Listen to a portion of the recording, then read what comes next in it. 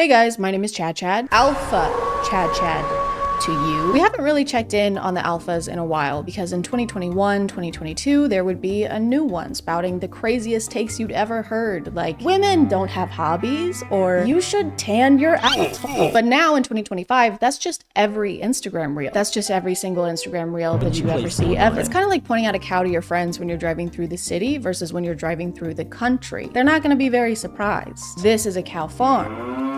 There's gonna be cows outside. But recently I found two alphas that are so fascinating to me that I have to point them out to you, no matter where we're driving. If you watch reels for over an hour every day, don't do that. So do I. Then you've maybe seen this guy before. His favorite whiskey, Johnny Walker. What do I do at duty free? Fucking Johnny Walker. That night, sipping the Johnny Walker in the war room by myself with him, chilling. Luke Belmar is a biohacking, crypto trading, e-commerce-ing, alpha finance bro millionaire. Give me a $10 million contract every 4 months, That's you know? By the way, I didn't realize what biohacking was until a few days ago. Apparently, it just means changing your diet and routine to try and improve your life. That's obviously a simplified definition, but based on the term they've been using, I thought it was a lot more serious than that. Biohacking is your ability to reverse engineer life. Bio means life. Hacking through it is your ability to figure out the most optimal ways to experience life. So it kind of seems like they've just alpha-fied taking care of themselves. Hey bro, you want to film a podcast episode real quick? Because we need to convince ourselves we're doing something fiscally profitable in order to sincerely talk to each other. Sorry dude, I can't. I'm biohacking. Bro, what? You're biohacking? That's crazy, dude. That's impressive, for real. Yeah, thanks. I know. I'll let you get back to it, okay? You focus up, all right? I'll talk to you later. Okay, see you, bro.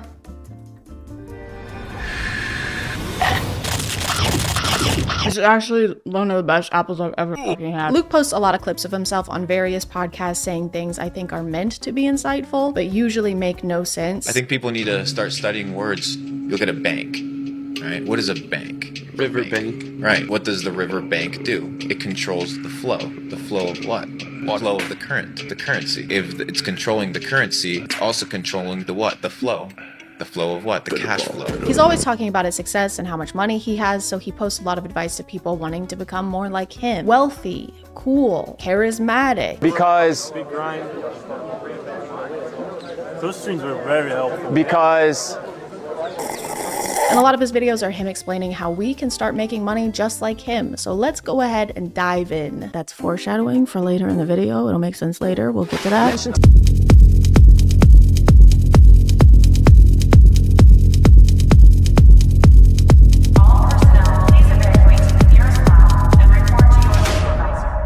The secret to being rich, guys. Ask rich people to give you money. Pretend to be their friend so you can use them for personal financial gain. It's a side hustle because you're hustling them. At the end of this clip, he also says this.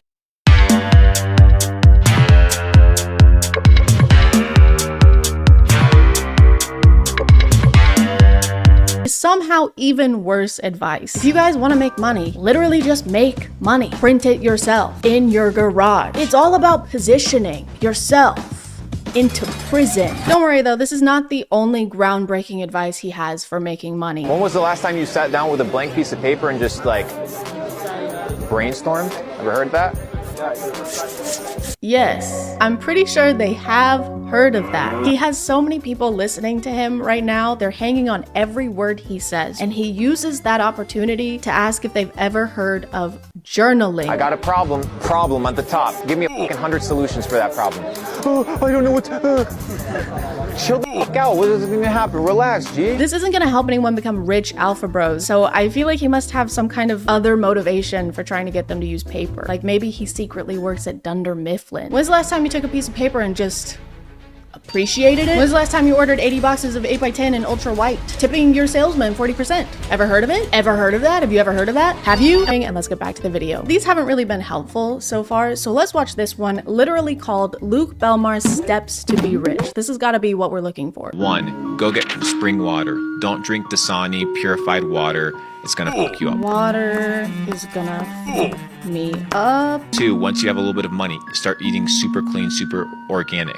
Understand that the food that you consume has pesticides, has chemicals. Once I have money, which I still don't have, because that's what this tutorial is supposed to tell me. Don't use a microwave. Microwave, you're literally cooking your food. Microwave will cook food. Neglect celebrities. Don't give a celebrities. They're just dirt. Ignore celebrities, even though we're supposed to be making rich friends and they probably won't want to be our friend if we call them dirt and stuff. Yo, drop me a $250,000 wire. He's a dirt pig. For someone who's always talking about the meaning of words, I think people need to start studying words. he seems to not understand the ones in step by step. We still don't know how to get rich like him. This wasn't even unhelpful advice. This was advice for after we've done the thing we needed advice for. What's up, guys? Today I'm going to be showing you how to tie a shoe. This is just a quick step by step. As you can see, my shoes are already tied. Go fuck yourself. Don't put food in here, by the way. It'll make it cold.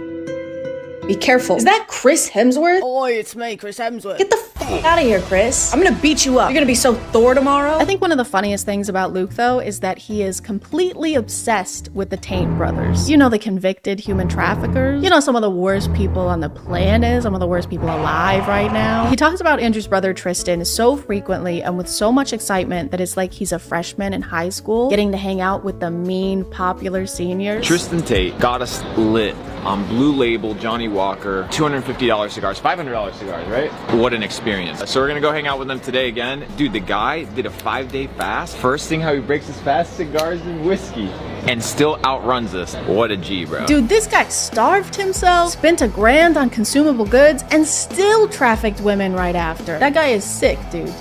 In the head, he's fucked up. Your favorite car, bro? The red one, the Aston Martin. Tristan thinks well, guys. Critical thinking, I fucking love it. Hello? Who, Luke? Yeah, he's here. One sec. It's Krispy Kreme. They said they want to offer you a job. They said because you're so good at glazing. He didn't even explain his thought process for why this is his favorite car. He just said the color. He literally just said the color of the car. That didn't even take regular thinking. The red one.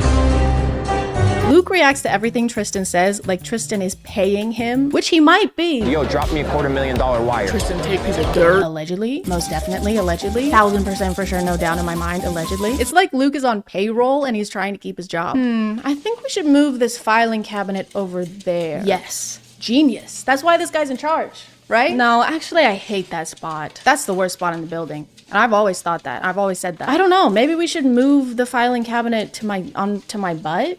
But then it'll be in the way. How will I kiss it? Your butt. How will I hold it and kiss it and make out with it then? It's so crazy whenever people talk about the Taints like they're literal gods because again, they're convicted human traffickers. And second, the least alpha thing you can do is look up to a man. Like, why are you looking up? What were you doing down there? It's also such a public way to announce what kind of person you are to the world. Like, this is where you want to be. This is where you want to end up. This is your guy. Wooly Willy is your guy. I think this gives a pretty good idea of what kind of person Luke Belmar is because wanting to be around the Tate brothers is like wanting to be inside a toilet bowl because it means you're probably a big piece of shit. The water advice is pretty recurrent in all of Luke's teachings. It keeps coming up. You can do Mountain Valley spring water. You can do Avian. Evian. I love Evian. Yeah, those are good ones. Tastes good. Fiji?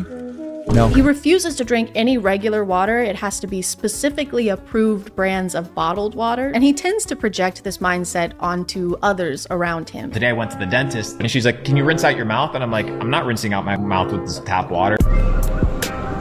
Even the monkey knows. Natural spring water, none of this tap water bullshit, bro. The monkey was drinking the water though. It seemed like it was having a good time until you approached it with the gentleness of a thwomp.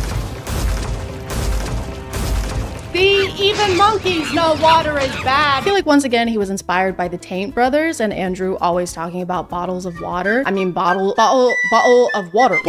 Bottles of water. I don't know when or why this mindset started, but maybe this clip has something to do with it. Hey, your little 13-year-old daughter has acne. Let's put her on birth control to regulate her emotions. And now you put 100 million women in the United States on birth control. It goes to your urine. That estrogen goes into the water. So now you have all these feminized men drinking this tap water. I guess this explains his and his fellow alphas' fear of water, because the mark of a true alpha is being scared of the basis of pretty much all life. We're not scared of anything. We're all really tough. except for 71% of the planet. Luke also has a tendency to make up numbers, which isn't a great characteristic to have as a finance expert. Now you have 100 million women urinating highly estrogenated urine. Where did 100 million come from? I love making up numbers based on nothing. I like my statistics how I like my hemorrhoids. Extracted from my ass. People who typically use birth control are in the age range of like 15 to 45. It's different for everybody. That age range in the US is only 66 women. 66 million. Not just, there's actually 66 women in the US, and I'm one of them. I'm the best one. And of that number, only about 15% use the pill. So that's less than 10 million. Where did all those extra millions come from? I thought this guy was supposed to know all about millions. I've been able to capitalize on this digital gold rush and been able to generate millions of dollars. Sure hope this isn't the same math he's using to calculate his net worth. So overall, with assets and investments, I'm probably worth around 20 million. Nice.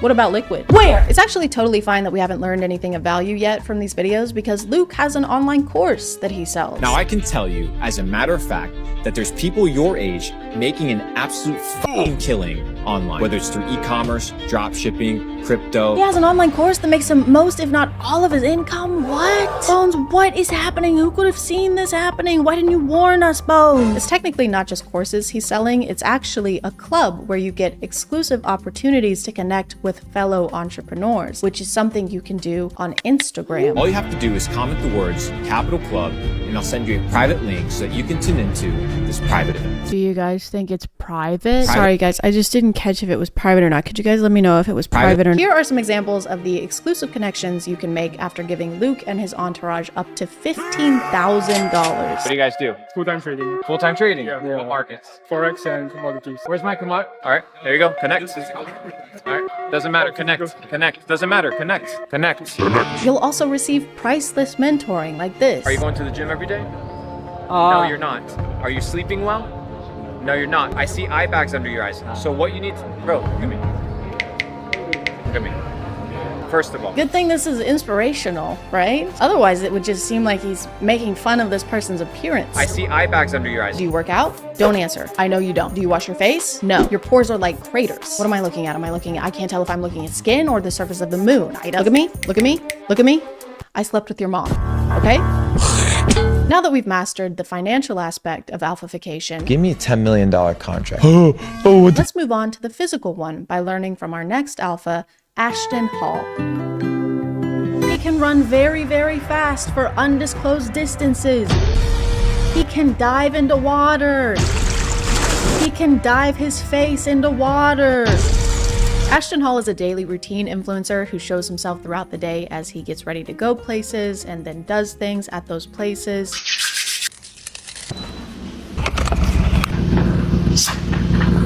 By the way, Chris James is how I learned about this guy because I deleted X from my phone. I couldn't stand to be there or look at it anymore. So everybody say, thank you, Chris James. Thank you. Is he gone? Thank God. That guy has 2 first names. Like, how many do you need? Don't be greedy. Ashton has been getting a lot of attention over this last month for how crazy and unrealistic his routine is. For example, he starts the day by waking up at 3:50 or 3:55 in the morning.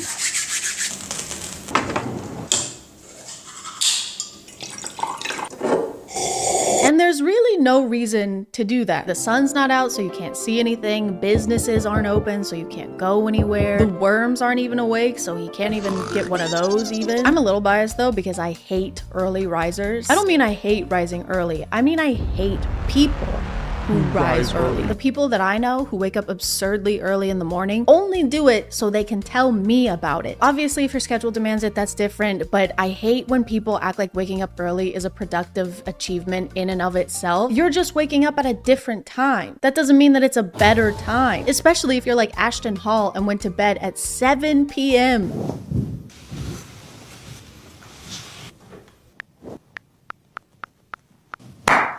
Actually sleeping more than most people. He goes to sleep at 7 and then doesn't wake up until 3:50 in the morning. That's almost 9 hours of sleep. Why am I doing so much math in this video? His morning routine video that went super viral says this in the caption: day 191 of the morning routine that changed my life. 3:50 a.m. to 9:30 a.m. Sin lives late at night. If you're dealing with a weak mind, bad decisions, or lack of productivity, go to sleep early. Sin lives late at night. It's still night when you wake up. Sin is still around. He says variations of this phrase a lot. Brother, what do you mean how do I wake up at 3:50 a.m.? Listen, I go to sleep early because temptation lives late at night. But if your willpower goes away the second the sun goes down, you probably have really weak willpower. You're still the same person no matter what time it is. So if you're making bad decisions, you can still do that during the day. Hey, you want to be in this 70-person orgy with us? There is nothing I'd like more. Sure. Yeah. I can't even begin to express how much I want to do this and how long I've wanted to do this and how much I appreciate you asking me and including me in this. What time is it? It's 5 a.m. I can't do this. But you just said you were gonna— I'm not that person anymore. It was 10 seconds ago. Ashton spends the rest of his mornings doing various things between each round of putting his face into ice water. Dipping his face into ice water is kind of like his checkpoint throughout the day. And he only does it with a specific brand of bottled water. He doesn't use tap water.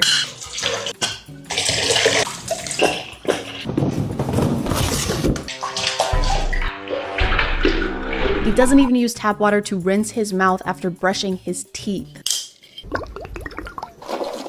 Luke Belmar is beaming. I'm not rinsing out my mouth with this tap water. He's smiling with his teeth that are untainted by regular plain water. The only taint in his mouth is Tristan's. Sometimes Ashton will show himself doing his skincare and hair care routine.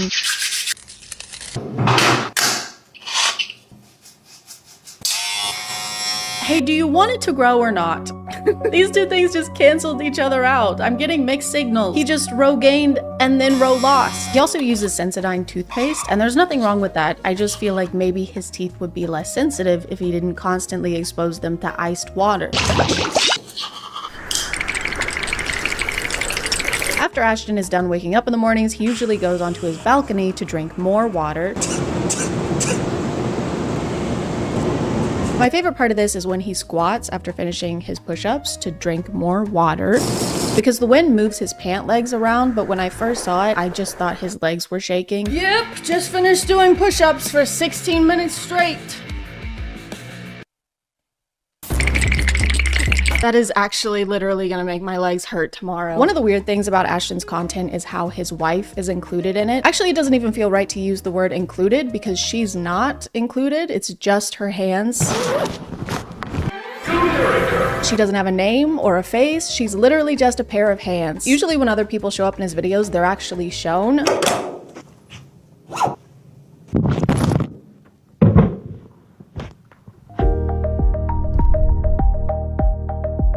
But not her. She's just here to serve. She brings him water to dip his face in, obviously. She serves him his meals, and he doesn't even look at her. Thank you. Why does he need someone to bring him food anyway? He's been awake for 5 hours at this point, and he couldn't find time to scramble an egg. He could have just done it here when he stood in place for 4 minutes straight.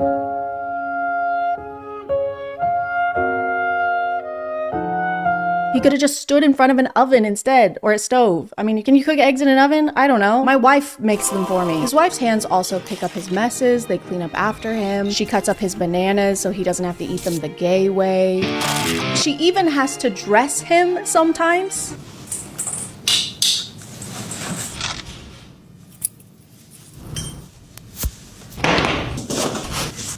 Thank you. The way these are filmed makes it seem like he is a knight preparing for some kind of jousting tournament, and she's a squire. She's just there. Your chain, sire.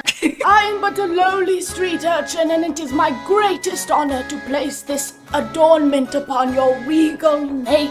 Break a leg, break both, I fucking hate you. And this is definitely intentional. He definitely wants to come across as if he is basically royalty, with people escorting him places and carrying his stuff for him. He even has his wife draw him a bath.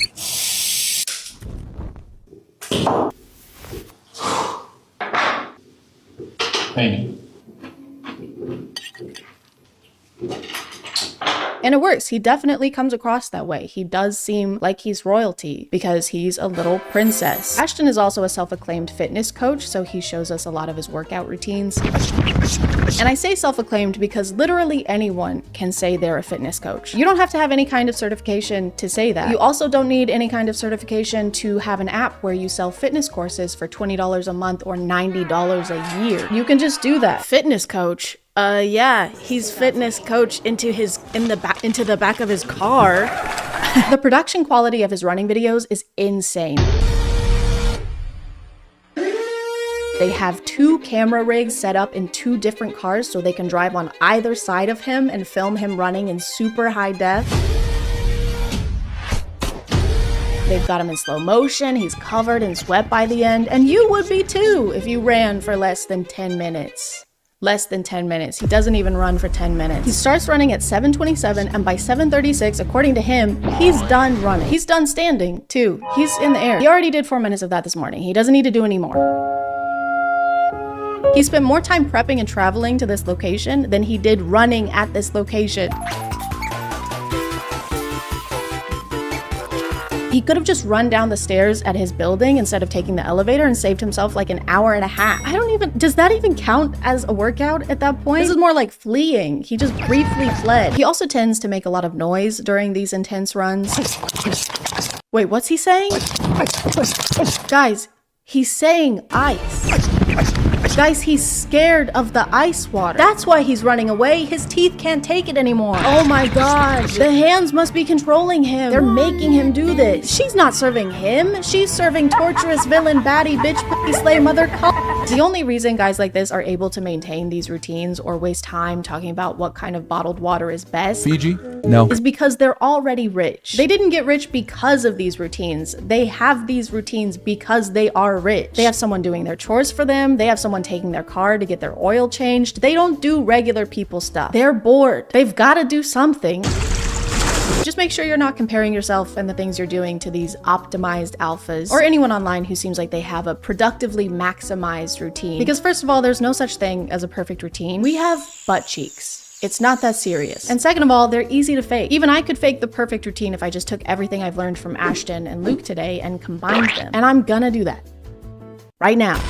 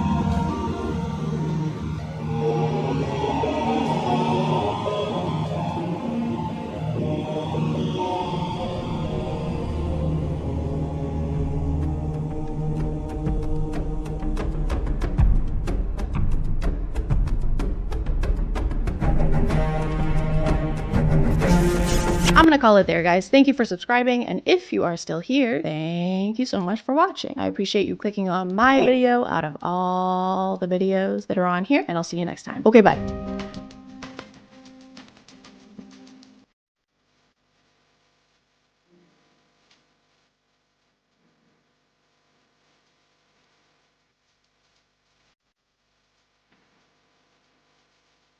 Hey guys, it's Halloween or November, so it's time for scary things. Spiders, ghosts, mysterious illness that causes you to lay in bed for 4 months and get one of your fallopian tubes surgically removed because it's swollen to the size of a golf ball.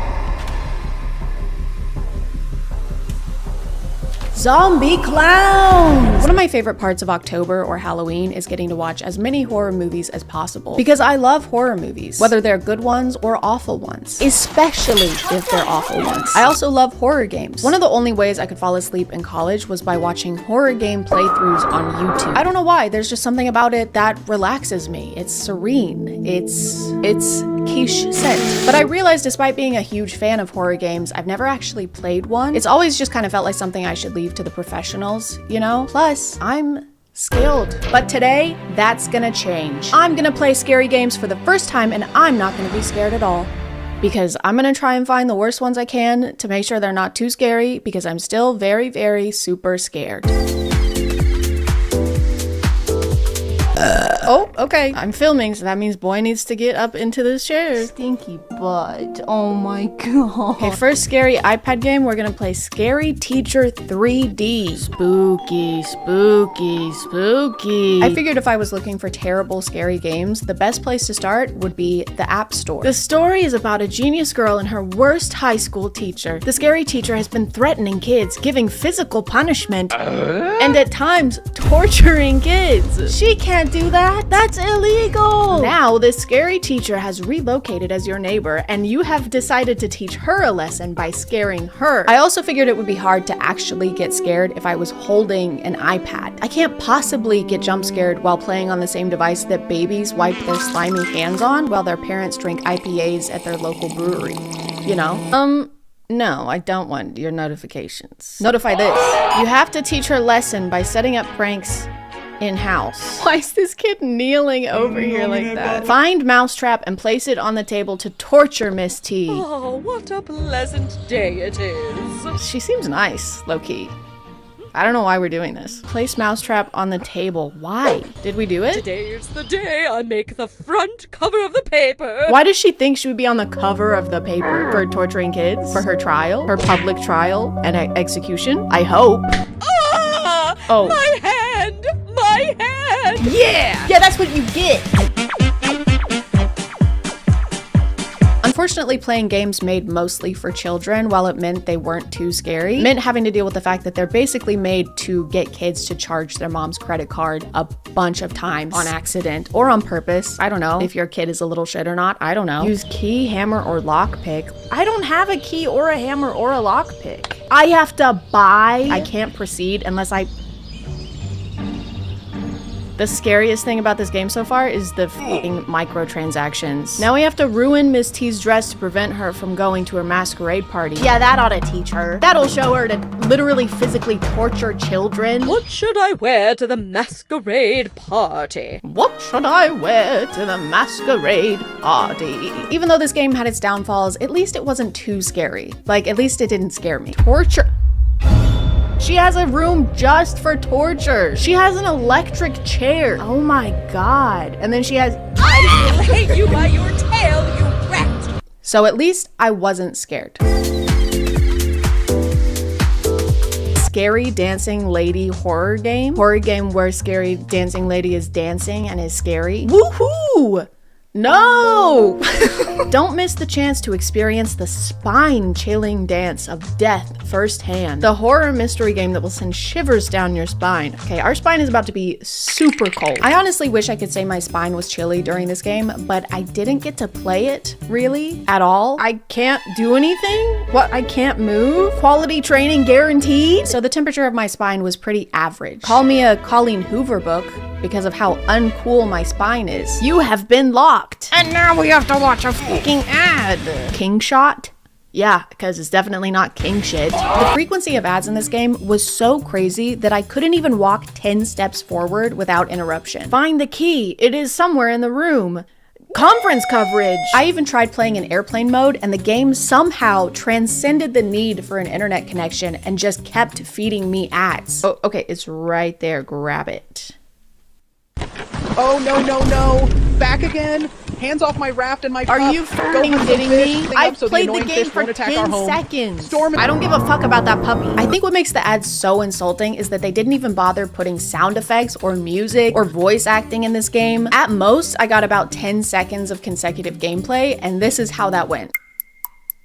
Oh, why am I taking video? The camera is out of battery. Head to the basement and search for the battery. Why is there... I just found the most fun new game mode inside of Fortnite Mobile. First off, thank you so much to Epic Games for sponsoring this video. Let's jump right into it. So this one I'm actually pretty excited for. This one is Ghost Detector Radar Camera, the only ghost detector app that shows you detected ghosts floating in your home. I was expecting this one to actually be able to scan my environment, but instead it was just kind of this green hazy plane.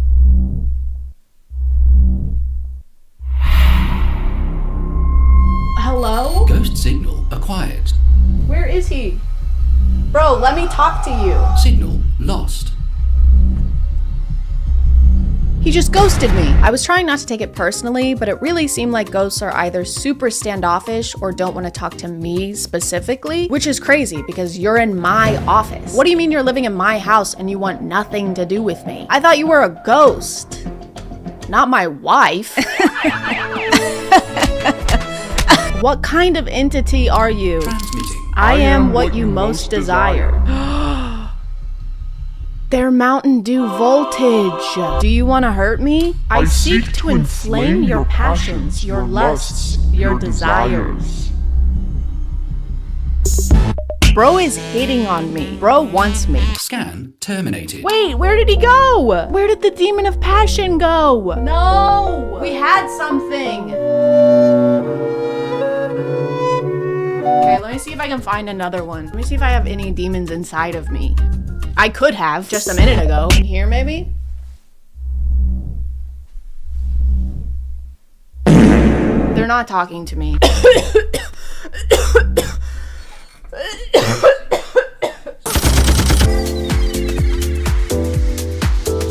After successfully playing iPad games without getting scared a single time, I decided to step it up a little bit. No more silly business, okay? I decided to take it a little more seriously by playing scary games on Fortnite. Okay, so first we're gonna play this game called The Family, parentheses, horror. This guy kind of looks like the guy from Shameless, you know? So does this guy, actually. And this guy. They all look like, this is the same face. They all have the same face. Probably because they're family. You are a Special Forces officer. Your task is to find and contain a haunted family deep in the woods in an abandoned mansion. You now need to enter the mansion and extract the haunted family in time. We're extracting the haunted family? The spooky, scary family? Why? Why are we saving them? Look at them. I don't want to extract this. I already have some experience with Fortnite horror maps. I played this one last year with my friend Gabby Bell. Horror tubbies? This is so scary.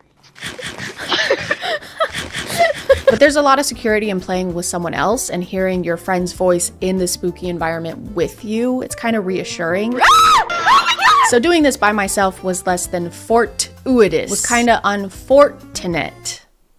I just hoarded. The family living in this house have been possessed. Your task is to free them and get them back safely. If they get hostile, just know to defend yourself. Whatever happens, let them live.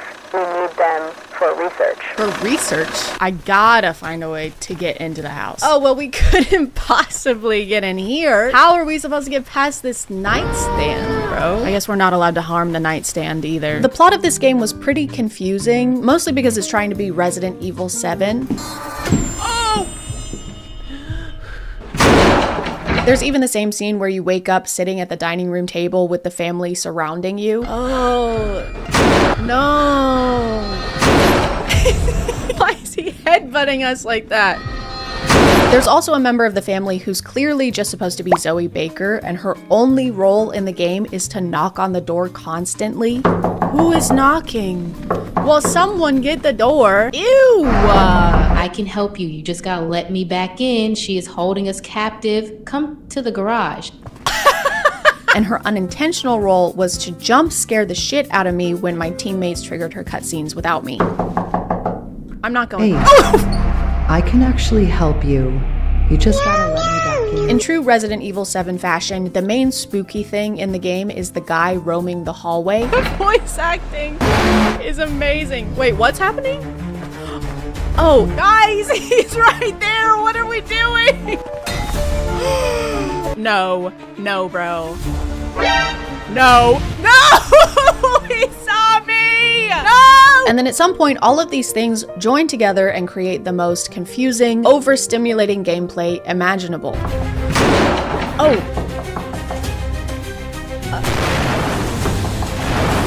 Oh, that's what we need. But I don't know why we need that, because we're literally not supposed to hurt the family.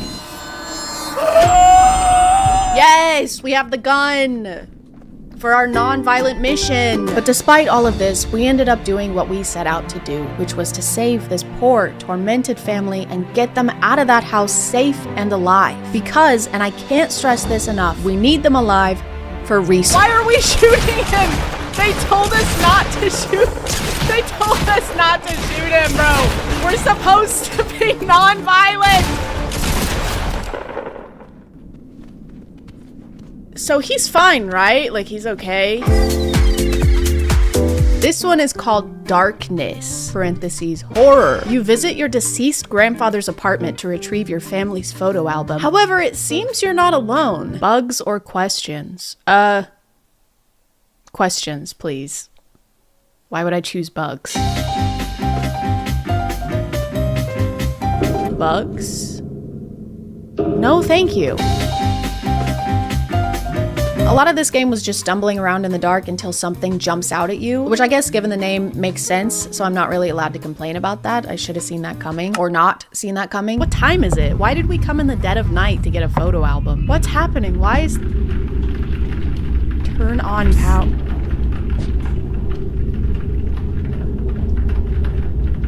Stop. What is that? Aw, ugly ass.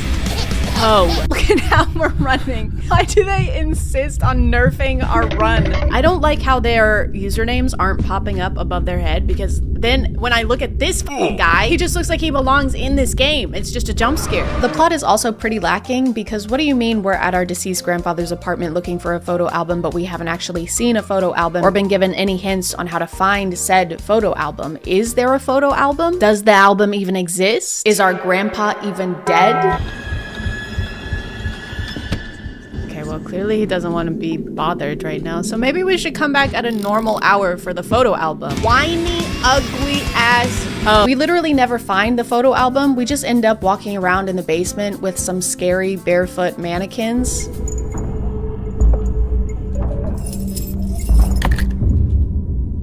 Ah! But we did end up finding something even more important. Oh.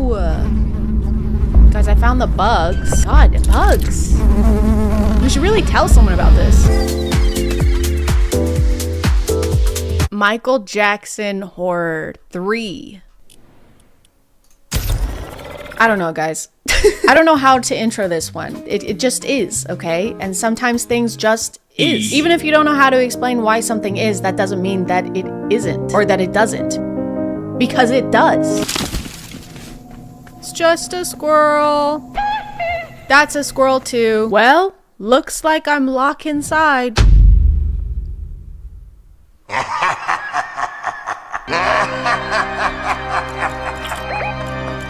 Be our guest ass table. In this game, you're actually given an objective, crazy, I know, which is to bring Michael Jackson back to life via satanic ritual.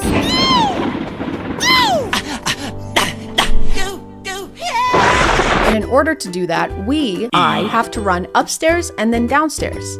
And then upstairs and then downstairs. And then upstairs and then down. I have hidden the bedroom key into the bath downstairs to keep it safe. Oh, well, of course, that's perfect. That makes perfect sense. Of course, you would keep the key downstairs after telling me to come upstairs to find the key. Look around for clues about the key. Okay, Mr. Jackson, where's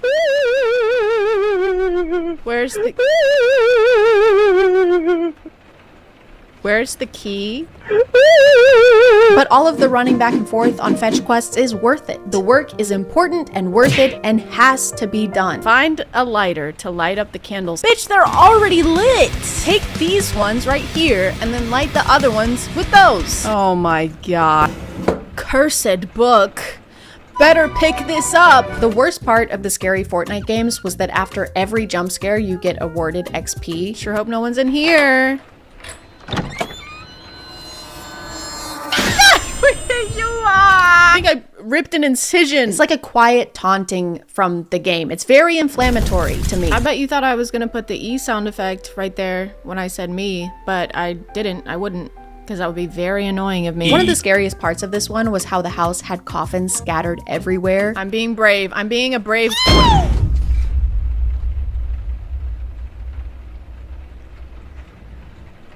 Is he dead? I mean, and you had no idea which ones Mr. Michael Jackson was gonna jump out of and which ones were just regular coffins, you know, like the regular ones that everyone decorates their homes with.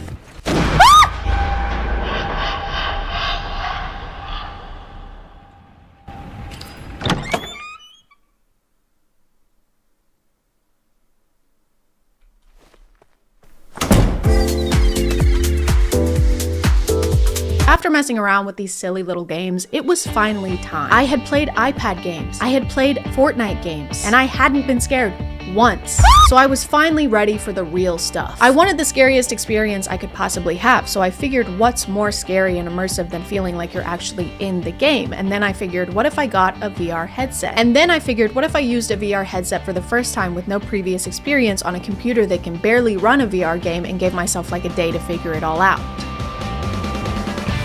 What if I did that? Hey guys, I've been trying to set this up literally all day. It's almost 6 p.m. and I still haven't recorded fucking shit. And my poster keeps falling down. Originally, I found 3 VR games to try out because I was naive and stupid. Little did I know that it would feel like a miracle to get 1 VR game to work, let alone 3. I accidentally nerfed my whole plan because I was intentionally seeking bad games, which meant I was looking through bad VR games. And if you sort by reviews on Steam and look at the lowest ones, they're not rated poorly because they have plot holes or something. They're rated poorly because the game doesn't fucking work. Guys, I'm not even moving. This home is in disarray. Okay guys, this is actually pretty unplayable. Do you see? No, not really.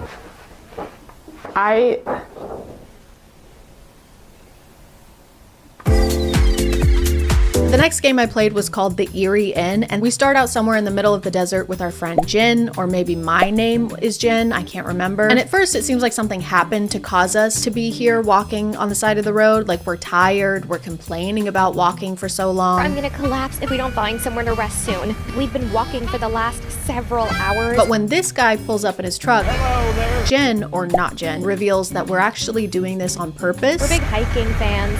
Better for the body and soul, you know? Just tell him our social security numbers, why don't you? So obviously Jen and I decide to check into the inn that this random man recommended to us during a big, juicy expo dump. It was opened recently by a young couple, Thomas and Laura Kinsey, if memory serves. Met them once when they just moved in a few months ago. Came around to fix the electrical wiring. Why is he giving us all this information, bro? Excuse me? No breakfast served or any meal for that matter, so you better have brought some food with you. Oh my f***ing god. Put that kid on a leash. Most of the game is just Jen being a terrible friend and sending me to do everything by myself while she sits on her ass and complains. You go talk to them. Oh, and the shower head's broken. Could you ask if they have a spare one somewhere? She just has me doing literally everything. Like all she's doing is wearing a shower dress. Ah, there you are. Took you a while to get the shower head. You could have done it. I think we need something to properly attach it all together. Could you go downstairs and find something we could use? Bro. Since I'm already in my pajamas, do you mind taking our dirty clothes down there? Please? I swear to God. After we go to bed, my character decides to steal all of the keys from behind the front desk and unlock every single room in the inn. Because something just feels off. I am honestly the problem in this situation. I keep just walking around to people's rooms trying to unlock them. Oh my god. The rapture happened. I don't want to be walking around. I don't want to do that. I'm going down here, I'm going down here, I'm going down here, I'm going down here, I'm going down here. 3, 7, 8, 2.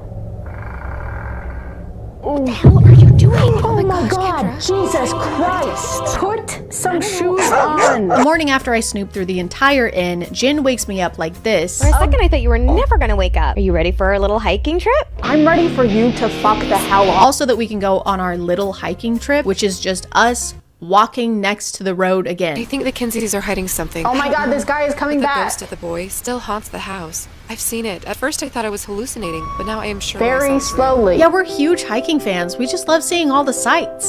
You guys have got to hike down I-40 if you haven't. The views are stunning.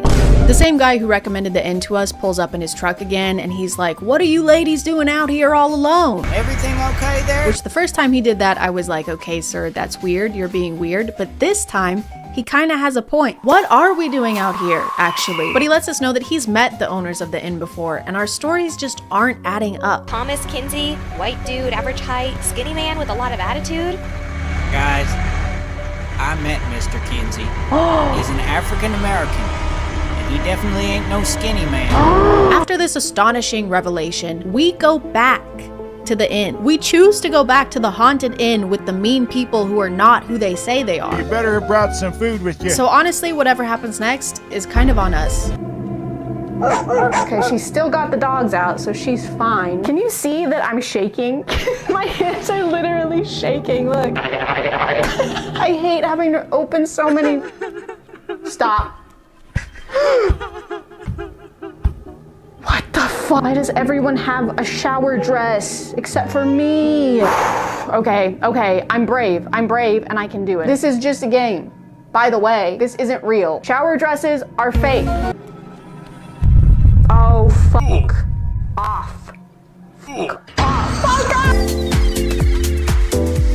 The final scary game I played was called Cinderella VR. And this game may look innocent and fun, but guys, it's honestly terrifying. So if you get easily scared, skill issue, but also do not hesitate to sit this one out. It's pretty tough to watch.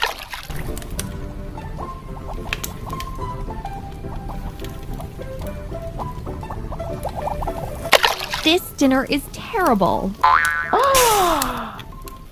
You mother... I'm gonna call it there, guys. Thank you for subscribing, and if you are still here, thank you so much for watching. I appreciate you clicking on my video out of all the videos that are on here, and I'll see you next time. Okay, boo.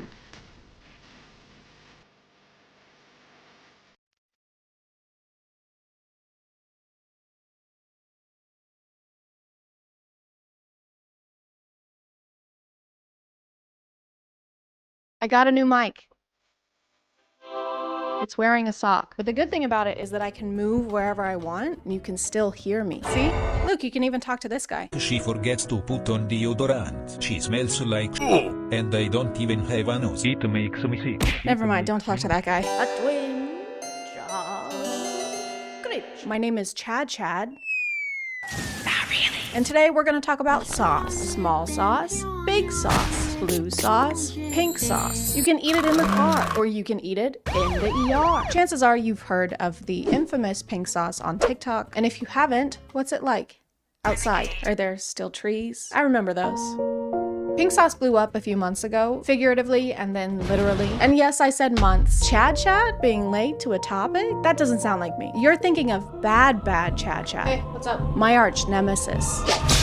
She just learned about pink sauce because she only watches reels. Have you heard this? I have seen that. Yeah, I have. She's a fucking monster. The creator of pink sauce, who goes by Chef P, invented what a lot of reviewers are calling pink ranch. It's a dipping sauce for salad, fries, your pregnant wife at a Nickelodeon-themed gender reveal.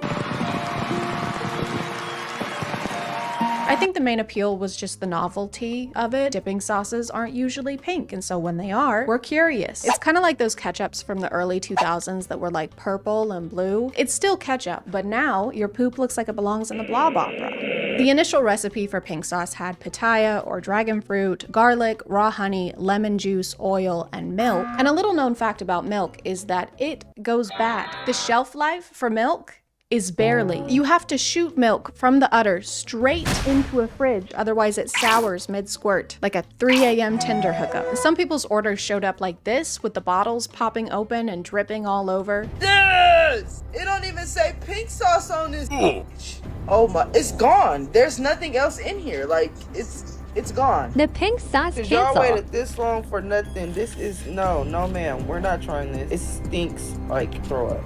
No, not gonna work. And some of them looked like they had maybe been shipped out in just a piece of paper with the label slapped on top of it. Hi, I'm editing. She's also almost showing people's addresses and information during this video, so that's good. I looked up the type of parcel that she's using to ship these. Blah, blah, blah. They are handled more often. This makes it more important to properly package items that are more easily damaged.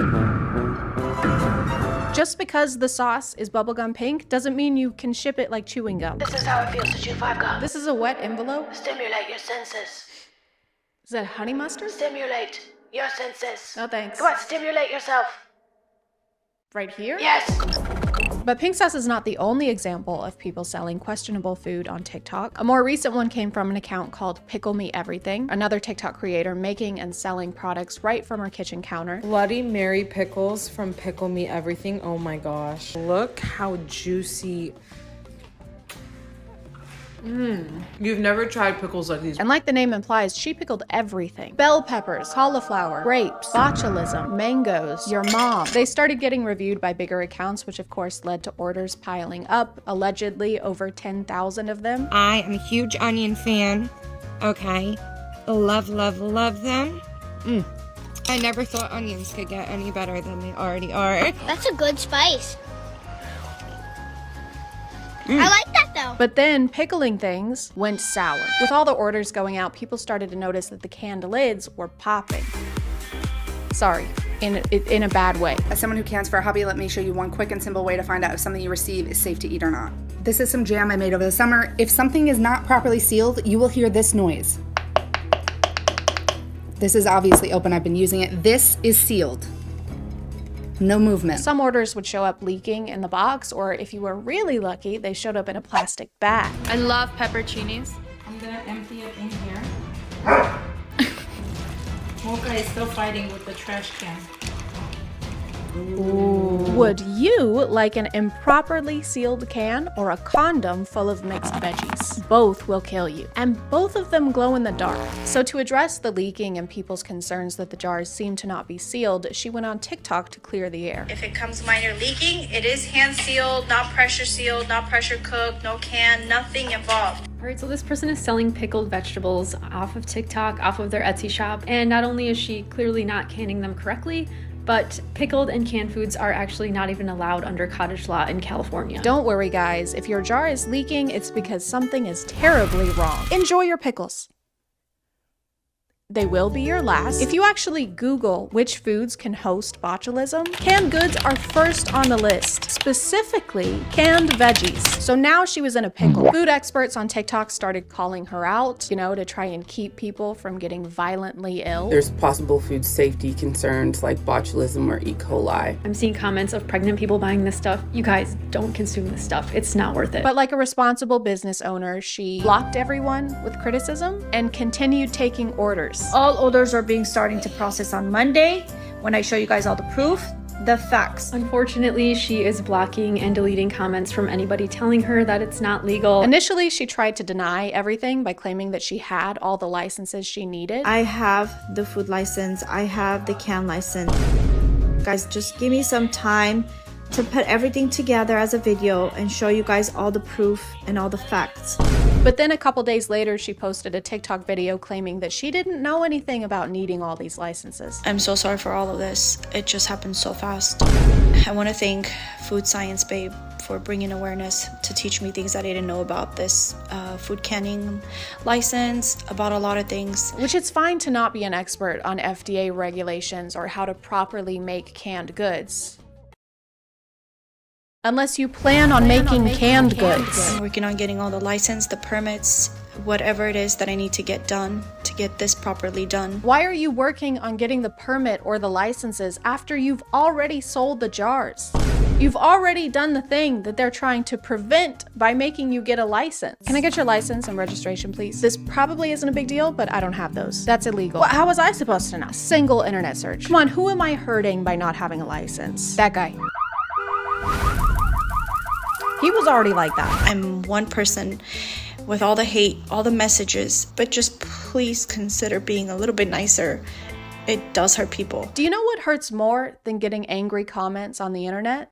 dying. Botulism is not like a joke illness. It can be fatal. You can't slack when it comes to selling food. There's more rules to it than if you were selling like candles on TikTok, because candles don't go inside you unless it's a Saturday. This was such a hazard that eventually the California Department of Public Health stepped in and issued a warning on buying anything from Pickle Me Everything and recalled all of their products, even saying that if you already bought a product, to dispose of it in doubled plastic bags while wearing latex gloves. They don't even want you to touch it. The recalls for anything that was sold on or before December 18th. The recall reason, possible Clostridium botulinum contamination. Essentially, if you bought a jar of pickled sauerkraut, why? But also burn it, bomb it, code 2319 it. So that seems like the end of Pickle Me Everything for now, which makes sense. Somebody was selling food that wasn't up to code, and so they were shut down and prevented from putting more people in harm's way. And you might be thinking that something similar happened to Pink Sauce, but that would make you an ass. And me an ass. I can't remember the saying, but we're both donkeys, and you can bet your ass on that. Somehow Chef P got invited onto a talk show along with a fellow TikTok creator who had reviewed Pink Sauce in the past.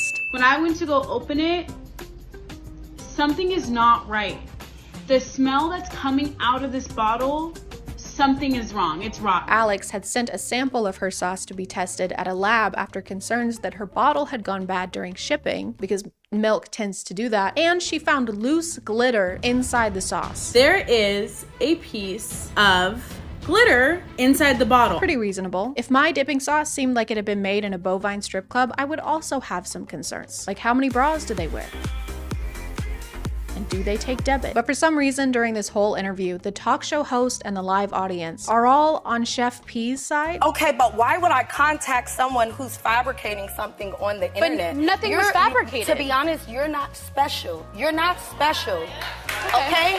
So why should I? Because of her review, Chef P accused Alex of harassing her online. So apparently Alex had contacted the show beforehand and requested not to be seated next to Chef P. So of course the show accommodated by seating them right next to each other. Now before we go any further, I do have to ask this, Allie, because my producers did tell me that the reason that we had to separate the couches is because you didn't feel comfortable in sitting next to Chef P. We know you had some concerns about sitting next to someone that you have a negative relationship with, so we separated your chairs by 2 whole inches. Oh, and also she's gonna hold your hand. Actually, you know that thing that your siblings do where they pin you on the ground and the spit slowly falls out of their mouth and onto your face? She's gonna do that too. Hope this is okay. Kind regards. I think this is a moment of reflection. Absolutely, and I think it's a moment of learning on both parts. I think the learning is more on your part. Yes. Okay. And that's being real. The host chastises Alex for affecting Chef P's safety by posting a negative review of her sauce. Her business, her livelihood, her safety is being affected now. And I forgive you. But has nothing to say about the health and safety Chef P affected by selling food without knowing what FDA stood for. What do you mean FDA approved? I don't sell medical product. The pink sauce is not a medical product. Not only is milk unsafe, but garlic and oil at room temperatures can also lead to botulism. At some point, Chef P claimed that the milk being used in the original recipe was powdered milk, but she also claimed that the garlic in the recipe was not raw garlic, and I guess forgot about the video she posted where she's using raw garlic. And then to finish off your homemade apple juice, I just like to add 2 shots of freshly ground urine. Did she say urine? I think she said urine. Hey, I don't think you're supposed to put pee inside the apple juice. And by the way, there's no piss in this apple juice. Chef P also chastises Alex for posting her review on TikTok instead of coming to her directly. You could have contacted me directly. No, you could have reached out to me like, hey girl, you know what? Take this step. Did you research this? Did you check out your packaging there? Of course you would prefer a customer comes to you in private with a safety concern, because then it's private. So please, private message me if you have a concern or if you're not happy the way I did something. You can keep all the things you've done incorrectly a secret. I don't understand why you had to go all public with this. You should have just come to me in private. You killed my husband in a hit and run. He was already like that. After the online buzz died down, Chef P partnered up with a company called Dave's Gourmet, and Pink Sauce is now being mass-produced. They're officially FDA approved and being carried at Walmart.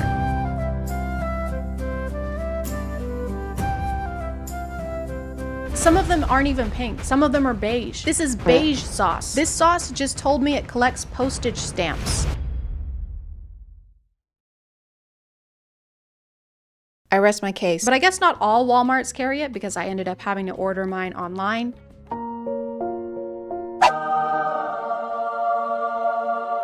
Are you ready to try the pink sauce that became an overnight internet sensation? It's very watery for a dipping sauce. Here we go.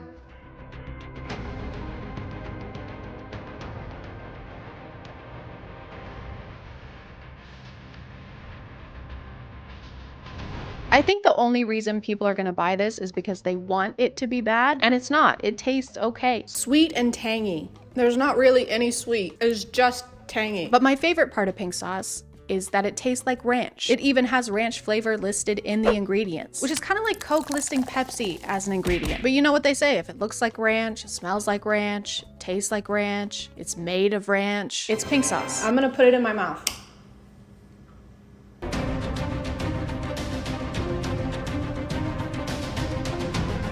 Overall, I'd give it like a 5 or a 6. 10 out of 10.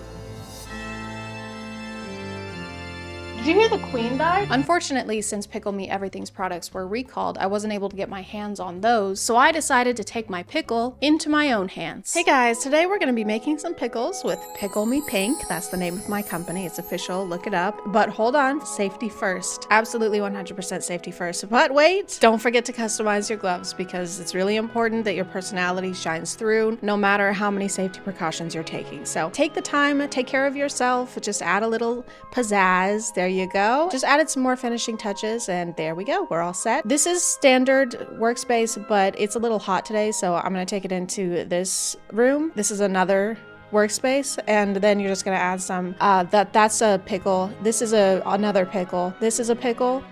That's a can of pickles. This is just some seasoning. That's just a seasoning packet, so go ahead and add that into the blender as well. So yeah, and then we're about finished up. Just take a second to make sure everything looks good.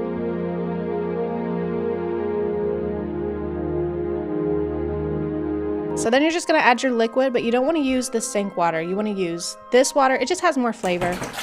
Make sure you stir everything up, give it a little taste test if you want, and then there you go, bam! You are all finished. There she blows. That is my Pickle Me Pink pickles, and they are all finished and they are ready for sale. We have made so many sales, by the way, and it's been going great. Okay guys, so the cops are here. Not really sure what they're doing.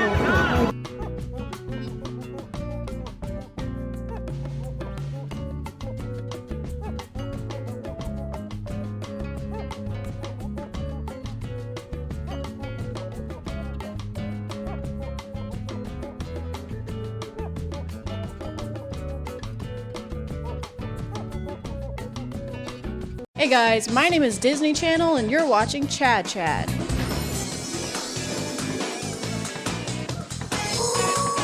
A twinge of cringe. A few months ago, I made the mistake of watching this show. It was hard to get through and I was hard through and through, but I thought that was it. I thought it was over. I thought I would never have to go through anything like that ever again. But then you guys started tagging me in this. Don't say a word. Where is she? Hold on to me.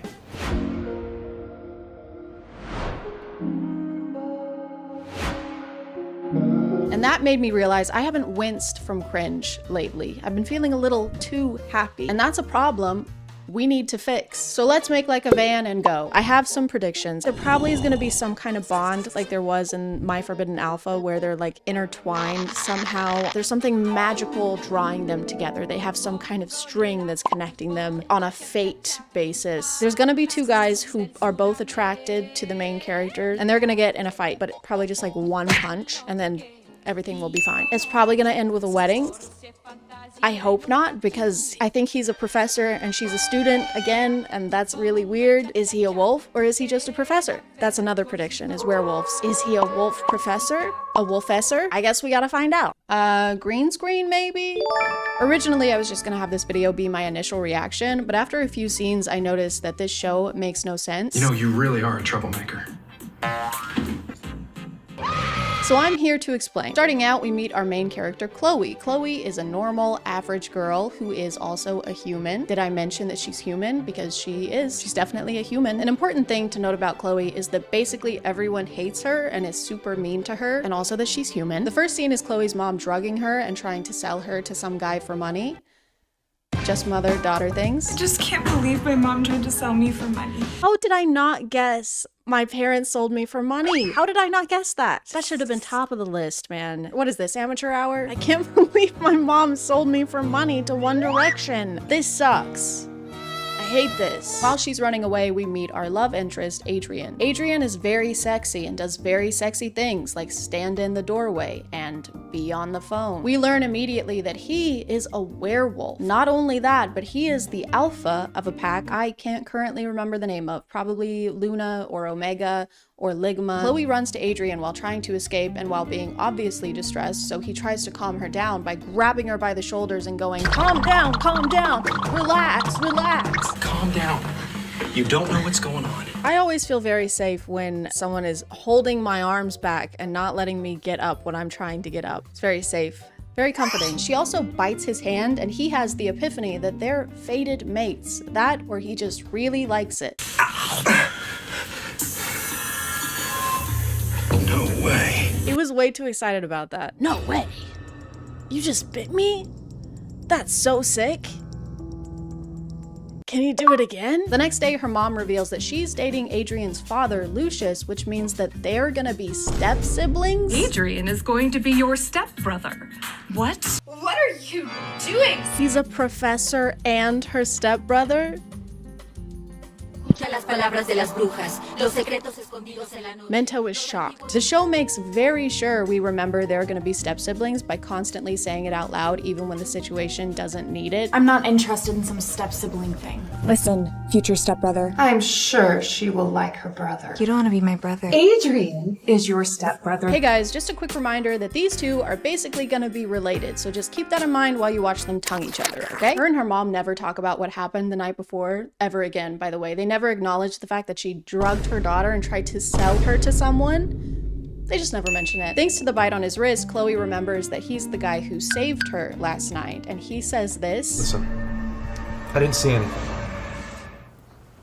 Unless, of course, you wanted me to. Sir, she is a victim. She was running for her life, and you're trying to flirt with her over it? Oh my god, thank you for saving me from this burning building, sir. Yeah, whatever. Anyway, you want to hang out right now? Yeah, you want to go back to your place? My place is on fire. Throughout the whole show, for some reason, Adrian is convinced that Chloe is trying to seduce him and accuses her of it constantly, even though she's doing nothing like that. Stop trying to seduce me. I'm not. Good.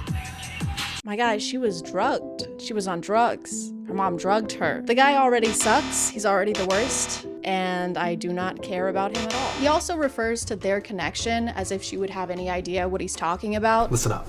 I don't care who you are or what kind of connection we have, but you need to keep your distance. But she doesn't. He is the werewolf. He is the only one who got the hand bond zap thingy. She doesn't even know that werewolves exist yet. Like I said, because Chloe is the main character, she has bullies, and they are relentlessly clever and hit her with sick burns like, She'll just wipe it off.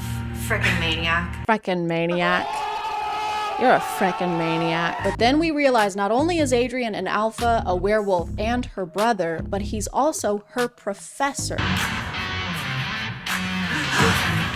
Professor. Wait, he's the new professor? What? He's her new professor? What are the chances? Professor Alpha Brother Wolf. This show is truly like they just filled a hat with tropes and then pulled out a handful of them. You don't have to do that. Tropes are like drugs. Just because you can do them all at once, technically, doesn't mean you should.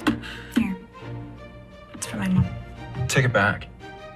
What? Chloe's mom gives her a lunchbox to give to Adrian because his dad is super rich and she's trying to lock that down. And he once again accuses her of trying to seduce him because she gave him a sandwich. You're way too obvious. You'll never be my mate. It must be super awkward when he goes to a Subway. Listen, future stepbrother. Oh my god. I have to pay to keep watching? Or I can watch 5 ads. Okay, I'm spending real money on this now. To prove to Adrian that she's not trying to seduce him, she tries to seduce him. Maybe I need to show you what seduction really is. What are you doing? And to get her back for trying to seduce him, he seduces her too. I warned you.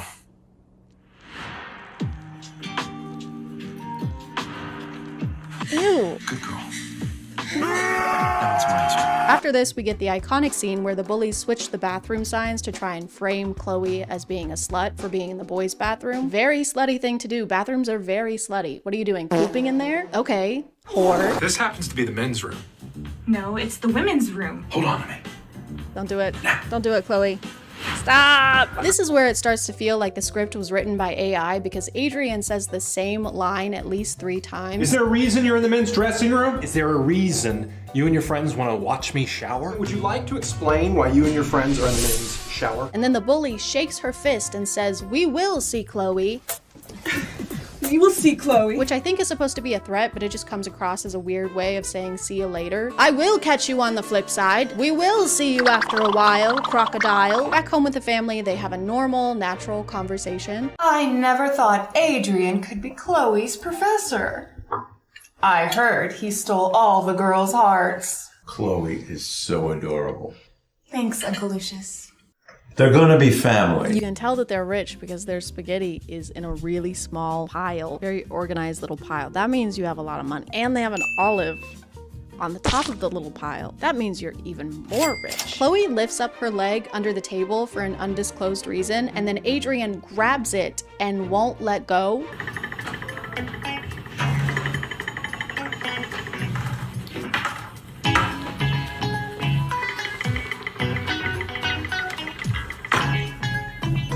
Is this supposed to be a sexy thing that's happening right now? Unsatisfied with their attempt to embarrass Chloe yesterday, the bullies write more stuff on the whiteboard. I love Adrian, such a bitch dirty whore. What the hell? Why are there so many dry erase markers on this board? And Chloe tries to get Adrian to team up with her to keep their parents from getting married. If our parents knew about this, they would never get married. You want the same thing, right? What do you say, Professor Adrian? You want to team up with me? Maybe you need to take a look at these books again, because you're not as smart as you think you are. The bully shows up after this and is mad again. I don't know why. Her motives are as non-existent as Chloe's personality outside of being rescued. She pushes Chloe down the stairs, which is basically attempted homicide. But don't worry, she gets a final warning from Professor Adrian and this never happens again. Just kidding, this happens many more times. Damn it. Consider this a final warning. Now, get out of my sight! His eyes just changed color for a second.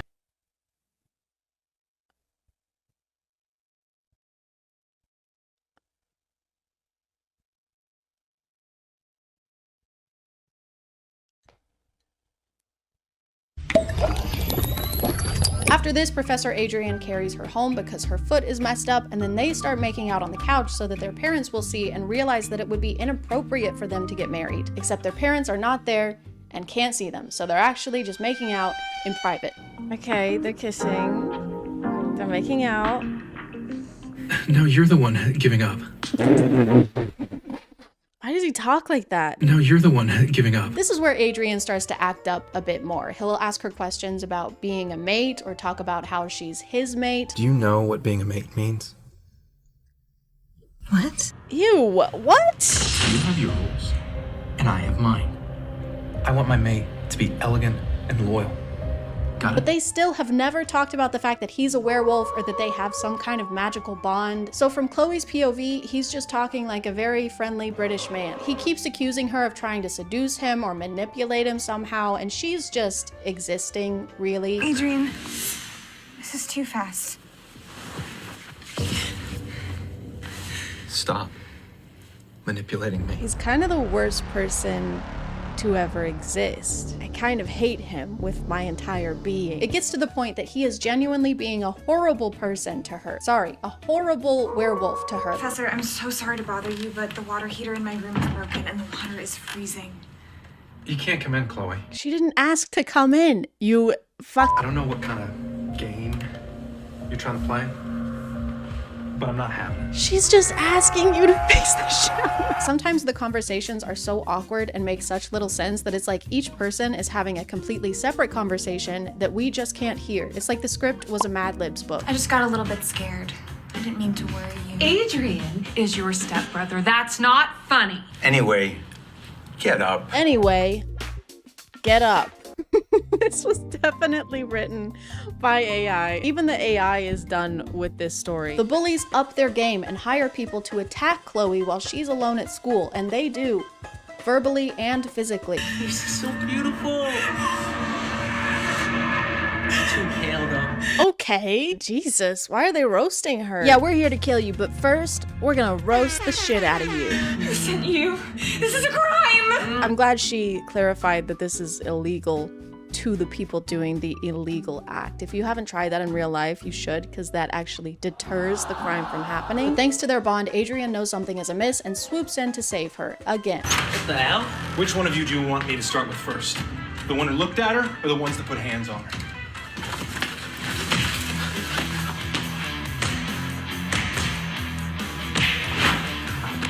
They use the same sound effects that I do. It's so realistic. Which one do I start with first?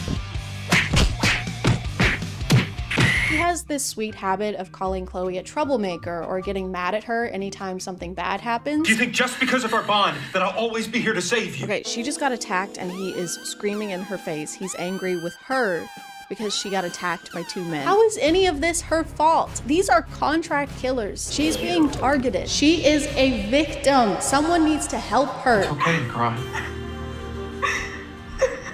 But it's okay to cry. But not now, though. You're really annoying. Aww, how sweet. He's the worst. I hate him. I'm sorry. I just wanted you to stop crying. Excuse you? She even apologizes to him after this, I'm assuming for being attacked by 2 men, as she should. What was she thinking? Did she even try telling them what they were doing was illegal? This is a crime! She spends the night in Adrian's room after this traumatic event that was her fault, and then her mom walks in on them. And even though their whole plan was to get caught by their parents doing something inappropriate so that they could stop their marriage, she hides under the covers and pretends to be a random girl. Oh my gosh! Don't slow down. It's okay. I'm really sorry to interrupt, but Chloe's been missing from her room all night. You're her professor, Adrian, so I thought you might know something. What is happening? No, I don't. What the What the fuck, guys? Nice to meet you, miss. What the fuck? Adrian gets hurt doing wolf things off camera. We don't get to see that. Don't worry about it. And Chloe has to patch him up. I'm the one that's in charge. Got it? If you want to be in charge so bad, I can think of a few ideas. You couldn't do another take? You had to keep that one? I can think of a few ideas. He is too injured to be horny right now. You can almost see his heart. You can't resist me right now, can you? Can you guys just kiss each other and you both want to kiss each other? Would that be cool? Someone should write a story where both people just love each other and want to kiss. I think that would be really cool. Stay right where you are. She's gonna go get a ball gag. He's bleeding from the chest and she grabs whips and chains. He died. They fall asleep in the same bed again and Adrian has some werewolf nightmares. I also mount people when I have a nightmare. Adrian! Adrian! What's happening? It's just wide mouth screaming in her face. She looks genuinely terrified. The face of love. It's a beautiful thing. This whole time, Adrian has been really confused on how they have a mate bond when Chloe is a human. Sorry guys, I forgot to mention, Chloe is a human. I forgot to mention that, but she is. So when he notices this bracelet on her wrist, he recognizes that it has magical properties and accuses her of using witchcraft to make him fall in love with her. Wolves and humans can't form bonds unless there's magic involved. You fooled me, Chloe. So this is why I'm attracted to my student. I mean my sister. Chloe, you've angered an alpha. Oh no. She's angered an alpha. No, don't anger an alpha. You're too sexy. Because of this, he starts being somehow even more of a jerk to Chloe, and we get to meet the other love interest, Declan, who treats her with basic respect and therefore is not in-game. Come on, I'll talk to the dean. You need to get some rest right now.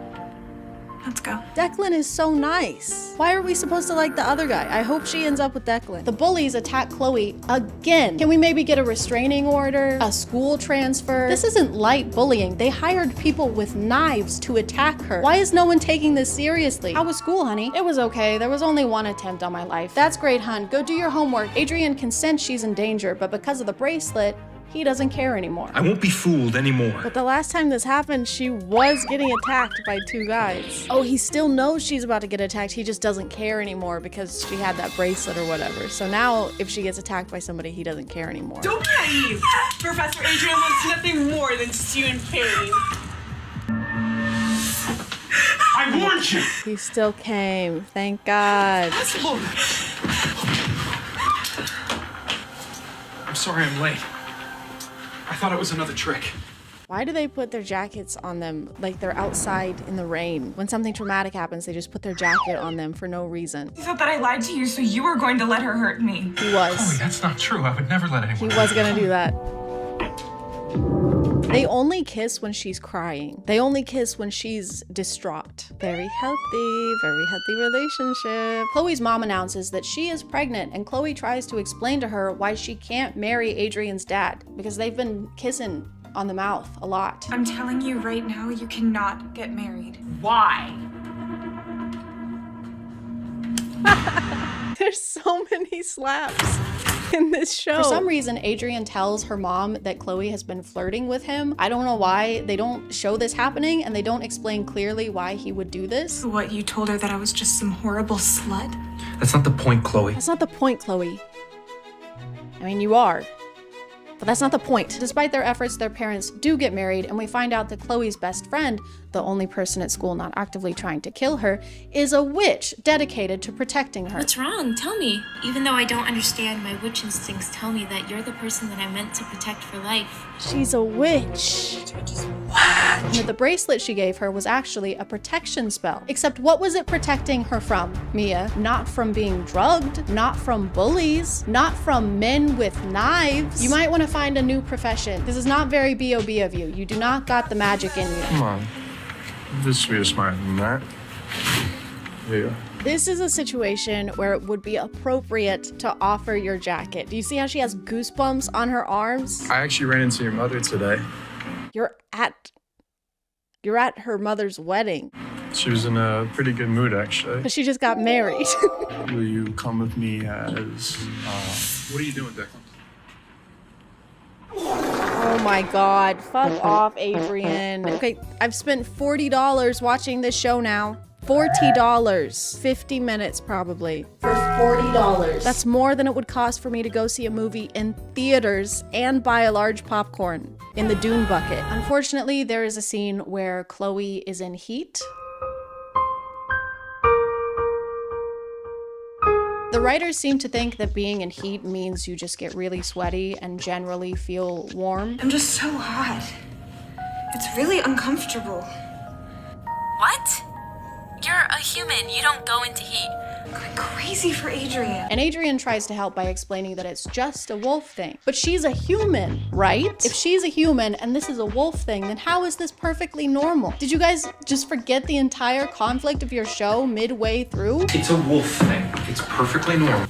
I just don't want to see you suffer.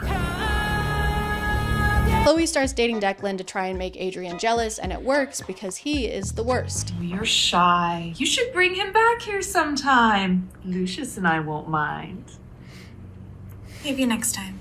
I love this ominous music that they have play every time he comes on the screen. He is the villain of this story. Oh my God. He's a stalker. My camera stopped filming because I ran out of space, and I realized that the screen recordings I'm taking of the show are blanked out. They have something in the code to blank out a screen recording, even though I've paid $40 to watch this. I own this show. If I've spent $40 to watch your show, I should be able to screen record whatever the hell I want. At this point, I had been watching the show for a very long time and still had 30 episodes left, so I skipped to the end, and we're just gonna have to speedrun everything that we missed. Chloe's mom drugs her again, and Declan, we love Declan, tries to help her in an actually nice way, so obviously Adrian punches the shit out of him. Adrian's dad is brutally murdered by werewolves, and he doesn't try and help, he just stands there. Evil werewolves capture Chloe and use her as bait to capture Adrian because he's an alpha, and then we find out that Chloe's mom was using Adrian's dad and has actually been dating the evil werewolf guy and is pregnant with his child. Then he kills her because he's evil and a villain, and that's just what evil villains do. Chloe and her witch friend Mia defeat the bad guy somehow, and amidst celebrations, Adrian proposes to her. This is the most happiest day of my life. you solemnly swear to be my wife? Oh my god, I'm so glad she's marrying her stepbrother. This is the most happiest day of my life. They're getting married in a stairwell. So that's romantic.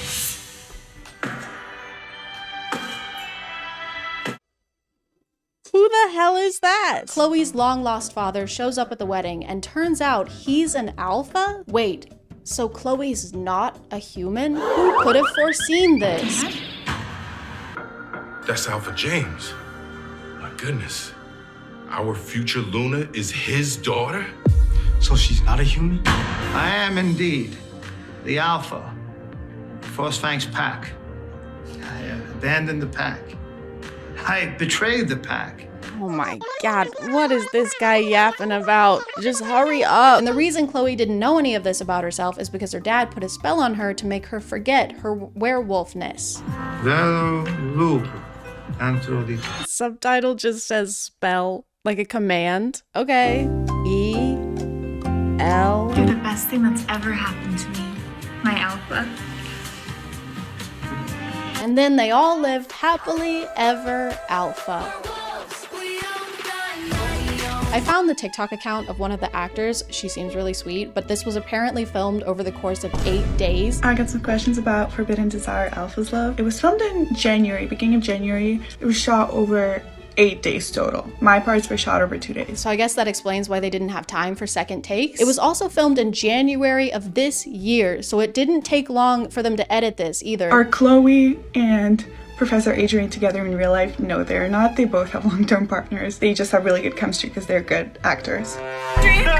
Adrian, what's happening? I'm still just a little bitter at the fact that I spent about $50 on approximately 1.5 hours of content that was probably written by AI. I genuinely believe I could write a better love story if I was blindfolded and upside down and asleep and dead. Okay, so I just downloaded a random word generator on my iPad. Can you see that? And I'm gonna write a love story right now. I haven't scripted anything yet using these words. So first off, we have bobsled. Okay, so ski resort, snow, that's romantic. Let's do another one. Violin, also romantic. Little music by the fire. This is good. Okay, we're getting set up, a good setup. Saliva, I can work with that. Hoop. I should write these down probably. Let me do like 3 more. Brain, eraser. This is getting too complicated. I think we need, okay, we're almost done. Blinds. That's it. That's all I need. Okay, before we start, I'm gonna need $50, please. Wow, what a beautiful day this is to go bobsledding in the snow at this ski resort that I'm at right now. I'm a young woman, a very pretty one at that. Oh no! Oh me, oh my, I've lost my hoop earring. Oh no. Looking for this? Oh my god, you found it. Thank you, gingerbread man. He's a gingerbread man. Of course, no problem. My gingerbread brain is always forgetting things, like pencils and erasers. Wow, you know, you strike me as the kind of gingerbread man who plays the violin. I do play the violin, thank you for noticing. Actually, my room that I'm staying in has blinds that close. What a coincidence. I have saliva in my mouth that can be put into your mouth if you would like that. I would like that. I'm gonna call it there, guys. Thank you for subscribing, and if you are still here, thank you so much for watching. I appreciate you clicking on my video out of all the videos that are on here, and I'll see you next time. Okay, bye.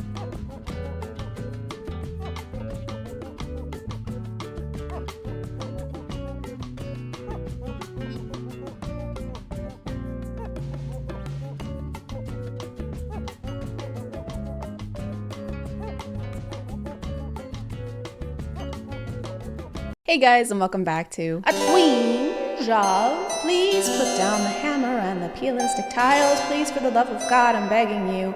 Cringe. My name is ChadChad. Not really. And about a year ago, I did a video on a very calm, very relaxing bathroom renovation. This TikTok page belongs to Grace, who moved into her new house and decided to renovate one of her bathrooms. And that's not usually a sentence that comes before complete and total disaster. So we just took out that wall, and then we added a double vanity, and then the Fire Nation attacked.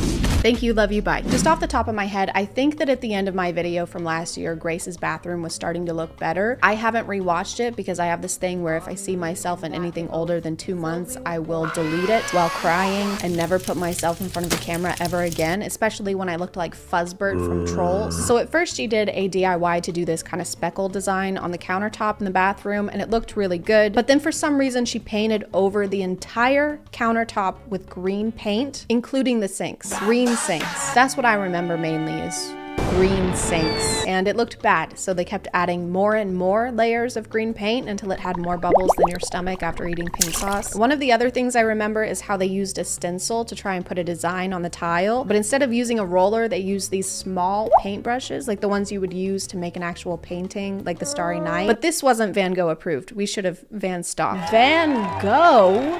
How about we Van Gogh to the Lowe's and find a contractor with a license and at least a journeyman ranking. By the way, I don't blame Grace for any of this. There's nothing wrong with wanting to do projects yourself. DIYs just get out of hand sometimes. We are here to support Grace, and we don't want to mourn the loss of countertop that looked totally fine before. Countertop wouldn't want that. Celebrate me. That's what countertop would say. And that's what we're here to do. After the bathroom was under control, Grace moved on to her office, and she painted this abstract shelf kind of thing, which turned out really well and looks great. But don't get too comfortable. Why don't you come in and not have a seat? Could I get you nothing to drink? Speaking of sitting down, Grace is painting chairs.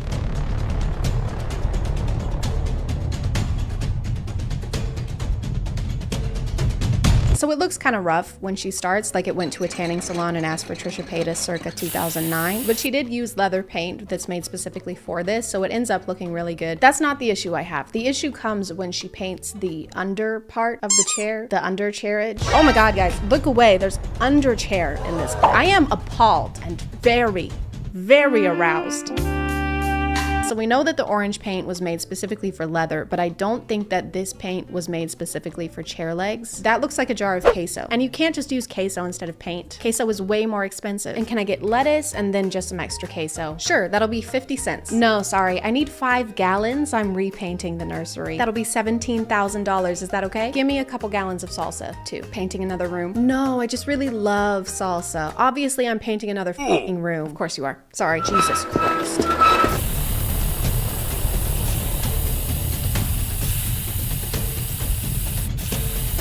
You can't spray paint inside. That's what will happen if you spray paint inside. You just have to open a window or like a fan, or just don't spray paint at all. You're turning me into the guard from Subway Surfer, and I can't pull off khaki. You can't just act like the ventilated area warning on the back of the can is a suggestion. That's what USPS did to the fragile warning on my package that had my patio set. And now I have to sit like a contortionist while I sip my green tea. Thanks, USPS. The lines on the arm of the chair are all crooked and messed up because we didn't put down any masking tape or cover the parts of the chair that were already painted orange. Grace's process when it comes to home projects is the same as my process when it comes to dyeing my hair. I don't have gloves, I don't have hair dye, and I don't have Vaseline on my ears, and I'm wearing my favorite shirt, but I'm still gonna do it, and I'm gonna do it now because I decided I want to. Is it a good process? No. But does it make me feel better? Still no. The office is looking and smelling really good, and compared to the bathroom, this went really well. Grace's friend designed this whole room and gave her a list of things she needed to buy and put together. And she gave me all of these instructions. And look, there's steps and everything. She gave me links to the paint. I promise I'm using the paint she said. And that's a lot of work, and it would suck if they had to take it down. They have to take it down.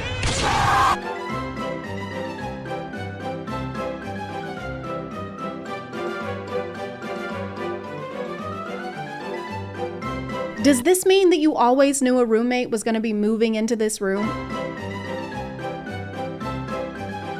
Why did we have someone design an office and spend weeks decorating an office if we were always gonna turn it into a bedroom. This feels like a really bad ending to a heist movie. And while you were calling the cops over the stolen cash, we were actually stealing your precious diamonds. Why didn't you just steal the diamonds without having to plan a whole second heist and use twice as many resources? Thrice as many resources, because while we were talking, we redecorated your home in a nautical coastal theme. Wow, this actually looks really good. These Ocean's 8. So remember when I said the bathroom from last year was finished and looked great? It's actually more deteriorating like an animal carcass.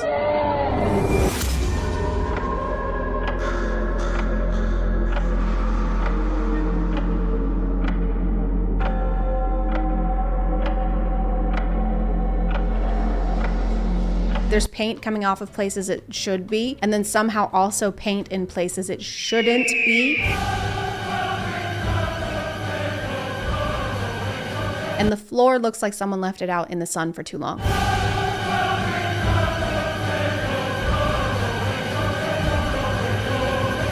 It's melting somehow. It looks like one of those popsicles you get from a truck that's supposed to look like SpongeBob. Obviously, some things need redoing, so we're at square one. We're back at the very beginning in the bathroom. A very good place to start. I just realized while editing that I make it sound like the floor paint is melting for no reason. It's melting because they're using paint remover to get rid of the stencils that they did a year ago, which is already awful and stressful to look at, but it's even more so when you realize that Grace made the stencils herself and spent $300 on a special machine just so she could make them. So here's me impulsively painting in my bathroom like the people on Pinterest. I handmade my own stencil. That took me 3 days. And then my one stencil broke, so I ended up spending $300 on a Cricut so I can make more stencils. So after 2.5 weeks of work, finally we're out of paint. So yeah, it's not like there's an active volcano under the bathroom floor making it melt. Although at this point, I wouldn't be surprised if there were. Grace adds this salmon color to the walls, which is pretty on its own, but then she tries to add this gray stone-esque tile with it, and I hate it. I'm sorry. I've tried to be understanding. Now I sound like I'm having a conversation with my teenage son. I've given you your space. I understand that you're going through something, but you have got to stop spending so much time in the bathroom. Nope. Nope. Nope. Nope. She also tries to put on this wallpaper, but it doesn't look like she bought the right tools that you're supposed to use to apply it. I really like this shade. You know I love a good dark green. Love a good avocado look. I think at this point though, none of these are actual projects. They're tests, and we're using the walls like magazine clippings that we're gluing onto poster board.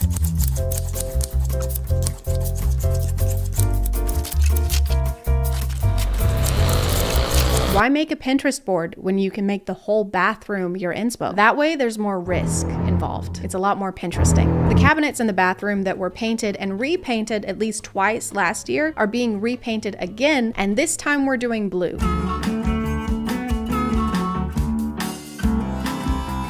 Just kidding, we're doing white. Actually, and now we're doing black. And now we're sanding it back down again. It's hard for me to explain what's going on to you because I don't know what's going on. And folks, to your left, you will see the home that Jeffree Star lived in before he decided to stop making us yak and instead raise them for slaughter in Colorado. Whose place is that over there? Not sure. Okay, what about that one? No idea. Then why are you the tour guide? I'm not. What? I'm actually just scoping out houses for this heist I'm working on. But we paid you. That's because this is also a heist. Why are there seashells in my underchair? So now we have like 5 pots in the fire and none of them are finished. The first contractor's coming over to quote the bathroom and I'm so nervous. I don't know what to ask. So Grace finally hires a professional. Okay, y'all, here's the text with my contractor to prove it. Look, there's my mood board. Ooh, look at that tile. Ooh. This has been such an incredible journey, and it is not even close to being finished.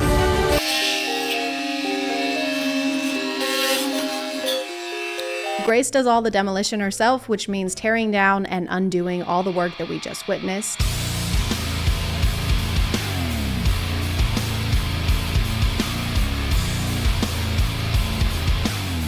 The contractor takes away the infamous countertop. And if we could all just be respectful and take a moment of silence.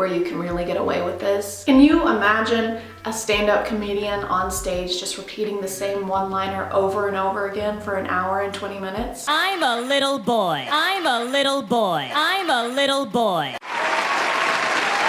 Not just that, but I found a glaring issue in her content. So let's just play a game of spot the problematic behavior together, shall we?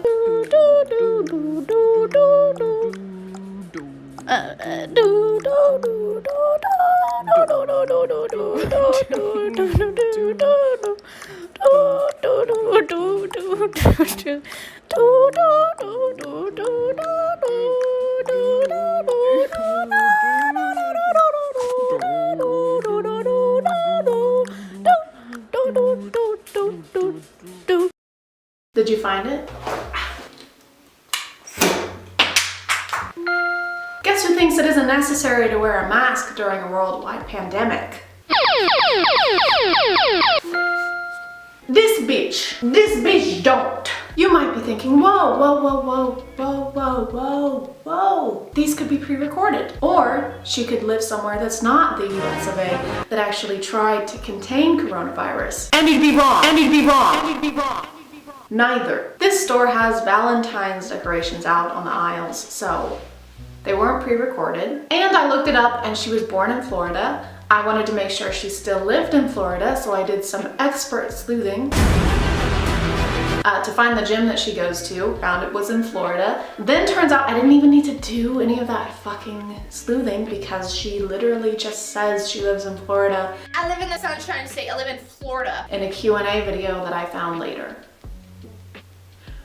Which makes fucking sense. I truly wanted to believe that a creator with millions and millions of impressionable followers was not going to stores, restaurants, gyms, without even a Lana Del Rey mask in sight. As someone from the Deep South, I have zero patience left for people who think that wearing a mask is so inconvenient that they're willing to risk the safety of others. Even if she were to rent out the entire Walmart store every time she films a TikTok, which I'm sure she does, you should still wear a mask. Kids watch this shit. You're supposed to be setting a good example. Speaking of kids, her content is targeted to and consumed by them. She even acknowledges this in some of her videos that I've seen. I'm a burrito. Oh, not that girl. I don't like her. She's so annoying. Can't kidnap her. The kids love her. So why then are there so many references to growing a fat peach? They're not just references, actually. It's literally her slogan. Like, she says it at the beginning of videos. It's a great day to grow a fat peach. It's a great day to grow a fat peach. It's a great day to grow a fat peach. Good morning, world. It is a great day to grow a fat peach. And it's in her YouTube header on her channel. Why do kids need to worry about having a big ass? I don't even like saying that sentence. Young girls already see a slew of abs, poreless faces, and Photoshop bodies on a daily basis.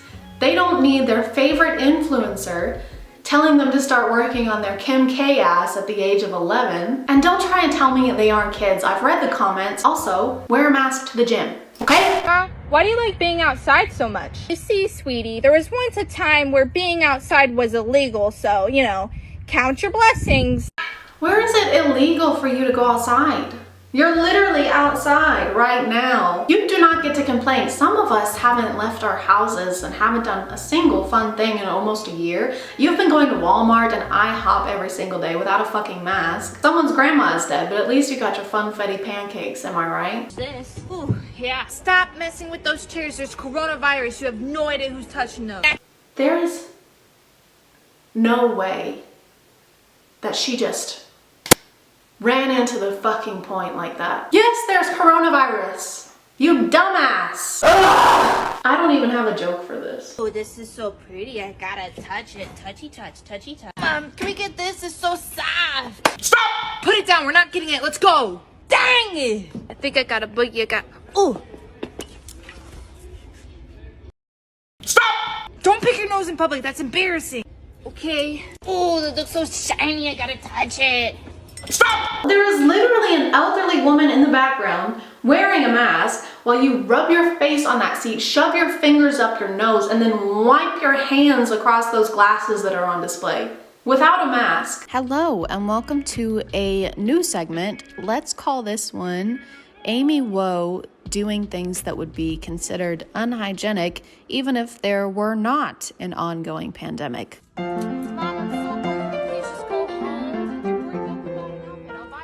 Really? Okay. We're not leaving. You should have cake. Dang it! I'm just gonna sit right here. Don't sit on the floor.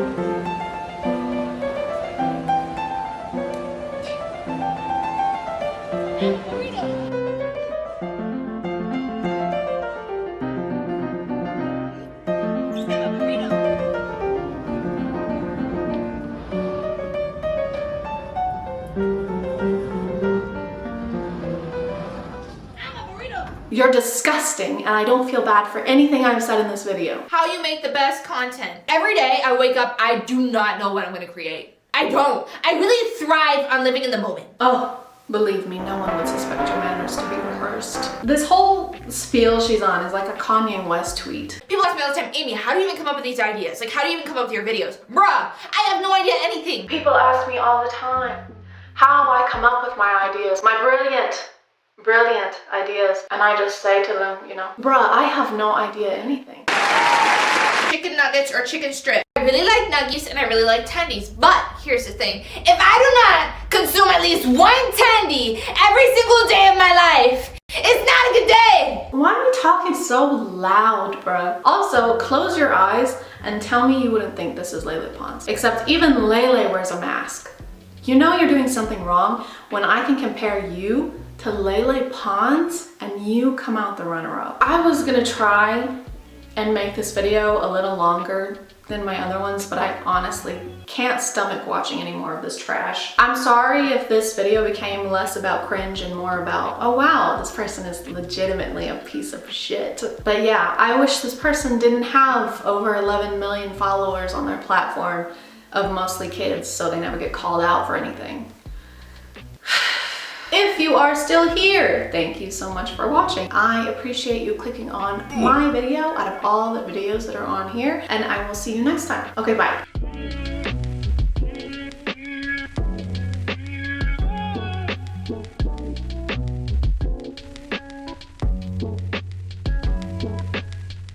Hello. Today I will be learning how to box from a very special guest, Jake Paul. Jake, why don't you say hi? Hey ChadChad, it's an honor to be here. Well, Jake, it's an honor to have you here. Why don't you tell us a little bit about what we're gonna be doing today? Sure, well first I'll be showing you a little strategy I found to be very successful in winning fights. If done correctly, it has a 100% success rate. That's incredible, Jake. That's an amazing achievement so early on. It is. In your career, congratulations. Thank you. Yeah, thank you. It really is. Okay, well, I guess I'm ready whenever you are.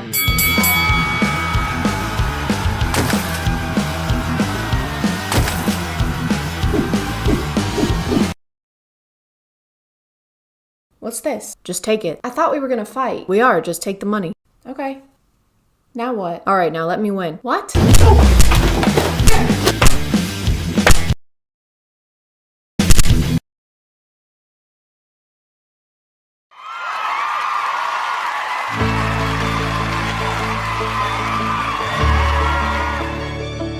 Hey guys, and welcome back to A Twinge of Cringe. My name is ChadChad. Not really. And today we're gonna be taking a look into the appalling world of Jake and Logan. I'm sorry, I promise I have better jokes in this video. I'm filming this after getting my second dose of the vaccine bay, so please keep that in mind when you're passing judgment on my puns. Also, go get vaccinated. It's easy, it's quick, and why would you pass up on the once-in-a-lifetime opportunity of actually getting something for free in America?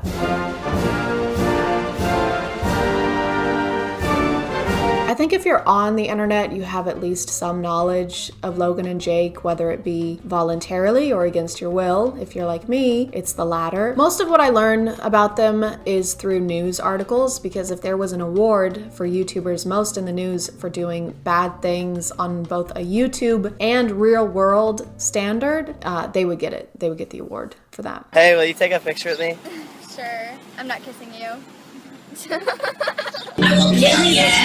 Like two very problematic grapes departing from their cluster, Jake and Logan came from Vine, and with the YouTube platform just waiting to be Concord, enough! They made their way into internet infamy. Where's all my middle schoolers at? Oh my god, they're self-aware. Elementary school? Oh my god, they're so self-aware! One of the first things I heard about them after Vine shut down was during that era on YouTube when almost every channel was reacting to the music video It's Everyday Bro, which had more flow than a progressive commercial and was posted 4 years ago. 4 years. 4. There were so many videos posted about it that I don't think there's anything left for me to contribute in 2021. So I'm gonna move on to their more current content. Jake is obviously a professional boxer. You know, his brother is a lot more talented, has a larger following. Those type of things. You literally, that's like calling Kylie Jenner Kendall Jenner. Like, doesn't matter, still a compliment. You ever whoop your ass when you were the little brother? That was a question, Jake. You're supposed to respond. I just don't care about your questions.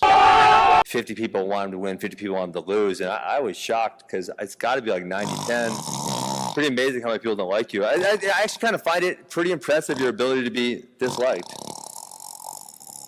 Dylan wouldn't sign a contract. Well, I'm trying to wait for you to stop talking. Okay. Bro, you were 36. So a lot of his content is related to that. But there is this. This was posted end of last year. And this looks good. I bet it's great. Ladies and gentlemen, thank you all for coming tonight. Let's give it up! Welcome to the first annual training camp talent show! Hi, I'm D-Cut and I reside from Los Angeles, California, and tonight I will be showing you guys some of my great tricks. It is going to be called the Ice Hole Challenge. I'm going to squeeze ice in my hand, and when I open my hand, it will not be there. So you mean like you're gonna hold an ice cube until it melts, and that's your talent? Amaze a woman. We have to retreat. The aliens are too strong. We're losing a lot of people. Don't worry, okay? We still have Melt-A-Cube. Hey, I'm Melt-A-Cube. What the hell is he gonna do? Well, I think it's pretty self-explanatory, Llama Girl. He's gonna melt a cube, watch. Yeah, so I just... Oh no, they have Melt-A-Cube, guys, we gotta go. Oh my god, it's working, they're running away. Thank you guys very much, thank you guys so much. Sit down, sit down. The haters will be there. It's on, it's on. What are these cuts? Like, I guess they add to the video if you're trying to make it more comical. I would like to place emphasis on the word trying, but after a while they just get obnoxious. I feel like I can't really show the rest of this video just because of the pure amount of ass in it. He takes pictures with an ass to promote his new music video, and then he eats eggs off of an ass. But I can pretty much sum it up for you. Hey guys, today we're gonna be filming a music video. I'm gonna be taking pictures with an ass in my face, and then I'm gonna be doing fight stuff. Be sure to buy my merch, by the way. We have phone cases, sweatshirts, t-shirts. Please, for the love of God, buy my merch. All my videos get demonetized, and I don't know why. Logan's recent content seems to be much more bearable. He has that new podcast, and he's also doing the fighting thing. I'll answer the Muhammad Ali question. George Foreman. If you tell me what 7 times 8 is. Why are we still here? You can't do math. I've made a severe and continuous lack of my judgment.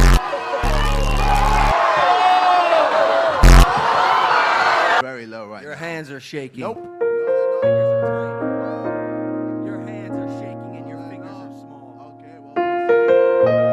That That probably has something to do with him getting a new PR team and or manager after a little something that happened in 2018 that rhymes with ilming a lead dotty. I've made a severe and continuous lapse in my judgment. In more recent controversies, Jake and his squad were seen looting a mall in the midst of last year's protests, where Jake is on video saying, "Hey yo, give me a free cologne." He was charged with criminal trespass, but it got dropped, which in the world of a wealthy white man with a huge social media following probably just means that. But let's talk about the incident that just happened and actually inspired this video.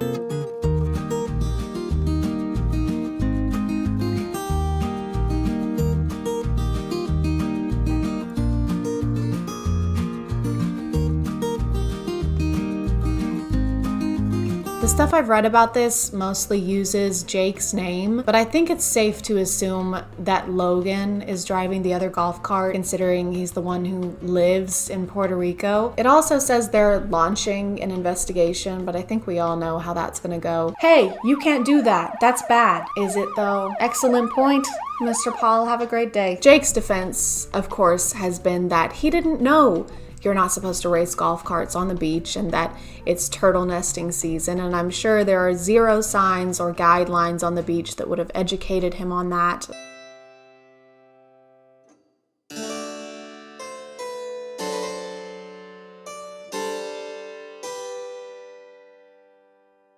Order in the court. I said order in the court. Jared, on the charge of homicide, how do you plead? I'm not guilty, Your Honor. Jared, there's a video of you committing homicide against Mr. Douglas. Well, yes, but Your Honor, you see, I didn't know that you're not supposed to commit homicide. Be that as it may, Jared, there was a sign next to Mr. Douglas clearly stating not to kill him. Yes, well, I didn't see that sign. Well, why didn't you say so? Case dismissed. I think the Paul brothers are like those boisterous teenage cousins that show up to family events and do the most reckless shit, but are instantly forgiven and never see any consequences from their parents because they're just boys being boys and having fun. But the world is not your parent, and it doesn't have to continue to forgive you over and over again when you do stuff that you should have known not to do. And if you're too clueless to function or to meet societal expectations of decency like you claim to be every time you do something wrong, then maybe you're too clueless to have the audience that you have. I'm gonna call it there, guys.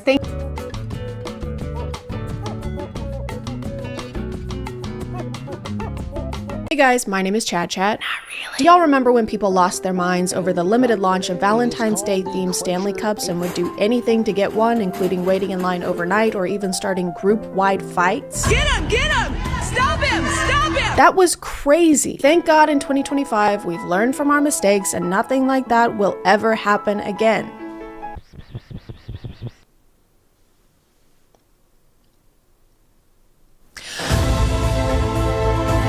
Over the last 5-ish years, it seems like drinkware has become less about staying hydrated and more of a collecting hobby for some. Whether it's Hydro Flask, Stanley Cups, this tumbler from Buc-ee's, I would walk barefoot over hot coals for this thing. That's not a joke, I'm not kidding. And as of a couple weeks ago, the Bear Cup from Starbucks. This thing was announced on Starbucks' TikTok page on November 4th and it got crazy interaction. It had about 2.3 million likes. You'd think that might tip them off that there would be a lot of interest in this cup, but I guess they don't understand supply and demand, especially when the demands are to give their employees a better work environment. The cup is a pretty basic glass bear with a hat on top, which is pretty cute. Putting hats on top of things that shouldn't have hats on is always gonna be cute. They got us there. But for $30, I don't know, maybe it could have a handle. Maybe you could hold it in any other way than grabbing it by the neck. Bears don't like that when you do that to them. Trust me, I've tried. Or maybe it could fit in a cup holder. Any cup holder. But despite the price and the impractical design, these things sold out basically everywhere in minutes. The store is now open. Run. Or sometimes in seconds. Oh. That's it. We only had 6. And I guess that makes sense for a high ticket item like this was. Everyone wanted to get their hands on it. I mean, their paws on it. But I don't think that's the only reason they sold out so quickly. I think it probably had to do with Starbucks putting an average of 3 cups in each location. I don't know what the fuck is wrong with you. Have the things in the cup. I hope that makes you feel better as a person. Thank you for hitting me. She didn't hit you. No matter which store people went to, there were never enough cups to go around. And I know Starbucks isn't technically a store, it's a coffee shop, so it's not like they have tons and tons of shelves that they can stock full of cups. But still, the marketing for this cup got so much interaction that they had to know they were gonna need more than 3 cups per store. By the way, I'm not being hyperbolic when I say that. There were genuinely only a handful, pawful, and that was before people kept dropping them on the ground. Alright folks, now we gotta leave some space so that I can sweep this mat. We need to leave a path to get to the register. Don't put that sound effect and be like, ah ha ha, he's stressed out. Bitch, you are stressing him out. Get out of the way. It's insane that they are actually so unaware of their surroundings. They have so much tunnel vision. They're blocking the employees off with their bodies. To Raycon for sponsoring, and let's get back to the video. So far, I haven't found one video where the store had more than a single-digit supply of cups. Hi guys, welcome. Do you have the glass beers? We only have one. What? You're lying. But what's even crazier than them failing to predict this is the fact that they also didn't enforce any kind of limits on how many cups each person could get. They told me there was only going to be 4. People going crazy, like damn leave some for the rest of us. People were just allowed to walk in and grab as many of these cups as they wanted, which means the resellers flocked to these cups like bees to honey, or bears to honey.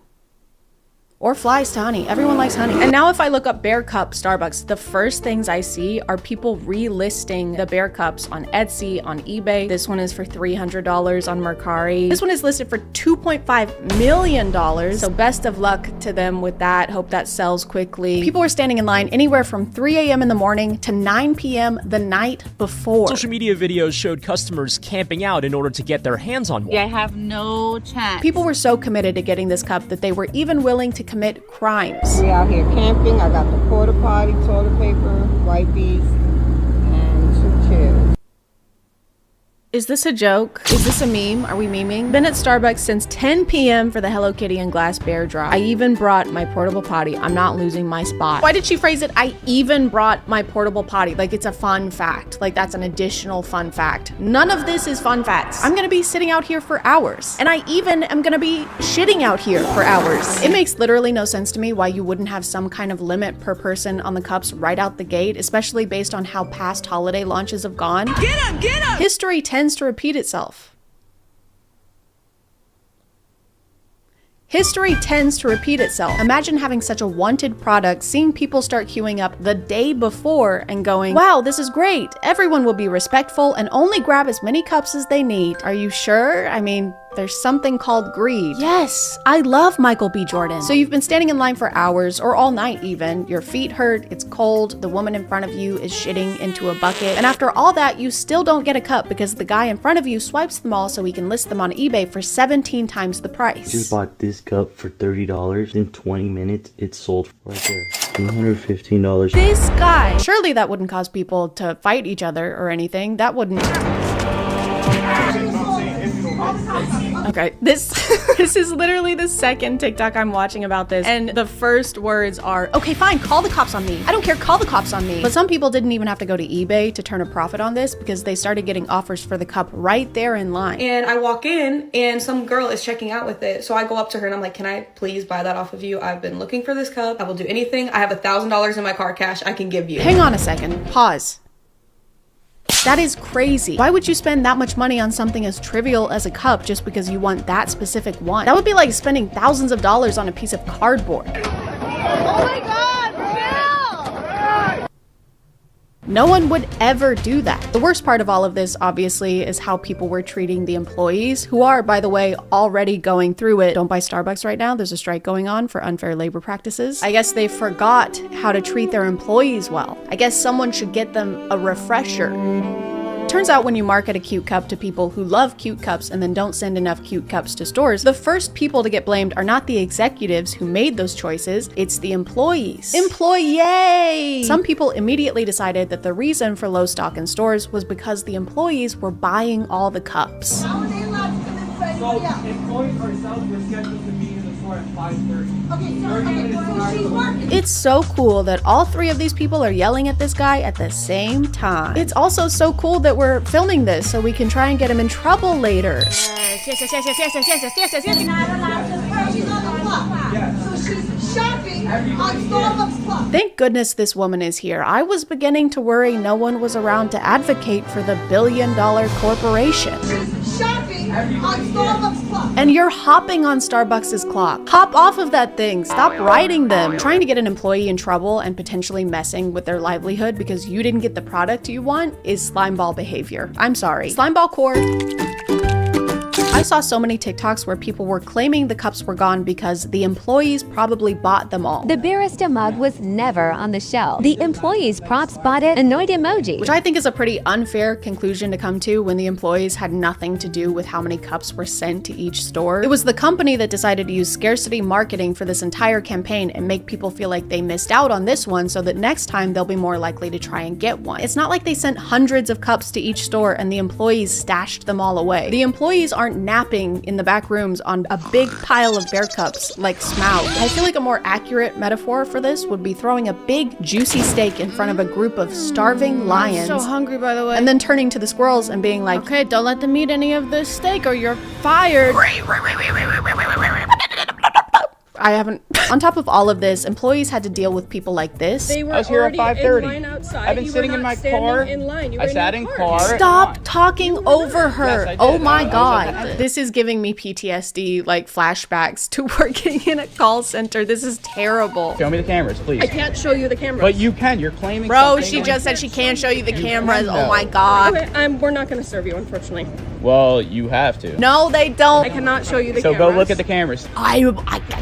There was maybe like 9 people lined up, but they were lined up at the exit. So I walked up and stood at the entrance. It doesn't matter if the line is over here or if it's a few feet over here. This is still the line. It doesn't matter if you walk up and you just decide to start your own line based on the sign in front of the doors. The doors both open. People enter through the exit all the time, every day. It doesn't matter. So everybody pushes through, all right? I was one of those people, but I was in the front. You were in the front because you created your own line. I'm on his side. Who forms a line at an exit? And then he replied to that comment and said, people that use a lot of pronouns. How I'm sorry, but if they lined up at the wrong spot, he's right. No, he's not. What is, I'm so angry. It looks like they're not going to be restocking the bear cup because, like I said, they're trying to make you feel like you missed out so that next time you get in line a week before launch. That's a lot of poop buckets. Things are going to get pretty grisly. I do feel kind of bad for the people who really wanted a bear cup but couldn't get one, so I decided to recreate it right here in my home so that I can have it, not you. You still don't have one. Hey guys, hi. We have 10 minutes to make a bear cup from scratch. Also, we weren't allowed to make a plan before this, so we're going into this blind. Call us mice with no tails because that guy's wife cut them off with a farmer's knife. Start the timer. 3, 2, 1, go. Okay, we have 10 minutes. Okay, 10 minutes to make a bear cup is easy. Here's That's the 9 plan. minutes. Hold on. We're Okay. going over here, actually. This is what Minto does to all of her toys. She tears them up and she rips everything out of them. So I think we can use something like this and we can put the cup inside. Wait, okay, so look, here's one with a hole in the top This already. kind of feels like really This is promising. basically a bear if you take away the P and the inguin. Wait, okay, so here's a squid. Okay. Wait, this is like a perfect hole in the top, like that. It is, but does it resemble a bear enough? If you take away the S and the quid. Yeah. Me when I'm British and I'm robbing you. Take away the quid. Take away the quid. Take away the quid. Sorry. There has to be something This one. bearish. This simply won't. Me when I'm a stockbroker and I'm looking at the S&P 500. Wait. That's a log. Yeah, but it's close. Wait. It's close to color. Whoa. That's a monkey. Okay. Well, this is a bear. Okay, actually we could use this. Now that I'm thinking about it, this is a bear. We have 5 minutes left. We have to go. This has a hat on it. I feel like we could use the hat. That's important. All right. Can we get the bill? This is very wait, hold on. me when I'm trying to decide who's paying the check at dinner. Don't film her for this part. We have 2 minutes and 12 seconds. Okay. There's like a label on the bear cup. We need to put our brand label on the bear cup. Okay, all right, what's our label? Bear CUP. Bear, I'm assuming the letters. Boy is drinking water to show solidarity. Okay, 5 seconds. 4, 3, 2, 1.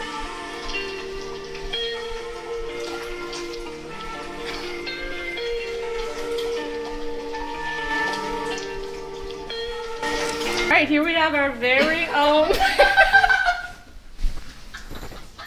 As you can see, we have all the basic functions that Bro.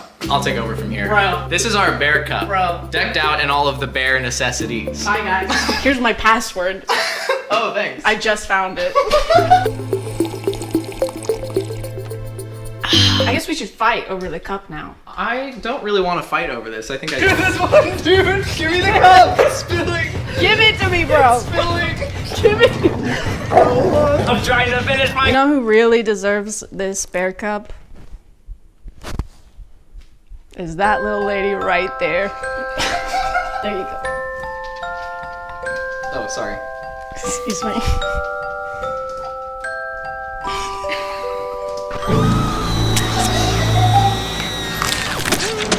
I'm gonna call it there, guys. Thank you for subscribing, and if you are still here, thank you so much for watching. I appreciate you clicking on my video out of all the videos that are on here, and I'll see you next time. Okay, bear.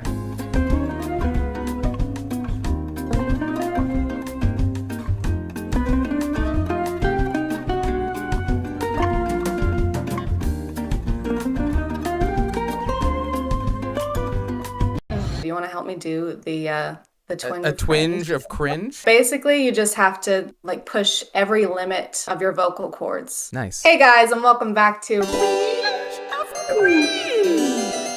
Today we're here with the Asher Show, a very special guest. Hello, how you doing? We just filmed a video for his channel that'll probably be up by the time I upload mine, so y'all should go check that out. His videos are great. Today we're gonna be checking out this TikTok page, which is called The Handsome Magician. I'm pretty sure that Danny, Drew, and Curtis, I think they did like a collab on this one like a year or more ago. It wasn't this one, just a similar page, and that was this year because I have no concept of time. Anyway, enjoy.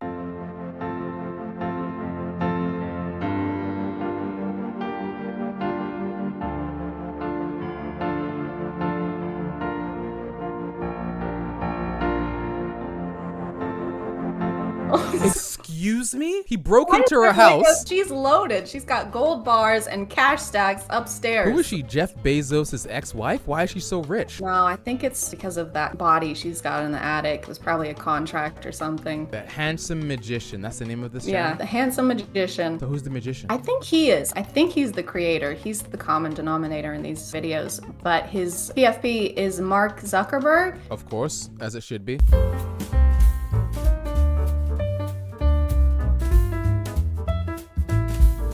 Oh, so the friend is now navigating. He actually couldn't see without having someone sit with their back in front of his eyes. Here's the question. Is that him twice? Or did he get a friend to help him do this bit? Crippling debt. Your friends, did you know that your friends can actually keep you from going into crippling debt? Yeah, my friends always tell me that, like, Asha, pay your bills. Yes! This one. Yeah, I sent you this one. Sorry, too small. Is the baseball here for scale? I thought the baseball was supposed to be showing the shape. I don't like the shape of you. Yeah, there's a round baseball body in the back. shaming.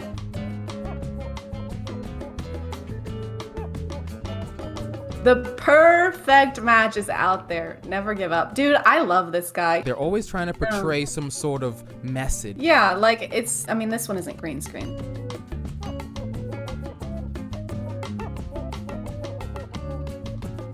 Okay. No, you were wrong. I love the royalty-free Ninja Turtle. It's so skinny.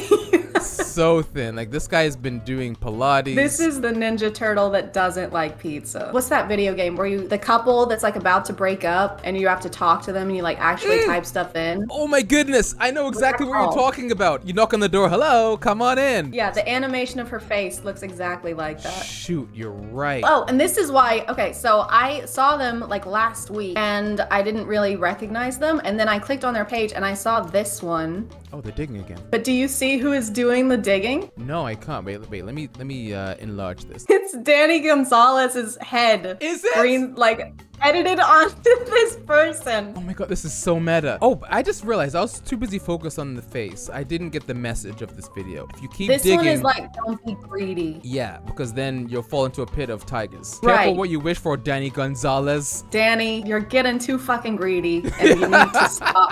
Get down there with those tigers. Come on, baby, just one little kiss. Forgot that we're voicing these characters. Oh yeah, we gotta voice them. Okay, I'm not in the mood to kiss you tonight. Thanos snap. I am leaving you. Those who lose their tempers lose their loved ones.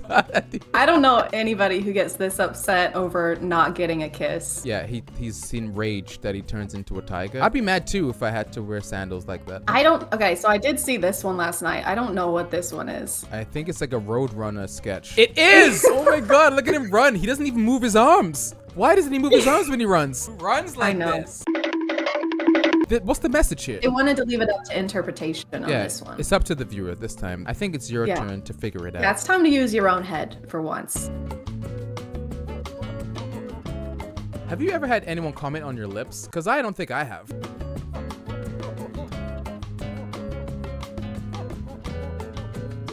You'll catch more flies with honey. I feel like he wasn't trying to catch any flies if he came up to her and was like, hey, you look like shit. I like his Crocs. I was gonna say, I love that he's wearing Crocs. Was he gardening before this? No, he was burying the dinosaur skeleton. Burying dead bodies in his backyard. This probably followed that other video where he asked for a kiss and she said no. And he was like, well, your lips look like shit anyway. I wouldn't want to kiss you anyway. It's like I don't when a guy even gets care. rejected. They were Yeah. like, well, you're not that fit anyway, yeah?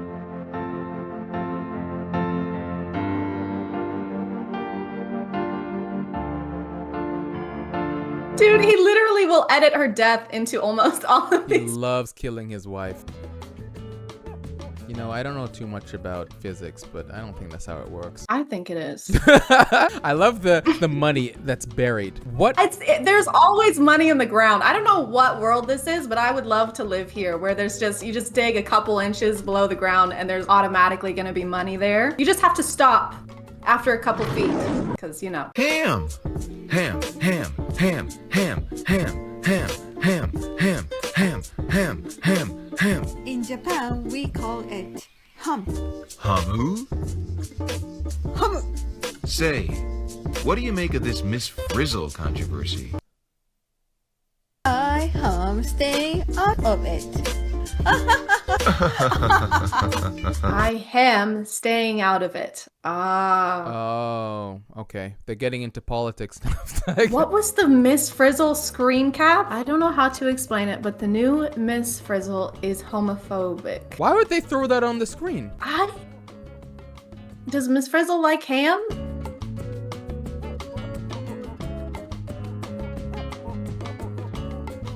Child. This guy has a beard. How is he a child? How do you carry your money around? Do you have a wallet, a purse, or anything? Or do you usually carry around burlap sacks with dollar signs on them? Burlap sacks, yeah. I have two, actually.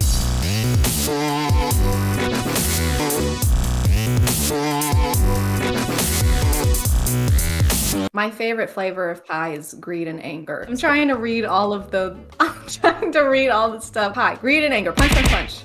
What was this one? People who lack empathy. Oh, he's getting rid of the haters. Yeah, okay. He's getting rid of all the negative energy and he's vibing. He's doing a vibe check. More of a vibe cleanse because he's annihilating everything. This guy could take Jake Paul in a fight. You see that kick? Holy smokes. And the top hat on the dolphin? How much is the top hat? I'm gonna buy one right now. $114? Oh my god, they are very expensive, but worth it. I think you should buy one right now. I'll send one to you as well. Ooh, that would be amazing, actually. I'll wear it in every single one of my green screen videos. Yeah, I think you have that to. I ever make.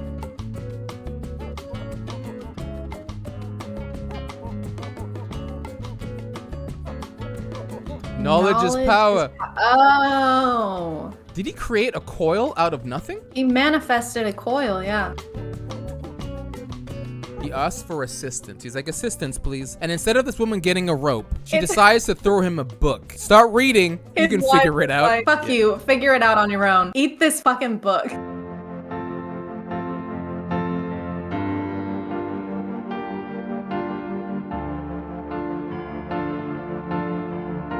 He's drowning. Oh.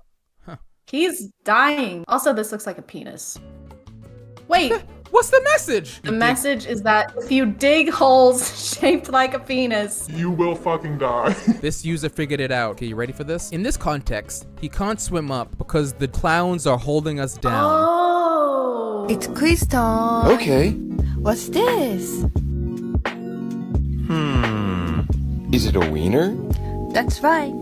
In Japan, we call it wiener. Huh. I like that they're teaching us things. How to say I do too. wiener in Japanese. Is that Jerry Seinfeld? Yeah, it is. I never sausage little wiener before.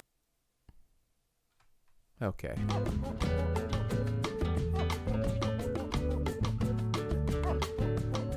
They're allergic to great friendships. Me too. Oh my god, look at the sun! It was George Lucas. The further down we go into the past, the less sense it makes. Do you think this is all one giant audition for a PBS show that he's trying to get off the air? Because this is what it seems like. What? I think he'd be good at it. I admire that he's doing what he can with what he has. And he has so many sweater vests. That's a man that I would take advice from.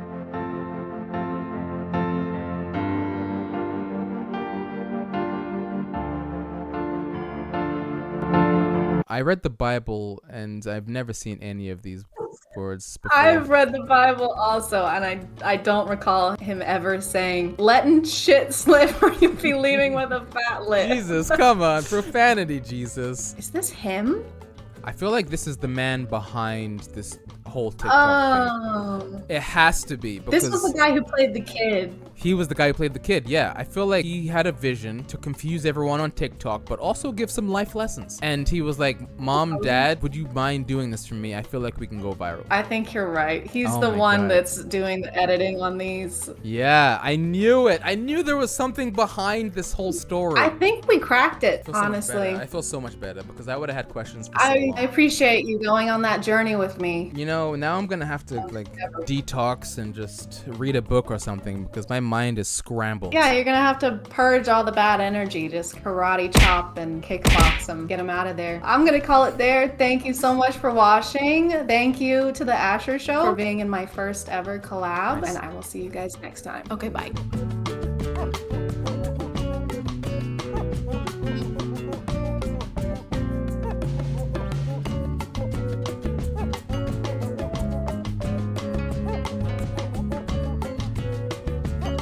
Oh man, which of these perfumes do I use? I don't know anything about smelling good. If only there was a Polish media personality and businessman who licks bottles here to give me advice.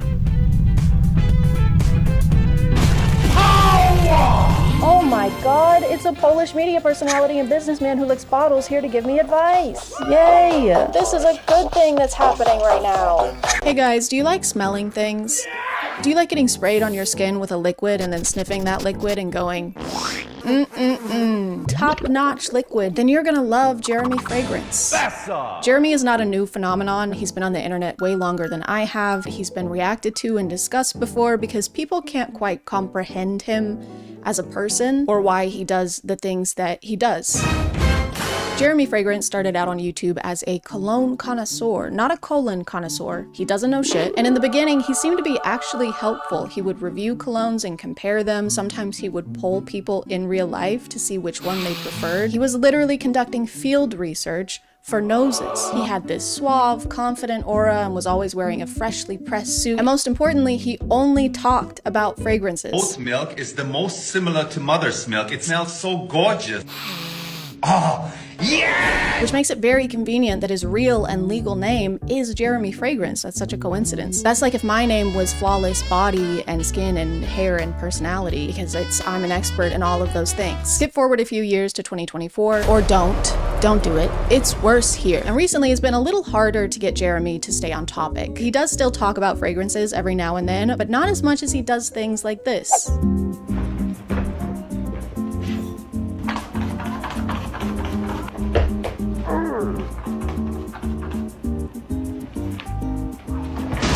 And when he does do a review, he'll start out talking about the cologne, but then by the end reveal some kind of deep secret about himself. Just like me after having 2.5 lemonade Trulies. And the last one I don't talk so much about is Perry Alice 360 Red. I love it, man. It's the dildo of the fragrance industry. I'm sorry, it's the what of the fragrance industry? I don't think that's necessary, Jeremy. You don't need to use that. Right. So be sure to check out the link in the description. Thank you to Bellesa Boutique for sponsoring, and let's get back to the video. But the most important update in Jeremy's content and his life journey is that he is looking for a girlfriend. And no one really saw this coming. He's only vaguely alluded to it in the past. All right, ultimately, of course, I want to have a girlfriend and a wife. What I want is what I need to find somebody. I want a girlfriend, baby, and marry her. I'm still searching for a girlfriend.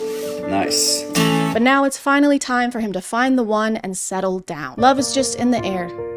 And so is a lot of Dior Sauvage. But when you're a guy like Jeremy, a genuine connection can be hard to find. He's been busy. He's got his own fragrance business to run, and he found Jesus as well. #1 fragrance icon that follows the teachings of Jesus. People are always finding that guy. Maybe he doesn't want to be found. If he keeps hiding like that, found you. No, I thought this was a good spot. Just found Jesus. And now you're tweeting it. Of course. Of course you are. Risen. Now everyone's gonna know where I am. So Jeremy decided to take matters into his own hands and announced that he'd be finding his soulmate with the power of social media. So I'm looking for a girlfriend. You must be Christian and you must be under 32. I was thinking 35, but let's say under 32. In his announcement video, he only mentions 2 requirements for being his potential girlfriend. She has to be under 32, even though he's 35. And I can't decide if him only having 2 specifications is a bad thing or a good thing. On one hand, it seems like you'd have more requirements for someone you want to spend the rest of your life with. But on the other hand, if this is what you're posting on Instagram, I don't know if you're even allowed to have 2 of them. But as time went on, Jeremy started posting a couple more demands, like for example, that she needs to be 100% committed to him. He is looking for marriage, so that makes sense. And that she needs to be able to give birth to children, which is a weird thing to specify. What else is she gonna give birth to? Congratulations, Mr. Fragrance. The baby's here? Uh-huh. You've got a healthy 1.7 ounces of perfume on your hands. No! I knew this would happen. The lighting is different because I had to block out the sun. It was frying me and cooking me, and I'm sweating, and I had sweat in between my boobs and every part. Based on other people's videos, it looks like Jeremy responds to the women he's interested in and requests additional information from them, like their Snapchat usernames. I can't even express how big of a red flag that is. Nothing says you're ready for marriage and commitment and a family like asking a woman for her snap. Hey, you want to communicate on the one app that makes communication disappear? If it makes you feel any better, there's also a map that shows me your location 24/7. He also seems to routinely ask them to send videos addressing him directly, probably to verify that they are who they said they were in their application. Hi, Sophia. I asked for a video of you. Can you send me a video of you saying something like, "Hi, Jeremy"? And once he has that information, he can move on to the more important questions, like how old are you? And are you a virgin? And is it possible at your age that you're still a virgin, Maria? Is it possible that you are still a virgin? Why are you asking that, Jeremy? So yeah, I want you to be able to have children. I also want you to have zero knowledge about the thing that creates children. The only way this would be appropriate for him to ask is if he is a virgin in his mid-30s. He just wants to make sure he's using skill-based matchmaking. They've got to be on the same level. 0. Hey, do you know what you're doing? No. Good, because I fucking don't either. The way he phrases the question too somehow makes it even worse. Is it possible that at your age, 30-ish, right, that you have remained pure of soul and body? Kinda weird if you haven't, says me, I'm saying that, me, the guy who engages in sexual activities with cologne bottles. In this one, he even takes a dig at this woman's appearance. Hey, pretty woman with a intense teeth. Intense teeth. Jeremy, you have incense teeth. This is frankincense, and I will eat a bit of this. You have no room to talk, literally, because your mouth is so full of things that you're not supposed to put in your mouth. And I really wish it was, but this isn't even the worst thing he sent to someone on Snapchat. I gotta interrupt your video. I got totally a boner seeing your face and seeing you talk. Totally a boner in my pants, but I'm not going to show it. What the fuck are you doing? You can't send videos like this to someone you don't know who follows you on Instagram because you're a public figure. Also, he mentions here that the video she sent him was of her simply talking, was just of her face, so this reply was completely inappropriate and uninvited. Also, I read her comments, and this girl is 18 years old. 35-year-old man, by the way, and she claims he was fully aware of that fact and even commented on it, calling her ultra young, ultra yuck, ultra ewy. I thought he was looking for someone to have a child with, not an actual child. When he said under 32, I didn't realize he meant as under 32 you can get without him risking jail time. Now we understand why he needs to spray himself with so much cologne. It's because he's a massive piece of shit. Sending videos like this appears to be a pattern for him because it is. He does it a lot. You're so flirty, just seeing your text makes me, if I can say so, erected. Even going as far as requesting specific pictures or videos from them. Later, without the top that you're wearing now, would be an interesting picture, Corey. Are we still following the teachings of Jesus Christ here, Jeremy? I don't know where he taught this. I must have missed that chapter. And on the 8th day, he said, "Thou shalt get thousands of women to add you on Snapchat so that thou can use thy influence in order to solicit nude pictures of them." Amen. And these are just the cases of him doing this that people have posted, so it's very likely that he does this all the time. But he's looking for a committed woman, guys. He said so. He said it's great when woman is dedicated to man, so that he can be dedicated to aging like a fragrant, skinned, unrefrigerated avocado. It seems like he's always been kind of weird with women based on the fan interaction videos he posts. Jeremy runs into fans a lot. It's almost like he's the one seeking them out. His thing when he runs into them is to try and guess what kind of fragrance they're wearing, and when it's a guy, it's a pretty normal interaction, but when it's not, he feels the need to make some kind of comment on their physical appearance. Wow, what a woman. Very attractive woman. Just female Musk. Your girlfriend? Yeah, this is my girlfriend. Congratulations. Thank you. Is it okay that I smell you real quick?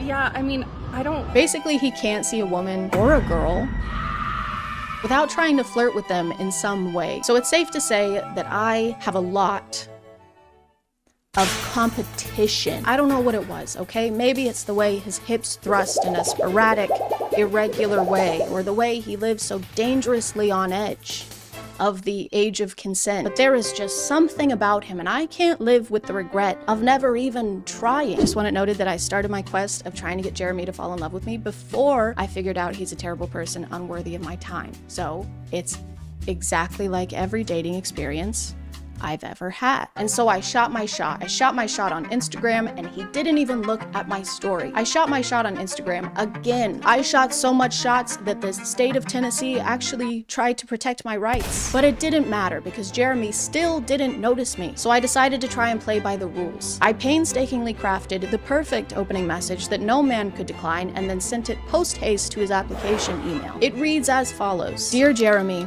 if that is your real name. It's not, by the way. His name is Daniel. Who does that? Who says their name is something when it's actually something completely different, really, and not that at all? What kind of annoying? My name is not important, and I am a 27-year-old female. Works out semi-regularly and is fertile. Extremely fertile. I have 10 children.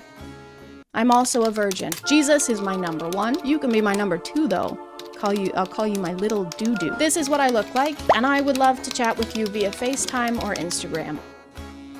Please. And then I waited for days. I didn't even leave my desk. I've been sitting here the whole time. I've peed into every container that can hold pee, and I'm fresh out of containers. Please send help.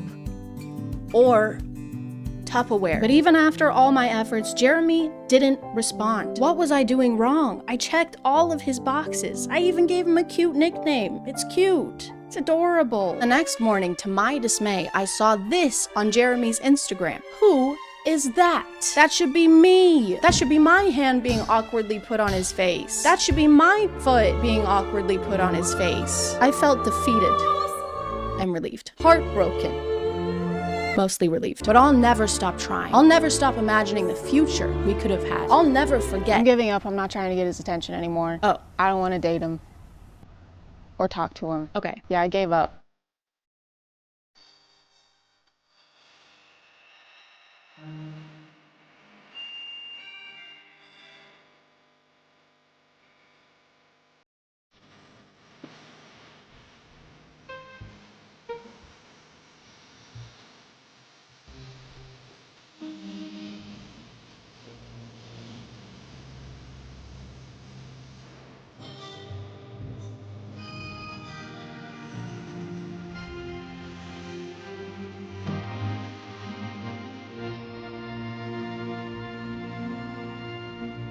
Hey guys, and welcome. Don't mind if I do. There he is. Get in here, big boy. Well, well, well. Well. I cringe, I've cringed. My name is ChadChad.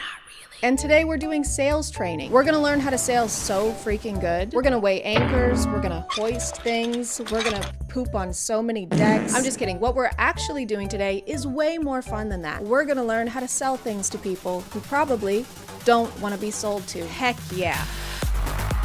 And who better to teach us than the #1 salesman in the world, Andy Elliott. Andy is a world-renowned salesman who found a bunch of success in sales and now has courses so he can pass along his knowledge in the industry. On TikTok, he posts a lot of clips from his seminar, which is called The Master Closer, and that is referring to closing deals, not someone who gets off by leaving the room. What are you doing? A master closing. Ew, dude, close the door at least. If you insist. Or wait, don't, but that's not what Andy is kind of an interesting instructor though, because he seems to take what he's teaching very seriously, like life or death. Seriously. If someone right now, just giving an example, kidnapped your family and said they were going to kill them unless you tripled production or revenue in your company, you can do it in a heartbeat. Why someone got to kidnap them? Why's that even gotta happen? It doesn't gotta happen, Andy. No one said you have to do that. And how is my family being in a traumatic situation helping me make a sale? I'm just gonna be more stressed. And if you sign the papers today, we'll throw in 12 months of SiriusXM. That's okay. Who are they? Oh, this is my husband, Ryan, and our 2 kids, Leslie and Morley, and that is their armed kidnapper. Are they okay? They will be if you buy this 2012 Ford Fusion with great reliability and resale value. Mommy, I'm scared. Mommy's working. The way Andy teaches sales kind of reminds me of the Alpha Boot Camp that I just made a video about. He'll tell people to come up and do push-ups if they answer a question wrong, or even just in a way he doesn't like. All right, get that fucking weak ass up here. Let's do 20 push-ups. Come on, come on. He talks about kidnapping and torturing people way more than the normal amount being none. #1, your script. I should be able to pull you up in the middle of the room, flip you upside down, pour water on you, waterboard your ass, slap you in the face, and say it. ABCs, happy birthday, date of birth, what's your name? Whatever I ask him, you should be able to tell me. You need to know your name, your birthday, your ABCs, and if you don't, I'm gonna torture you. Very good. And what does W stand for? I don't know. Waterboarding. When he's not threatening to torture or kill their families, Andy likes to body shame the people who attend his seminars. Garrett, take your shirt off. Come on, Garrett. Take your shirt off, Garrett. Bringing a volunteer on stage for anything is awkward enough, but then asking them to take their clothes off? Imagine attending a sales seminar and then being asked to strip in front of Mr. Clean. I may only kill 99.9% of germs, but I kill 100% of my deals. Now get up here and show me your balls. He actually takes it a step further and touches this guy on the waist while asking if it bothers him. Does this bother you? Yes, sir. Okay, doesn't bother you enough. But the only thing that bothers me, Andy, is the way you're freaking chomping on that gum. Okay, doesn't bother you enough. Because if it did, you wouldn't have it.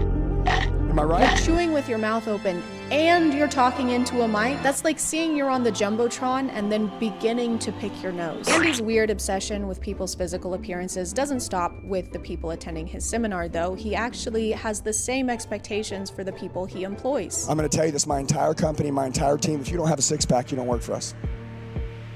No, I know.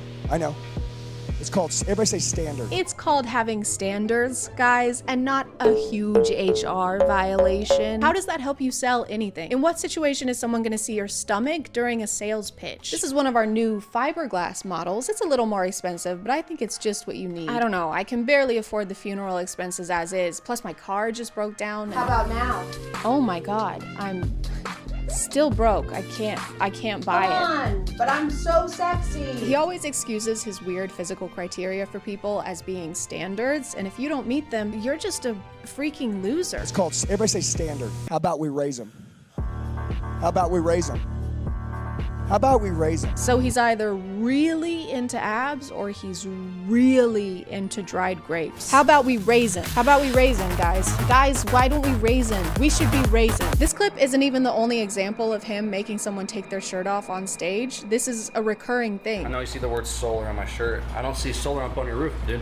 So up until now, what's been holding you back from pulling that trigger? He made this guy come on stage, take off 50% of his clothing, and then asked him to pitch solar panels. This is kind of what I hear him doing today. This is kinda why I'm here. I get that the whole point of the seminar is to get feedback and become better at pitching, but do you have to write his mistakes on the board? Do you have to get the whole room to laugh at him? But don't worry, guys, it's not degrading. In everything that I'm saying to you right now, I'm not tearing you down, I'm not degrading you, I'm not insulting you. He can make $500,000 if he wants to. So glad we cleared that up. I'm not insulting you, dude. Even though what you just said was dumb as fuck. It's almost like he needs to prove how much better at sales he is than any of the people he brings up on stage. So he has to make them take their clothes off or do something embarrassing so that they don't pitch well. It's like cheating. You ready to play baseball to see which one of us is better at baseball? Oh boy, am I. Okay, but you can't have a bat though. Okay, or a ball. That makes sense. I win. Man, you're really good at this. So he wants everyone's nips out, which is already weird, but he also can't stop talking about slamming people into walls. He's broke, am I right? He needs to put his back against the wall. You guys need to put your back against the wall. They're trying to play it safe, and I am literally pounding their ass in the ground. Oh, Andy, I think you're at the wrong conference. The sexual euphemism seminar is down the hall, okay? In room 69. With all of these rants going on, I'm not really sure when he has time to teach sales. He mostly talks about how you'll be instantly better at sales if you just look better. Let me ask you, if you lean down and you let all that muscle come through, dude, you'd be twice as good at looking. You'd be making twice the money. Maybe some of you in here didn't know that being better looking would make you more money. Which is egotistical when you think about it, because he claims to be the world's best salesman. So it's basically him saying, how do you make more money? Just be sexy. Like me. Have you tried being a suave womanizer who wears shoes like a court jester? You don't even have bells on your toes? I'm out of here. Their website says that Andy personally guarantees the seminar will improve your life and easily triple your income. And yeah, if I took my shirt off, I could probably triple my income too. I'm just kidding, that's not happening. Unless, I'm just kidding. But even when he's not going on rants, his sales advice still isn't that great. Okay, you ready? 30 seconds, close the room, I'm buying insurance. Ready? Hey, let me ask you a question. Do you got a family? Do you got a family? Do you got a family? You got a family? Hey, let me ask you a question. 5 times. I am going to ask you the same question 5 fucking times. You got a family? A lot of his techniques don't even seem like techniques. They just seem like guilt tripping. Do you want on the worst day of their life when you're gone for your family to be protected? Yes or no? Okay, it's black and white. If you do, we need to make sure they have life insurance. If you don't, it's not important. Would you agree? Let me ask you a question. Do you love and care about your family and want to keep them safe? Or do you hate them and hope they die? AKA, don't want to buy my solar panels. There is no in between. It's black and white, this or that. What happens when he tries this approach on someone who doesn't have a family? You have a family? You have a family? You have a family? You got a family? You got a family? Well, I did. Do you have a family? You got a family? Find the courage to say yes, regardless of what it costs. And you went home and you said, hey, baby girl, didn't matter what it cost, you're number one to me. And to prove that, I went ahead and pulled the trigger on the kitchen remodel because you're number one in my life. Do you think she'd have a problem with that? Yes, Andy. I think she might have a problem with that. You know what would make your wife super happy? Spending thousands of dollars without telling her. She might even slam you into the wall and pound your ass. Again. He even admits at some point that he never really knows what he's talking about. Do you need to know how solar works, or do you need to know how to sell it? Sell it. Dude, I broke the record in the United States for selling cars when I was young. I didn't know anything about cars. I don't give a how it works. What does solar do? Yeah, who gives a how it works? I don't know. The potential customer might care how it works. The overall message seems to be, it doesn't matter what you say or what you know, as long as you say it confidently. And I thought this was a seminar for salespeople, not politicians. You know, know Andy creates unnecessary hypotheticals and makes people super uncomfortable on stage, but at least he's open to criticism. By the way, if I say something that offends any of you, it's because you're f***ing ego. You can die with that f***ing ego. You can die f***ing broke. Okay? Whoever's not with them, go f*** yourself. We don't need you. Man, I'm sorry, guys. I was about to say that it's possible to be a salesman and teach people how to pitch products without weird power trips or humiliating them based on their appearance, but I just realized that's my ego talking. Also, I'm poor and should probably die. You can die f***ing broke. I think this is all just a result of telling someone like this that they're the best at something too many times. It's kind of like Pinocchio, but instead of lying every time someone compliments him, his pants get a little bit tighter. To me, it seems like he gets off on the idea that he's better at sales than everyone in the room, which, yeah, that's why they're there. You can't rub your knowledge of something in the faces of people who are paying you to share it with them. You'd never see any other kind of teacher doing that. Can anyone answer this one for me? No? Josie? I'm not really sure. See, this is why you're all broke. We don't know how to solve that problem yet. You know what else you don't know how to solve yet? Being short. What? None of you have jobs, and I bet most of you still live with your parents. We're in kindergarten. I know how to solve this because I'm not a dumb little kid like you. That's why you're the teacher. Everyone point and laugh at Josie. Do it. I can't even count to 5. Hey guys, look, this is Josie. What an idiot. I'm so much smarter than you. I'm gonna call it there, guys. Thank you for subscribing, and if you are still here, thank you so much for watching. I appreciate you clicking on my video out of all the videos that are on here, and I'll see you next. Thank you, love you, bye.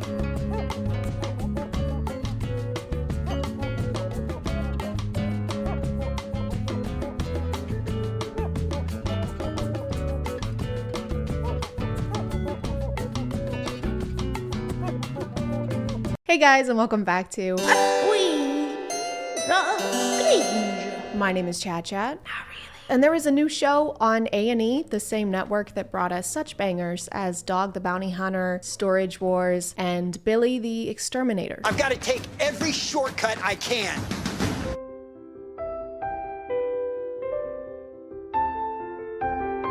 Adults adopting adults is the new hot goss online. It's the new thing. But I wasn't sure I wanted to make a video on this because I've seen that people have already talked about it. But then I watched the first episode in a moment of weakness, and it was way worse than I thought. I'm already not a huge fan of reality TV because it's usually not reality.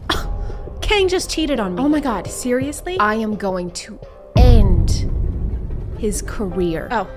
In living as a successful businessman. Okay, yeah. Okay. If his business was breathing. No. There's actually a lot of reasons for adult adoption, like foster kids wanting to be adopted by their foster parents, or stepkids who have become adults who want to be adopted by their stepparents. So adult adoption isn't inherently strange. But this is reality TV, guys. They can't make a show about healthy relationships. Ugh, get that shit out of here. So the show starts out introducing us to the different couples who are looking to adopt an adult, and immediately one couple sticks out to us, Danny and Christy. Danny and Christy have this really interesting dynamic where Danny is super excited to welcome their new family member, and Christy is not.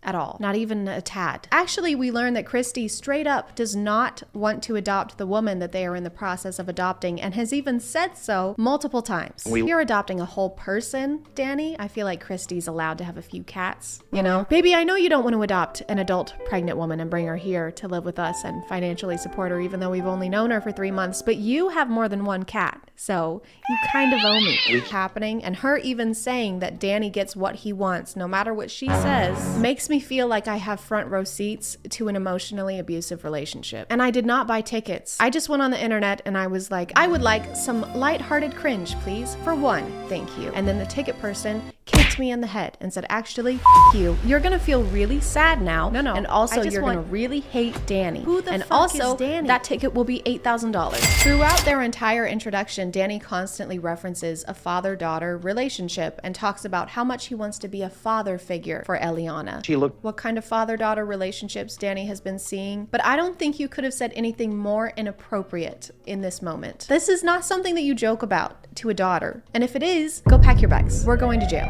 Well, you are. Not me. I'll get you an Uber. Despite this being something that only Christy, you don't deserve this. I will adopt you, okay? You can come live with me. You can divorce Danny. You can have as many cats as you want, and I'll even let you keep your deodorant in the fridge.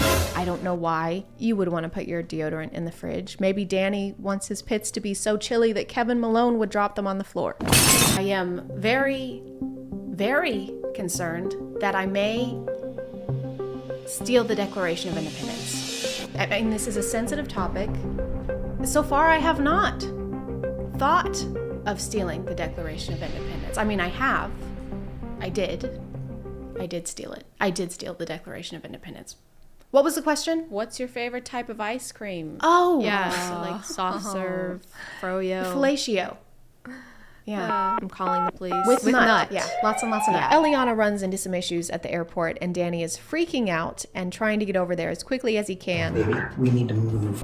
We gotta go. We need to leave right now. As if Eliana is going to change her mind about living with them in the time it takes Christy to refill her water bottle. This is the contact picture you chose for your potential daughter? You don't put your kid's contact picture with them bare-shouldered and moist. Parents choose a picture that your mom posted on Facebook 5 years ago, and her friends called you pretty even though you had corn stuck in your braces. They start to wonder if she was catfishing them for the money that they've apparently been sending her, but she has any idea about this dude's infidelity or the young woman that he already tried to adopt, who he fell in love with. They just didn't mention it to her before she came all this way. That's what you're supposed to do in new relationships like this: support each other, quality time, and keep things from them until it's too late to back out. Just got here yesterday, so it does seem a bit early to be like, oh, by the way, we did this before and it almost ruined our marriage, so please don't do that. Welcome to your new home. I think it's fascinating that when talking about adopting Eliana, he says things like, she needs me. Ileana needs me. Or she wants to be with me. Or she entrusted me with her life. Ileana has entrusted me with her life. But when we're talking about the shitty things he's done, all of the sudden it's our marital issues, and we have had issues in the past. Our marital problems. So he is able to act like they're a partnership, but only when he's trying to conclude. Danny f***ing sucks. Hey, it's Editing Chad. It's been a few days since I filmed this, and I just found out that A&E completely canceled this show already. They pulled it from their website and every streaming service that it was on, thank God. And Danny is also racist, so you're welcome for this update. I'll talk to you later. Okay, love you, bye. Christy needs to find someone who likes her cats and takes her feelings into consideration before making huge life decisions. A&E also sucks for using Christy's obvious distress as a hook for their show, and I highly doubt that Christy wanted to be on the show in the first place because she seems pretty unhappy with the camera being around. In short, everything about this sucks and I hated it, but you can let me know what you think in the comments, or you cannot leave a comment because I respect your opinion. Do you see how I did that, Danny? I'm gonna call it there, guys.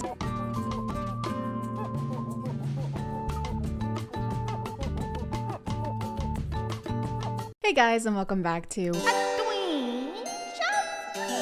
My name is ChadChad.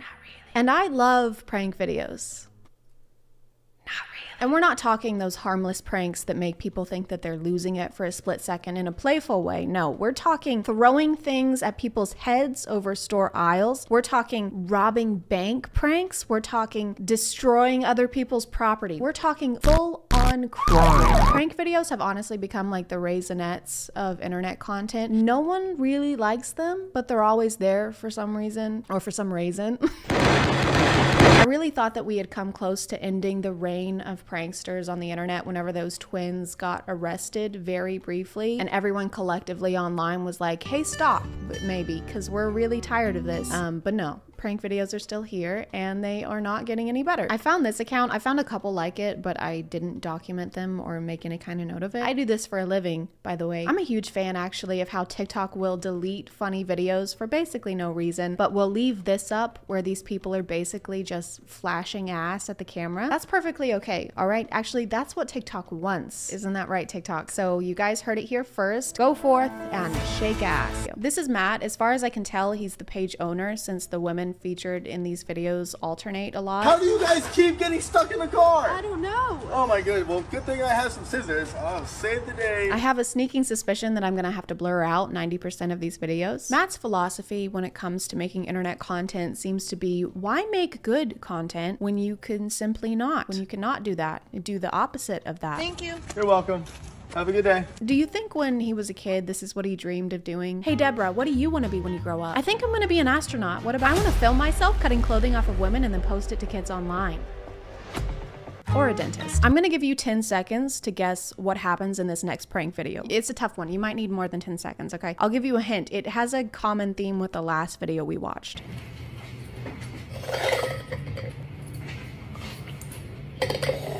Did you guess that an ass somehow makes an appearance? Then you got it. Great job. I'm mostly upset about the lack of creativity behind the guise of a prank. I know these pranks are just a front for showing butt, but still. The prank is what? That you put a jalapeno into a clear glass where the jalapeno is clearly visible. Also, the fact that the act of sliding the glass across the table to switch them is incredibly loud. What in the world can that be? What?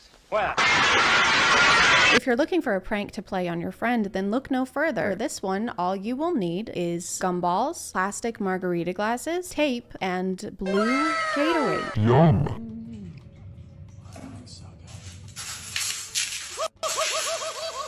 The fact that she didn't see the tape, this is staged. That's an astute observation. Another giveaway might be the fact that her headphones are plugged into absolutely nothing, but anyway. This prank is the same as the last one, except for this time he puts candy in the drink, and I was gonna make a comment on how that would not merit the same reaction as the jalapeno drink would, but then I saw that it's candy corn he's putting in there, so never mind. Oh, and there's also ass in this one. How many times can I say ass before I get demonetized? For this next one, you have to put rice in your window blinds.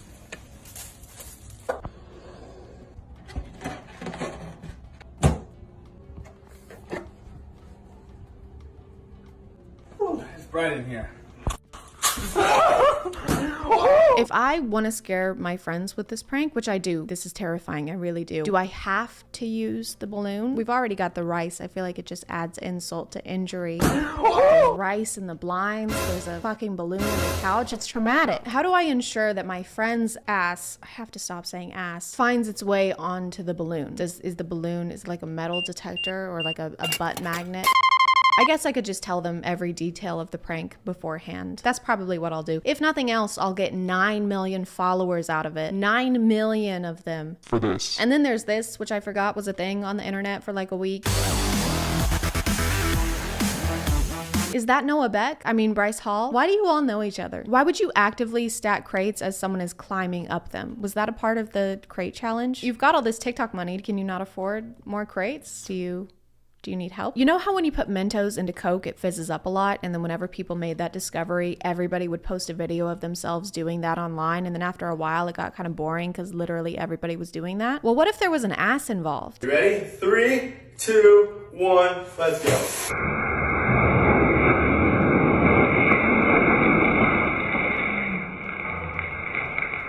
I mean, what were you expecting? An explosion? You can't have an explosion and ass, okay? Don't get greedy. Also, you're telling me you can afford all this soda, but not more crates? I think we should set up a GoFundMe just for the crates, guys. All right, here we go.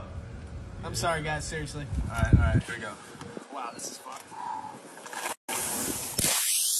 TikTok, it was completely safe. How? You just dumped basically explosives on their faces. It looks like they're being tortured. TikTok did let this one slide though, so it was probably because of the disclaimer. Let's drop it. Uh-oh. What's it look like? Oh, not that bad. This is a great video. I especially like the part where nothing happens. How do you make a TikTok that is so pointless but still gets almost 20,000 likes? It seems like before he discovered the secret to unlocking the TikTok algorithm, it's ass. He did a lot of videos where food is just wasted. Gumballs, Skittles, cereal, even green beans.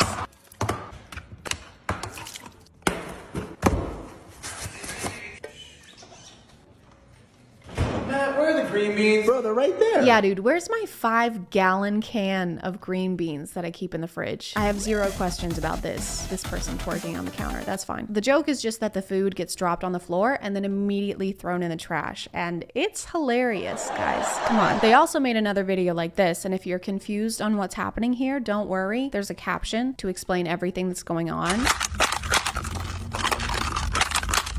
So what he's doing is he's actually breaking a frozen water bottle on the ground. Do you want to watch it again or no? You've got it? Okay, good. Why? Come on, put it over your head. Higher, Emma. This is as high as I can go, Matt. No, it's not. Higher. Why? No, it's not.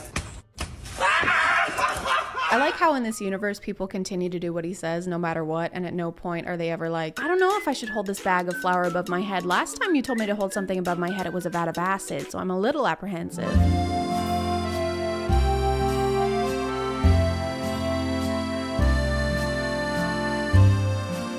Okay, girls, new rule. You're not allowed to wear booty shorts or revealing clothing because you shouldn't show your ass off to people. Unless it's on the internet and it's to millions and millions of people. What is this wall that just says gassy? It kind of looks like the background for a podcast. I would love to see how an episode of that would go.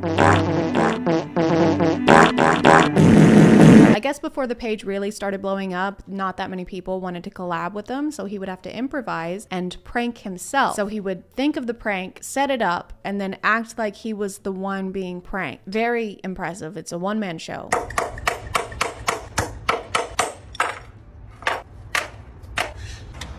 Woo, what a beautiful day for the park. Oh, I can't wait.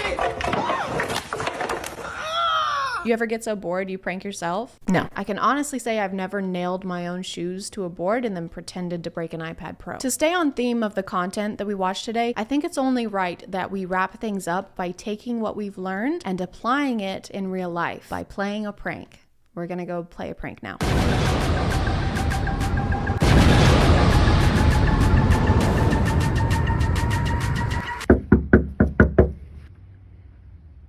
Hey. I'm very scared of what's gonna happen to me when You just got pranked.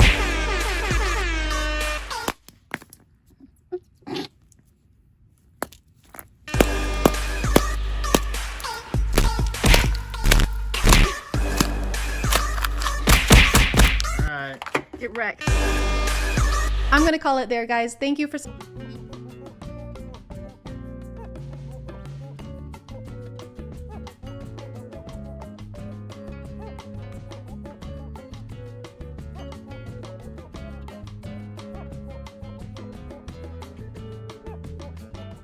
Hey guys, and welcome back to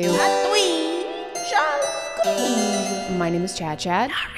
And I know that I just made a video on the epidemic of alpha podcasts, but they're getting stronger. There's a new strain actually, the Delta Sigma Alpha strain. Symptoms include, but are not limited to, coughing, thinking you're qualified to give dating advice. If you want to book a one-on-one coaching call, hit the link in the description. And a sudden aversion for Sir Isaac Newton. If a girl's posting gym photos and she's actively working on her body and fitness, that's something she worked to earn. I would argue it doesn't take as much effort as it does for a man to do the same thing, because a man has to resist the earth with gravity when he lifts weights. There's no cure other than mandating that people fill out a questionnaire before they're allowed to purchase a microphone. Question A, do you intend to start a podcast? Question B, are women affected by gravity? And question C, please select all pictures that contain emotional vulnerability. Keep any struggles, problems, or issues you're having to yourself. If you're so sad that you feel like crying, never cry in front of your girl. They always need you to be the strong one. They always need you to be the logical one. If you're on TikTok, you've probably seen this clip. My FYP has been full of stitches and duets to it. How many girls do you know actually have hobbies? Like some girls, like they knit or they read or something like that. But Bro. like, they don't spend a lot of time doing it. Dude, shout out to girls that knit. Shout out to my queens that know how to knit. So I went ahead and watched a bunch of highlights from their podcast because I'm not going to sit through an entire episode of Mina for sponsoring today, and let's get back to the video. This is the infamous Good Bro, Bad Bro podcast. It's like a play on Good Cop, Bad Cop, except neither of them are good, and the only thing they can cop is celibacy. In true alpha podcast fashion, their main focus is on dating advice, with an emphasis on never actually giving any valid dating advice and just complaining about women to each other. Red flags in women if she wears a lot of makeup. This is a big one.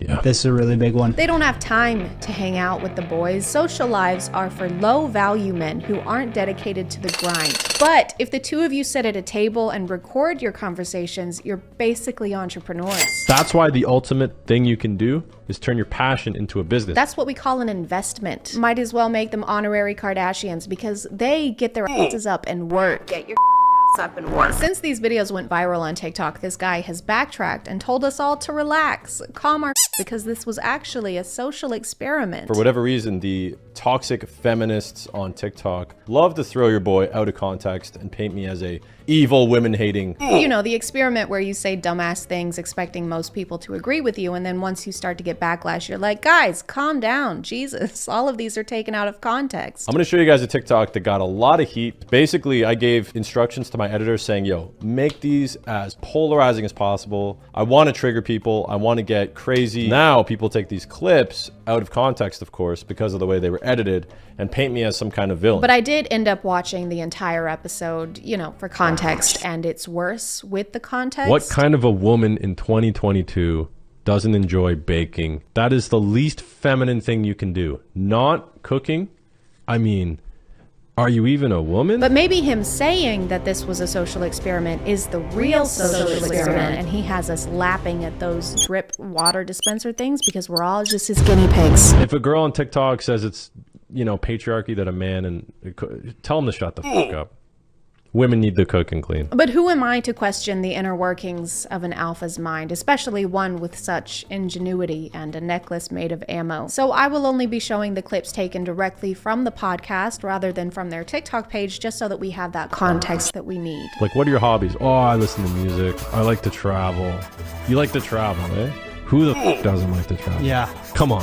I like going to the beach too. Wow. You're right. I don't know a single woman who has a hobby. They're like Baymax, and they have a charging port. Whenever not in the presence of a man, they go into sleep mode and only wake up when you wave a Starbucks Frappuccino under their nose. Makeup is a hobby, but probably not according to our scientists. Content creation is a hobby. Fashion is a hobby. But I guess when you think the only hobbies that count are watching sports and doing keg stands,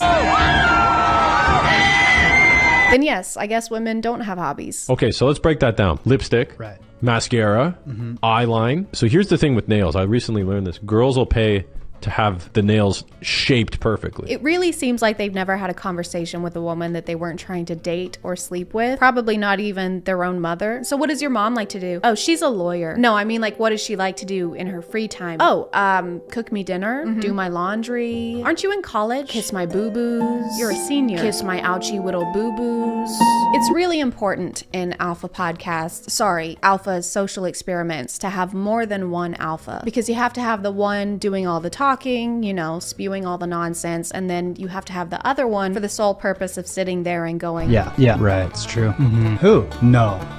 Yeah, that's a fact. Yeah, that's true. Right? Yeah, right. And that doesn't mean that one is more important than the other, okay? They both have equally valuable roles to play. It is a major red flag when a girl frequently posts photos on Instagram with the sole purpose being for male attention. Swimsuit photos, body photos, selfies. Stop. You mean pictures like this?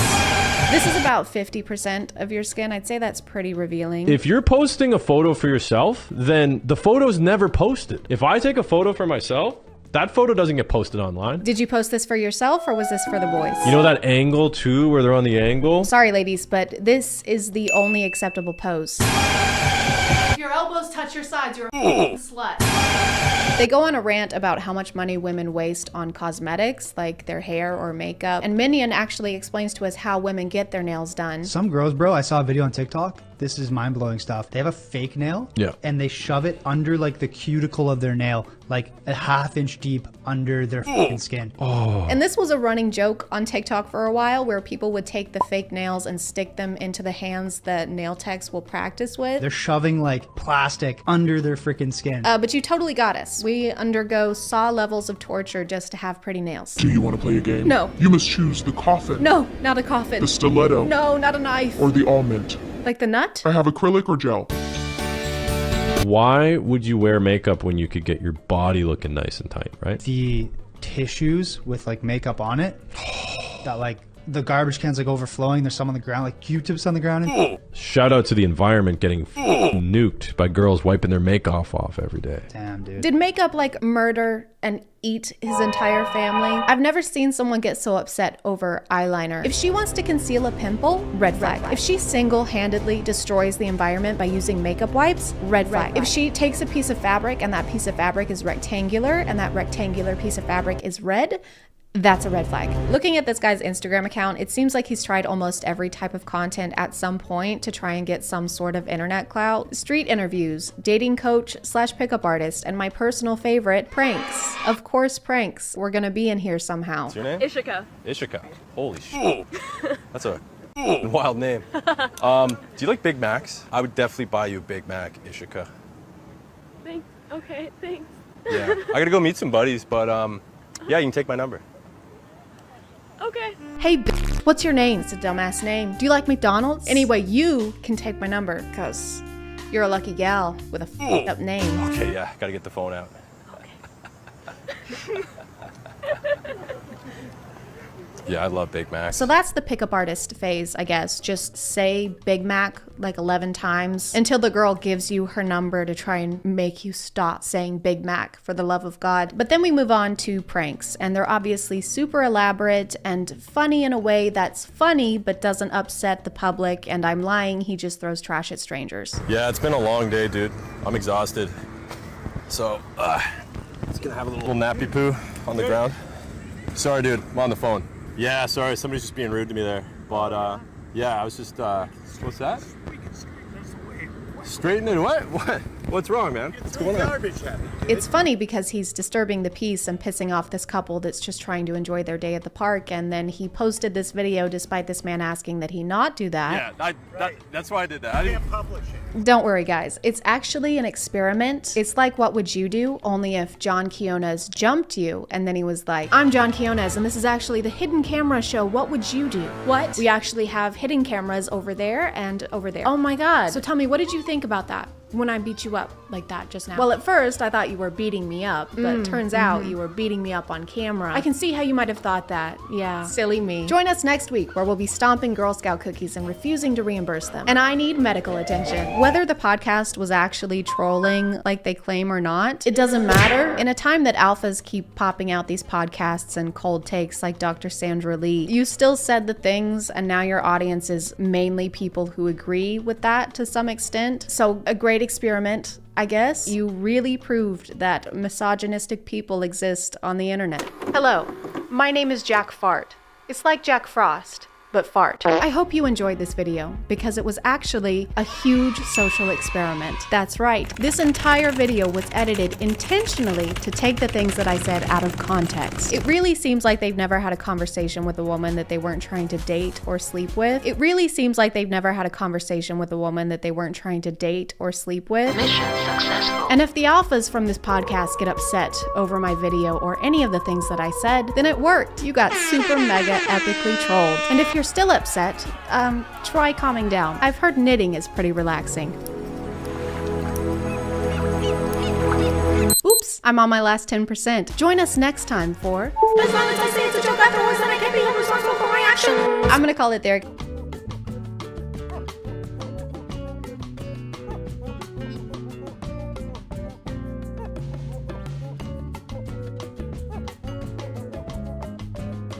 Hey guys, and welcome back to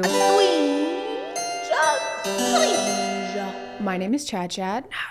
And it's been really cold and gloomy, and I'm tired of winter. I needed some greenery. And as I was viciously scrubbing green hair dye from my ears last night, I was thinking, you know what we haven't done in a while is watch some premium POV content. So we're gonna watch some of those today because they always seem to make me feel a lot better. Not really. I found this page, and this is the self-proclaimed Spider-Man of POVs with some romance sprinkled throughout. They're incredible quality, so that this time we get to watch the unnecessary lip bites and thumb licks in 4K. What an incredible time to be alive.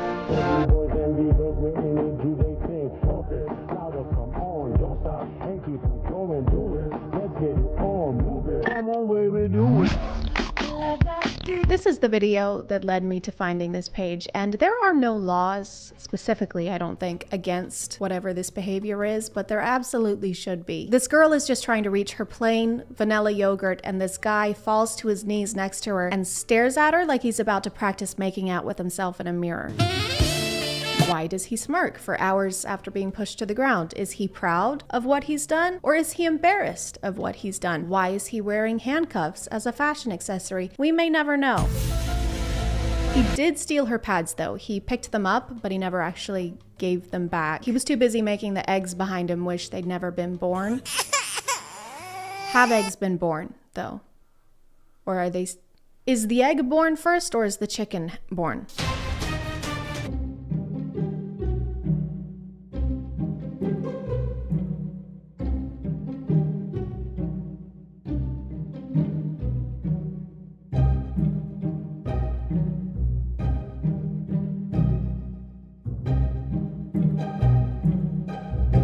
So this first POV seems to be a kind of tutorial on how to cheat on a test. So all you're gonna need is a classroom with only 2 students and an eraser riddled with toe jam. The teacher's paying super close attention, obviously, which is why he can't just hand it to his friend. Instead, he has to take off one shoe and then disappear behind his desk for nothing too conspicuous, just like 5 minutes. And then reappear and nod to his friend. Way less conspicuous. And you now have a fungal infection as well. He also ends up having to step on top of the shoe and super nonchalantly drag it across the floor. And the teacher still doesn't notice. So it's a very successful tutorial. I don't know if it would still work if the test was not multiple choice. Dude, hey, what'd you get for question 2? You mean the essay question? Hey, no talking. Come on, dude, please help me out. Here you go. Hey, you two, stop conversing.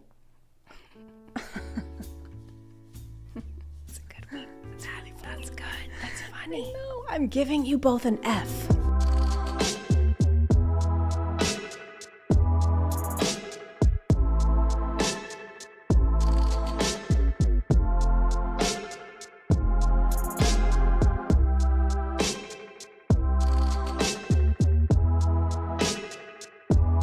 This isn't what we mean when we say we want to be swept off our feet. This girl must just live in constant fear. People are constantly taking shit away from her. She can't eat. She can't pick up a pencil off the ground. She's not even allowed to play with... What is the point of suspending her in the air anyway? It's not like they have a huge height difference. It's a lot of work for her to just be barely hovering above the ground. I've always wanted to share a truly passionate kiss. There's just something so romantic about staring deeply into each other's eyes while surrounded by the stars and Cinnamon Toast Crunch.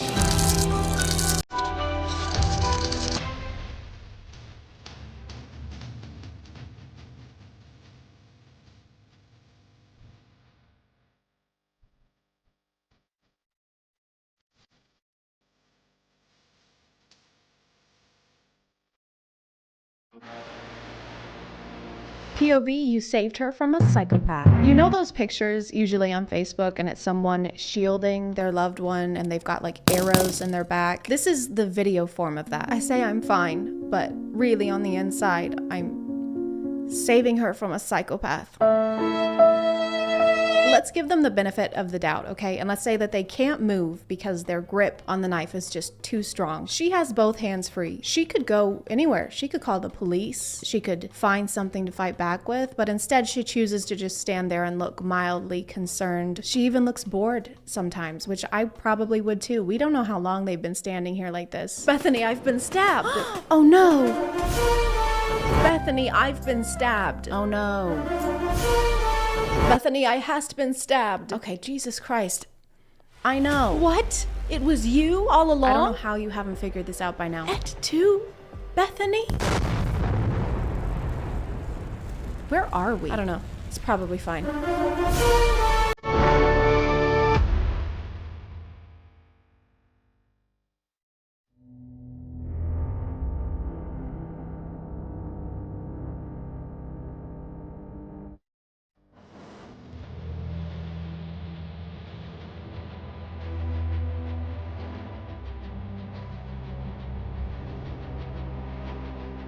So this girl is getting bullied again, some more, but thankfully Spider-Man stopped his NASCAR race in time to help out. I love the fact that Spider-Man revealed his suit just to do this, because then it's like he's been waiting for someone just to even steal a pack of gum so he can reveal his secret identity to the world. Pro tip, you actually don't have to be a superhero to stand up for someone who's getting bullied.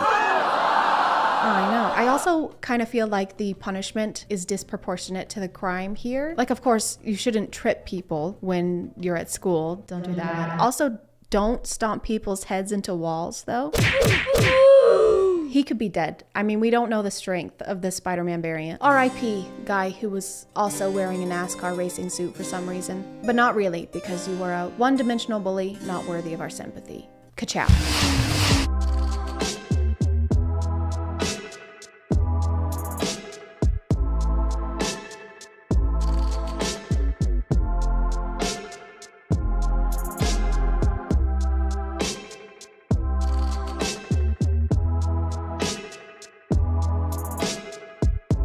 Yeah, don't even think about giving the popular girl homemade sewing kit cookies. Loser. She's way out of your league. Do girls only like pretty guys? The only way she would ever actually like me is if I didn't have to wear these doggone lensless glasses that somehow alter my entire appearance. Can we stop this trope in 2022? People with glasses are hot, okay? We have Velma, Milo James Thatch, Dwight Schrute, Edna Mode. Also, what is it with you guys and not wearing your shoes in class? They're just not allowed to wear shoes in class anymore because the teacher finally figured out how they were cheating.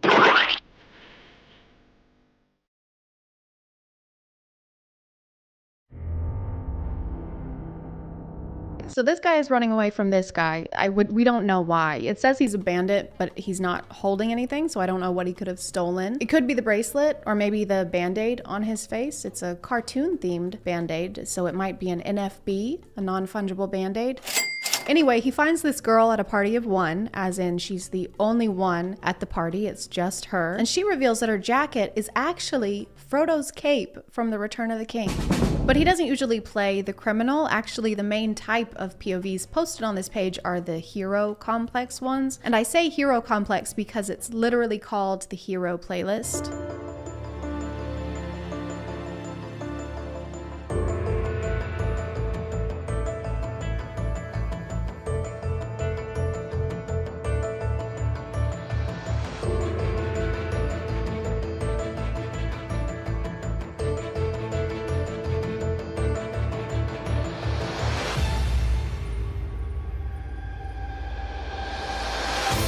The quiet kid got tired of being bullied and decided to take revenge. But don't worry, guys, I stopped him.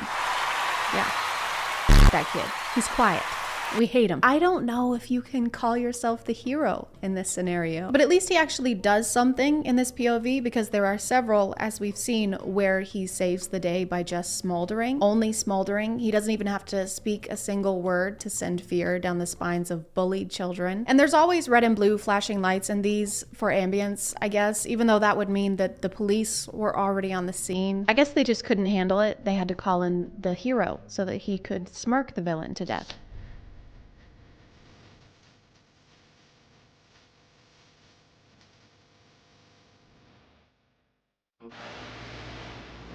They just stand for so long. Like, imagine a superhero movie where they just act like they're about to fight the whole time. You've gone too far this time, Dr. Squid. You'll never stop me, arachnid boy. Oh yeah? Well, what if I do this? Oh my god.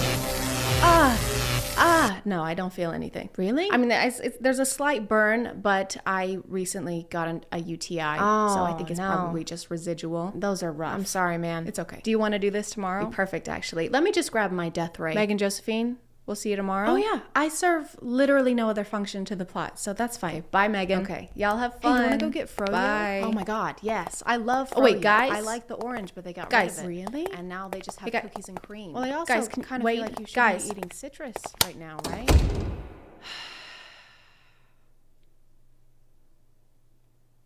My nose itches. I'm gonna call it there.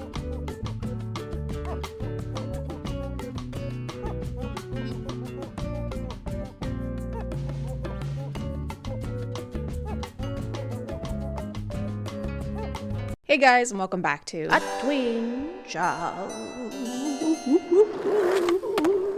My name is ChadChad. Not really. And I am a psychologist. You are a psychologist. Everybody is a psychologist. At least we would be on TikTok, where putting text on the screen means whatever it says is automatically and undeniably true. Like this one, for example. Psychology fact: if you aren't subscribed to ChadChad, your head will fall off and you'll never find true love. Don't believe it? Just look at this guy. They call him headless for more than one reason. He gets no bitches. Psychology in real life is, by definition, the mental or behavioral characteristics of an individual or group. But on TikTok, its definition is, why won't he text me back? Why doesn't she want to kiss me and smooch me on my face and my body and my butt? How do I force someone to love me genuinely and authentically using science? Tell me! And so a lot of TikTok psychology is focused more on love or how to handle social settings, which is less psychology and more just advice. Psychologists make studying human behavior their life's work. I don't know if they'd want to weigh in on whether your crush likes you back or not. That's kind of like hiring an architect to install your IKEA shelves. A little lower. A little lower. Just a little I bit helped lower. design the Empire State Building. I can't get any lower than this. If someone looks at you while they are laughing, they are attracted to you. If someone laughs at your joke, they totally want you. Doesn't matter who you are, where you are, it's going down. And then she said, no, that's a barracuda. Ew, dude. I'm sorry. Don't look at me when you do that. It was a funny joke. I couldn't help it. We're cousins. Oh my God, you're right. I feel sick. Are we going to jail? I'm gonna throw up. Psychology facts. Your school years are either the best or worst years of your life. This is really good because I was just wondering, are my school years gonna be the best years of my life or the worst years of my life? And then I read this and it didn't answer either of those questions. Whoever wrote this fact is the last person you want in charge of a weather report. Over here, we have a 50-50% chance of rain, which means it either will rain or it won't. We also have a 50-50 chance of a level 5 hurricane, which either means you and your family should take cover or go sit under some really, really tall trees. When someone starts thinking about you sexually, you may feel their presence even if you are miles away. So you become like a horny telepath. Yeah, I've basically got like a built-in Cerebro, but instead of detecting mutants, it detects big old boners. They call me Cyclops because of all the one-eyed monsters I find. There's a lot of comments agreeing with this and saying that they've also experienced it. I have felt this many times about the same person. Truth, and my ears are constantly ringing. I think you guys might have a medical condition. You don't have a psychic link, you have tinnitus. Man, Casey sure does have a fat ass. That is one massive dumper. She's got a colossal wagon, a tumultuous fart bucket. That's a prodigious derriere right there. Psychology facts you don't know. The first to apologize is always the bravest. The first to forgive is the strongest. The first to forget is the happiest. I didn't know those metal signs from Hobby Lobby were 100% psychology facts. Psychology fact: always be yourself. Unless you can be a dinosaur, then always be a dinosaur. Psychology fact: farmhouse. Psychology fact: gather chicken, trust drink, not the rest. Sometimes you get people talking about dark psychology, which is code for I'm gonna show you how to manipulate some people now by talking about things that I am in no way qualified to talk about. Here's a dark psychology trick to make anybody fall in love with you. This is 100% manipulation. I do not recommend doing this to anybody because it is super toxic, and I'm only making a video on it so you can at least be aware if it's happening to you. It's just a 3-step hot and cold technique. This is how to make anyone fall in love with you. Literally anyone, okay? Pedro Pascal, anyone you want, it doesn't matter. But don't do it though, seriously. It is super messed up if you guys do this, so don't even think about it, okay? So step 1. Emotionally and physically, you have to pull away from them because this is going to make them feel insecure, like shit, and most importantly, the need to chase and get that validation back from you that they just got addicted to. And then you just have to turn that on button back on again and start validating them. This is going to make them fall in love with you, but in a very unhealthy attachment style. It's kind of messed up to use second-person pronouns after that disclaimer at the beginning. I do not recommend doing this to anybody. The way this is phrased is literally like a step-by-step. And it even says good luck at the end. Good luck. Why do we need luck if we aren't supposed to do this? Okay, so here's how to restock the warehouse, okay? But this is a bad way. This is a bad way. Don't do it this way. Got it, okay. Take all the inventory, put it on the shelves. On the shelf. Take it back down. Take back down. Piss on it. Piss on it. Throw it all away. Got it. And then what's the correct way? What's the What's the correct way? Wait, where are you going? No, wait! Psychology hack to make her like you instantly. When you're interacting with a female, you have to use sarcasm. This shows that you're playful and it displays intelligence and humor, a trait that females love. It's also an effective way of making her laugh and experience positive emotions with you. I've never heard someone scientifically break down how to have a sense of humor. If you wish to enjoy the company of an attractive female, you must partake in the jovial exchange of wit. This will lead to an emission of tittering or even guffaws such as this. Ha, ha, ha. Ha. I don't like the way he says interacting with a female. Dude, you're describing a date, not an enclosure at the zoo. Hey Tom, you wanna grab a beer? Yeah, hang on, let me finish interacting with these females. Eat up, sluts.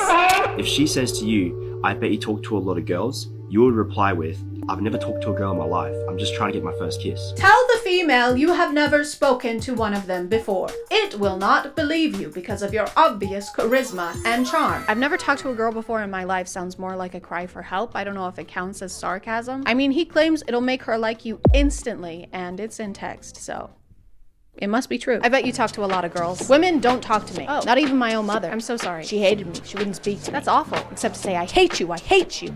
You ruined my life. You're just like your father. I am so turned on right now.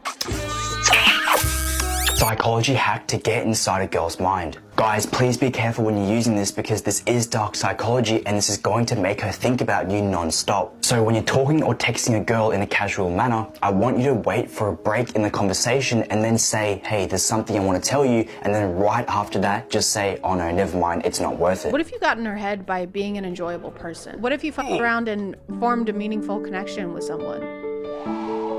As a joke. Videos like this just seem like a confession to me. It's like a self-report. You're basically admitting that you can't get people to go out with you without studying dark psychology hacks on TikTok. That seems like something you would maybe want to keep a secret. Yeah, females love me. As long as I make them question their sanity and play weird mental games that make me feel like I'm in control of all of our interactions. I think what they love most about me is probably how normal and chill and normal I am. And normal. This will make her go crazy and she's instantly going to be saying to you, what is it? Like, please tell me. And she's going to be going through so many scenarios in her head of what she thought you were going to say, and it's going to be stuck in her head for literally hours to days after you said it. And when you do end up telling her what was on your mind, you can just say something stupid and funny like, hey, I just wanted to tell you that I like food. Say something funny.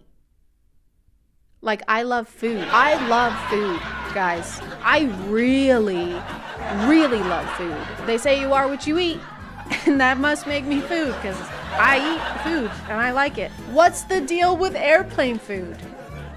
Because I love it. It's my favorite. I like it a lot. Ha, ha, ha, ha, ha. Some of these have this weird thing where they're basically dramatizing mental disorders in a cartoonish villain Shane Dawson documentary kind of way. Psychology trick to test if someone is a narcissist. If you suspect someone is a narcissist, tell them something that would make them look better by being your friend. For example, that your father actually owns a private jet that you use to travel around the world with. Now look them straight in the eye.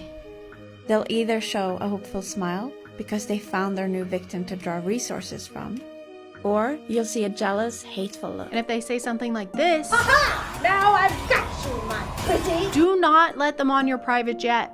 They may have bad intentions. Give me your shoes, bitch. She makes it sound like there are only two potential responses after telling your friends this. They'll either smile, which is bad, or they'll look jealous, which is also bad. Which one are we trying to avoid? Because both of these sound like terrible friends. It's also kind of hypocritical to do this in order to test someone else's psychological state, because you are literally lying to your friends in order to manipulate them and do some kind of DIY psychology test. You are also a terrible friend. What's that Bible verse about telling your friend they've got dirt in their eye? Hey, you should really get that dirt in your eye checked out. What do you mean? Who are you talking to?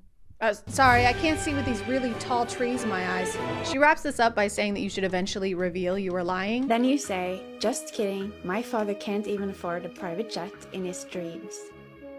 Their next facial expression will tell you everything. And then she doesn't tell us what facial expression will tell us everything, or what it will tell us, or what we're looking for. Sometimes it's like they aren't even trying to make it seem like they know what they're talking about. The most important part of roofing is, and I can't stress this enough, the most important part, and no one can argue this, absolutely no one. Someone could literally die if you don't do this part that I'm about to tell you. Hey, you can't be up here. Put that down. Are you stupid? No, I'm licensed. Yeah, right. Are you calling me a liar? Well, I ain't calling you a roofer. She also has another hack to tell us if our friends have bad intentions. Share a fake problem with them. For example, that you're about to invest $1,000 into something. Say that you don't have a lot of money, but you really believe in this investment. Now pay close attention to what advice they give you. They give you an advice where they end up getting a cut of the money.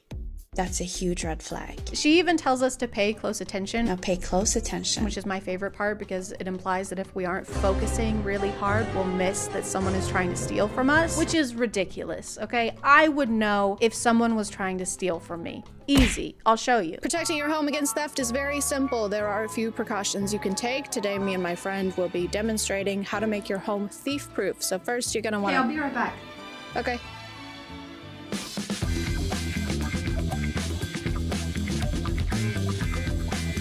First, you're gonna make sure all your doors are locked at all times. Windows also need to be locked. Keep everything locked. Number 5, get a good safe. Safes are great for your most valuable items. For example, watches, jewelry, your laptop. Sometimes it's a good idea to get up close and personal with your home to make sure there are no weak spots that could become entry points.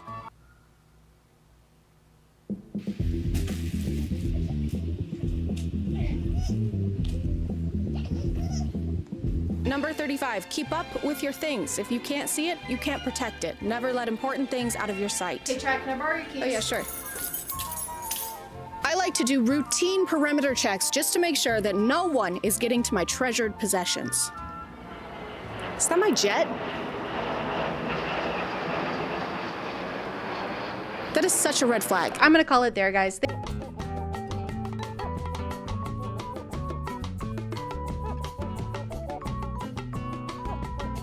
Hey guys, and welcome back to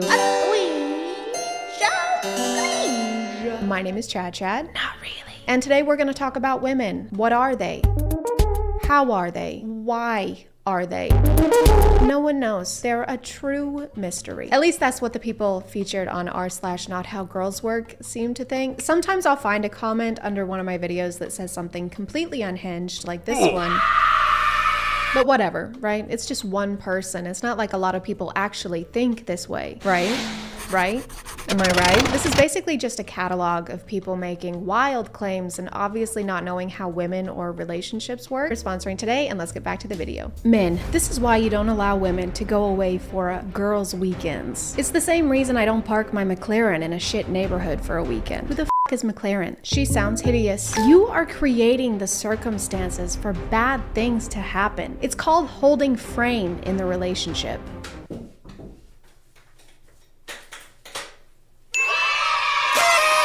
Why am I doing this? Some women will call you insecure or controlling, but it's not. It is, and we will. If she is unwilling to enter your frame and live within your boundaries, then let her go. Is frame like a metaphor for exploring each other's bodies? Are you willing to enter my frame now? Oh yeah, I'm gonna enter your frame.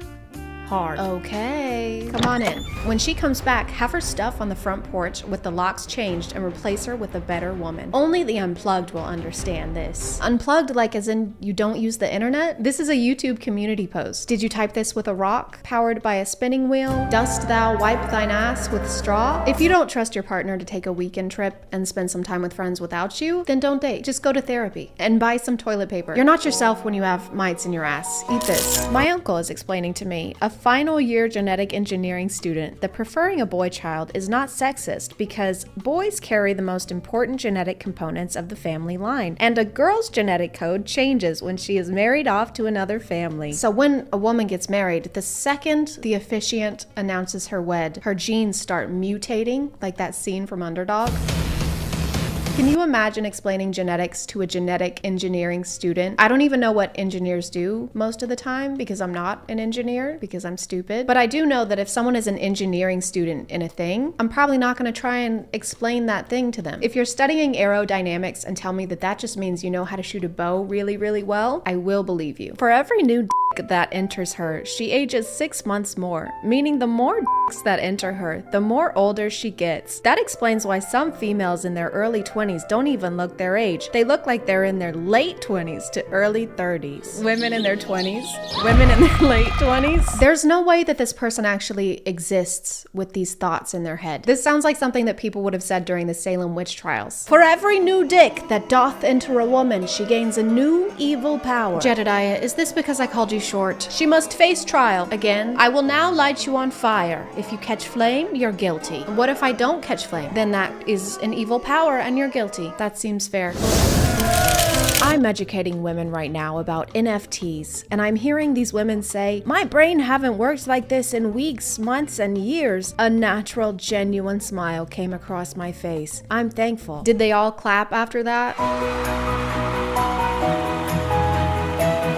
A natural, genuine smile came across my face. Why? They just told you that their brain hasn't worked in years. You need to call them an ambulance. He says women plural, so was this like a conference where he did this? Like a congregation of women? Has your brain not worked for weeks, months, or even years because you're just a silly woman? Come to my invite-only conference, NFTs for Dummies. I mean women. We take the woe out of woman. It's not ridiculous. Women are meant to be mothers naturally. It's a nature thing. Animals reproduce always, unless humans intervene. Do you never hear a cat say, no, not me, I'm going to be a mouse chaser? Can't have kittens. Animals also eat their own shit, though. Unless you're living in a lean-to in sub-zero temperatures with pine needle flip-flops, I don't think it's a nature thing really applies. If a woman has a perfectly healthy vagina, she will need and desire to be a mother at one point in her life unless she has been brainwashed to think and feel otherwise. Me. So in this analogy, when the cat says that she doesn't want to have kittens, she wants to chase mice, that's a bad thing. So do you think that only male cats should chase mice? In your ideal world, the male cat wakes up at the crack of dawn, grabs his briefcase, kisses the wife goodbye. She stays home and gives birth to a new litter every day with her perfectly healthy vagina. So basically you think the world should function like if the Cats musical met The Handmaid's Tale. 4'11 to 5'3. 5'4 to 5'8. Spoiled brat. 5'9 to 5'11. 6 foot and up, a man. What height can we be then? You just listed like all the heights. If you're a woman, you're not allowed to have a height. No measuring your length in any way. It's best actually if your height is 0. Just don't exist. Problem solved. If a woman dumps you, there's only one thing that you can do. All you can do is you just need to look at her and you say, okay. She instantly second guesses herself. What she's hoping, what she's praying for, what she actually thinks will happen is that you will get in a reactive state and you will get emotional. I don't know what it is with these self-proclaimed experts or like the people from the Girl Facts video that I did, but their solution to everything is just don't listen to women because they don't know what they want. You know what they want better than they know what they want, so just do whatever you want them to want. For many times, this is a massive test, and when you pass this test by just saying, okay, all right, leave then, when you're able to do that, I have watched women break down in tears and say, I was just kidding, I was just testing, I'm sorry. You should say okay if a woman says she wants to break up with you, because it means she wants to break up with you, and not that she's testing you in most cases. This kind of sounds like someone in 7th grade trying to convince me that they broke up with their girlfriend and not the other way around. I mean, I broke up with her, you know. Oh, I'm so sorry. She did say she wanted to break up with me first. Oh, okay. But it was just a test. I mean, she didn't really want to break up with me. So you guys are back together? No. When you're able to just look a woman dead in the eyes and you just say the words, okay, this shows massive strength. This shows massive strength. It's just saying okay, because not a lot of people can actually say that. It's a rare thing. Someone help! There's a massive monster about to crush the Empire State Building again. Okay. Oh, thank God. You saved us again, okay, man. Okay. No woman has ever broken up with you. Okay. I love you. I love you.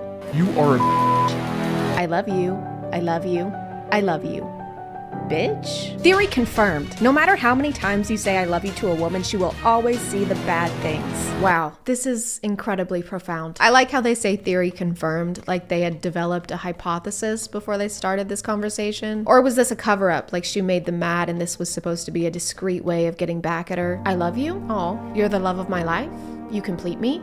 I fucking hate you, and I want to spend eternity by your side. Excuse me? See, this is why I never say nice things to you. There's a lot of science jargon here, which is strange because most of these people seem like they've never cracked a book. I think it's because they don't have any personal experience with these things, so they try to convince everyone they know what they're talking about by using really complicated words. So as opposed to saying something like women are sluts, they plug it into thesaurus.com. Not to pontificate, but the female gender and their promiscuous habits are irregardlessly taking away from their pulchritudinous appeal. This ubiquitous cacophony must be supercalifragilisticexpialidocious. Men, women are always evaluating your masculinity like a radar sending waves. They are observing you, even from a distance, as to what kind of man you are. Play along to your advantage. This one's actually true. Women are all beluga whales and use echolocation to find mates. This one's masculinity is mid. This guy calls himself a nice guy. This one sucks at chasing mice. Women, blue hair does not make you attractive or give you attention in any positive way. Natural hair is the way to go. Sincerely, all men. Exactly. I've no idea how a woman thinks a rainbow hair color is attractive to men. Example, a previously very sexy 20-something woman I know spent a few $100 in a high-end salon to look like this, thinking it was hot. Many women don't understand male sexual attraction. I don't know why so many people in this thread are against dyed hair. There's another one here. Not all women are attracted to men, and not every choice is made with the sole purpose of attracting men. Even if it was, I don't think that women with colored hair would date someone who tells them it's unattractive. That's usually not a good sign of compatibility. It's like they think women wake up in the mornings and our first thought is, how can I attract as many men as possible today? Today I woke up and went for a stroll in the forest. No husband will want a wife who wastes time on things like social media and education. I took a shower and got ready for my studies in child rearing and bread kneading. No makeup, of course, except for concealer, foundation, setting powder, neutral eyeshadow, blush, lip tint, mascara, and setting spray. Natural beauty only. Then I read for a short time and waited for my future husband to find me. Didst thou say short? Oh no, I said I read. She must face trial. What the f? I'm gonna call it there, guys.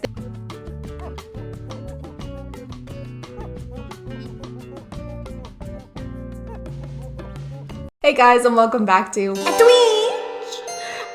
Cringe. My name is ChadChad. Not really. And yes, I know what you're thinking. I got a new shirt. I know that some of you are probably gonna be mad about this, but it's a wig. I didn't change the blue wig. I still have the blue wig. The blue wig is fine. Coraline is fine. It's all okay.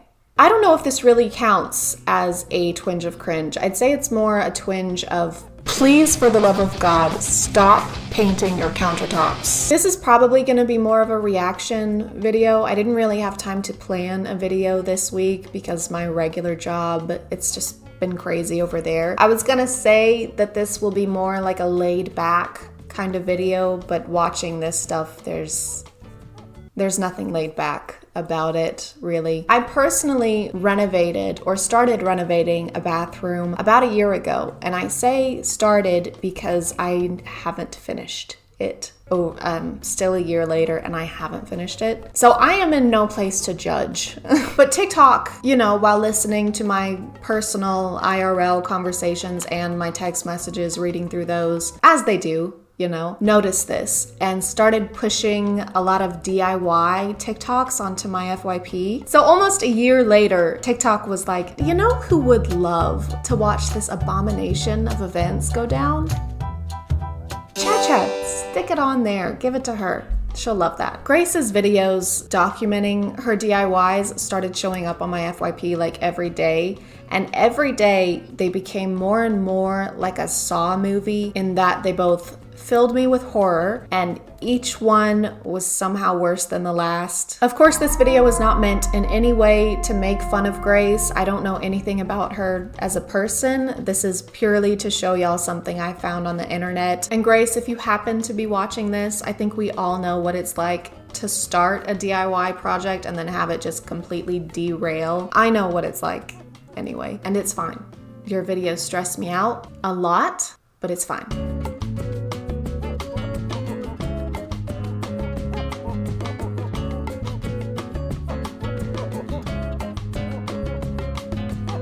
So we're starting off pretty tame. It looks like they've completely painted the bathroom floors with a matte black paint since it's covering everything, including the grout. But then they tried to add this stencil, which those are pretty popular on TikTok right now. And there is something kind of wrong with this stencil. The lines are bleeding more than me on my first period after the COVID vaccine. They're really bad and no one warned us. Why would they need to tell us anything about that? Where do y'all stand on the whole stenciling tile thing? Let me know, because I'm torn on it. I feel like on one hand, I think it looks good sometimes, and then on the other hand, I feel like in the future, they'll look at it how we currently look at 80s carpet over hardwood, except it's a lot harder to peel up layers and layers of paint than it is to just pull up carpet. They're getting white paint everywhere. That looks like a footprint. You can't have your work area be on top of your project area. That's like if Da Vinci used Mona Lisa's face as his painting palette. This is the TikTok that really blew up. She started out painting the countertop, which I think it looks pretty good. She doesn't get very close to it, but it's like a speckled pattern. But right after this, she tries to Command Z the floor. Okay, so everyone kept asking me for updates. I listened to a couple people who commented and told me to sand it. I tried that. Look, I even bought this fancy sander thing, but now all the layers are coming up. And I think we skipped something because now the countertops are green. Oh, and I painted the counter green, so there's no video of that happening. I don't know what the motivation was. I thought it looked good before and she could just change the floors. Like here, I'm trying to sand it to make it smoother. She even paints the sink or the basin or whatever you want to call it. She painted the fuck out of it. But I thought it looked better than the bugs, but now I'm just like, it looks like snakeskin help. It looks so bad. This actually made my stomach drop, and it's thick too. It's so thick. It's clumpier than a 100 grand bar. Just stop trying to fix it. Quit putting more layers of green paint on top of it. If this was me, Grace, at this point, I would just move. The amount of money, and I know it's a little late, and this has probably already been said in her comments, but the amount of money spent on the initial supplies for the renovation and then the many trips back could have paid for a professional crew to come in and finish this in like a day. And then each member of the crew and their families could have gone together on an all expenses paid vacation. And I'm no chemist, but acetone, paint stripper, paint thinner, and is that acrylic paint? I'm just waiting for the TikTok where this entire room is melting in flames, which, assuming no one was injured, might be a mercy. I think the next few weeks are dedicated to her getting the green paint off the countertops, and she does. She finally does. She gets it all off and then she repaints it again with just white and it looks great. She bought the actual stick-on tiles to put on the floor and she painted the cabinets this really pretty green color that I like. So things are starting to look up, right? Y'all, I was spraying the gloss on my cabinets. They were done. They were ready to go. Something happened with the gloss and it's like... She has to strip the paint off the cabinets also. Every time I think it's getting better, it doesn't. I think the fact that the different colors of paint are literally everywhere is making this experience way more anxiety inducing. I mean, it makes sense because she's just gonna redo the floor anyway, but drop cloths, newspapers, I'd accept a single strip of paper towel. She does redo the floor and it looks great. And then she decided that she wants subway tile around her tub, which yeah, that would look cute. Subway tile is cute. Except she already had subway tile around the tub. So she took peel and stick subway tiles and stuck them over the actual subway tiles. It's like she's never seen her bathroom before sometimes. It's like she looked at a completely different room when she planned this. Hey, architect person, did you finish the plans for the living room remodel? Oh yeah, totally. Here you go. Awesome, thanks. Hang on, this is a drawing of the current living room. Yep. This is supposed to be the remodel. Yep. So we're just tearing down the current living room. Yep. Then rebuilding it. Yep. Exactly the way that it was. Yep. Okay, well, isn't that just a little pointless though? Right, so I didn't look at the living room per se, but I did look at the pantry downstairs and just made the plans based off of that. So I think we should just go for it and cross that bridge when we get there. We are what? We're at that bridge right now. Huh. Weird. Does anyone know why this happened to my beautiful countertop? Please, anyone? Everything was like literally perfectly fine, and then I look over and this is happening. Huh? Oh, I'm just pulling out the gray hairs this experience has given me. She pulled the paint off the counter again. She had to peel it off again. She paints it white again. I guess she just had to use a different kind of paint. Y'all, I'm thinking about changing the color of counters to like a deep orange. Let me know what y'all think. I don't know how I feel about this one. Like, I don't know. I feel like it would look kind of good. Like, no, I think you should stop touching the countertop. Just leave it the fuck alone. No orange. Just stop it. So thank God she doesn't do that. She finishes the floor and it looks amazing. After all the blood pressure spikes and anxiety this account has given me, it looks good. Honestly, this is a great example of TikTok coming together as a community and working together. Every once in a while, she'll post something like this and all the comments will just be yelling at her. She didn't do the orange countertops. I think the comments convinced her to put down the paintbrush and stop trying to change everything. And I was gonna say y'all deserve some kind of award, but I guess it was all just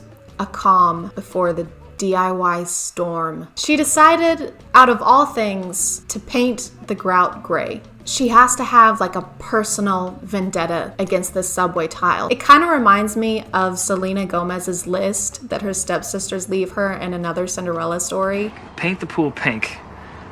Regrout the tile. Vacuum the driveway? This is ridiculous. Just slapping paint on everything. And guys, she puts faux wallpaper, faux brick wallpaper next to the tub with the subway tile.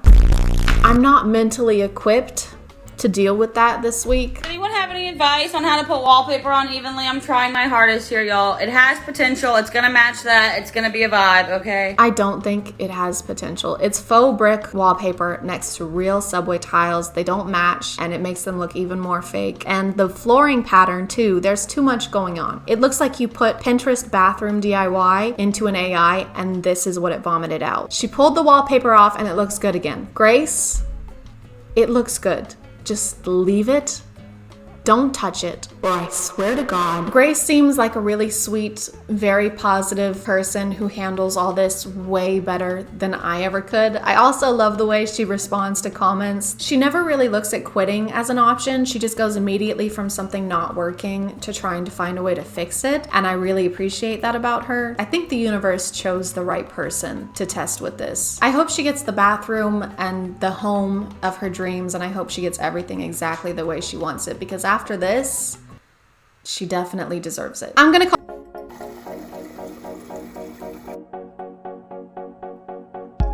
POV, you're drinking water. What?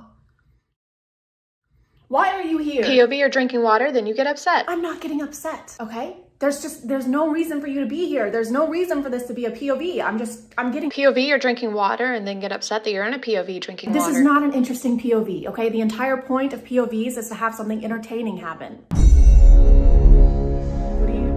Stop. What are you gonna say? POV, you're getting water, then get upset that you're in a POV getting water, and then Nessie from the 2000 film Water Horse descends from above and crushes you. Oh, God.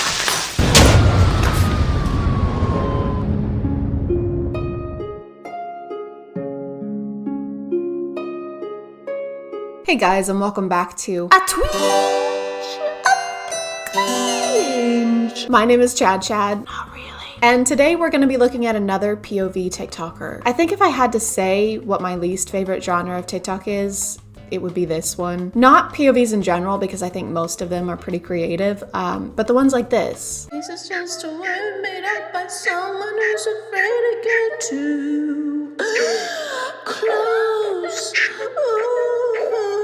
Oh, so close. Ooh. Where there's absolutely no plot, no original idea, just regular, everyday interactions replicated by a man with the confidence of Ben Shapiro after buying this wood, this board, This magnificent piece of poplar. This is Dylan Zippay, and he somehow found his way onto my FYP, probably after watching hours worth of Repnick TV's TikToks, and it hasn't. Don't even know why I have a phone, right? Nobody hits me up and I'm stuck. Never had someone I could call my own, right? It just hasn't really recovered from that yet. First, I need to address the controversy he's been in. He's been exposed by at least one girl who provided screenshots of him trying to talk to her despite the fact that she was 13 or 14 years old. He says he's 17 and class of 2021, so he's probably close to turning 18 if he hasn't already. But someone found a Tinder profile where his age is listed as 20. Regardless of which age is accurate, it's disgusting. He posted a half-assed apology video saying that he didn't know their ages, but starting out on his TikTok page, he posted a lot of content like this, where he's reaching out to girls and clearly trying to find someone to have some kind of relationship with. If you're someone with a decent online presence, which I would say he does, and are making this kind of content, it is 1000% your responsibility to make sure the person you're talking to online is old enough to be talking to you online. So yeah, definitely wanted to address that. I have no problem calling his content cringy or basically poking fun at his TikToks in this video. I don't believe in making fun of people's physical appearances, so please keep that in mind for the comments, because I had to delete several on my Gabby Hanna video for that reason. So I think the first video I saw of his was this one. And I think it sets the perfect precedent for his content.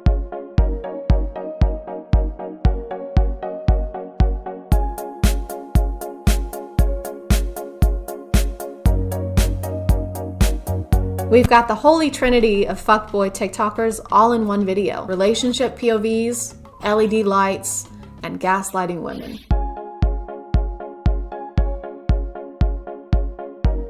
Do I love you? Hell no. Why are you offended? I was just kidding. It was obviously a hilarious joke. God, why don't women have a sense of humor? Oh, Nana. What you done started? Oh, Nana. Why you gotta act so naughty? Oh, Nana. That's just a complicated way of telling us that you have a ball-busting fetish. Also, is your girlfriend Lady Dimitrescu? Because if not, that slap landed squarely in her face. I hear your heart beat to the beat of the drums. Doom, doom. Oh, what a shame that you came here with someone. It's a good thing TikTok is updating its max video lengths to 3 minutes, because it's gonna take you a lot longer than 15 seconds to break down the door like that.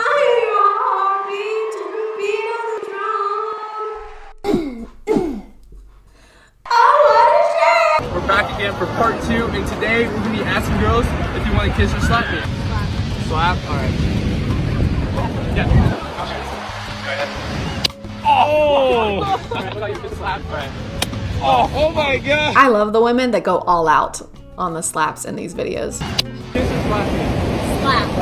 Okay. Don't do it that hard, please. Okay. I'll slap him hard. Alright, that was worth it. Okay. Oh, sorry. It's okay, no worries. Like, dude, they just want to chill on the beach. They just want to hang out with their friends. They don't want to have to worry about this strange man with a camera in their faces, recording them as they awkwardly yet politely reject this guy over and over again.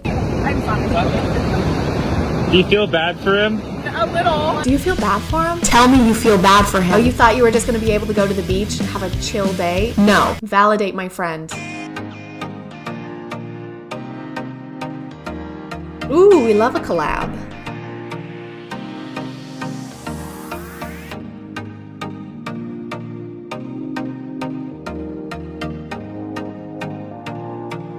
I love how laid back this confrontation is. Hey bro, did you sleep with my girl? Yeah bro, last week. Aw, for real? Yeah, she was fine as hell. Why would you say that to me? We did stuff together. Again, very unnecessary to say to me. I do not at all need to know how it went. Sexy stuff. Okay, well, I guess you trying to fight? Yeah, sure. Dun, dun, dun, dun.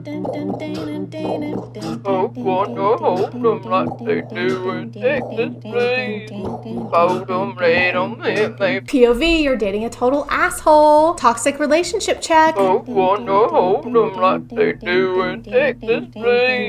don't understand what the point of this is. I'm sorry if it's annoying when I try and break down confusing ass TikToks, but I just want to understand what his thought process was, if there even was one. So is he supposed to be a dick in this POV, or does he think that this is an acceptable way to treat your partner? Either way, it's bad. I don't like it. And nothing happens in this. Why is this a TikTok? He's reacting as if he has some kind of aversion to games. Hey babe, I'm bored. Do you want to play some games? Jesus Christ, no! Are you insane? I mean, unless she's trying to play Monopoly, that would make this totally reasonable. Are you insane? After watching most of his TikToks, I tried to find him on other stuff and I could only find his Instagram account, and I wasn't expecting what I found there.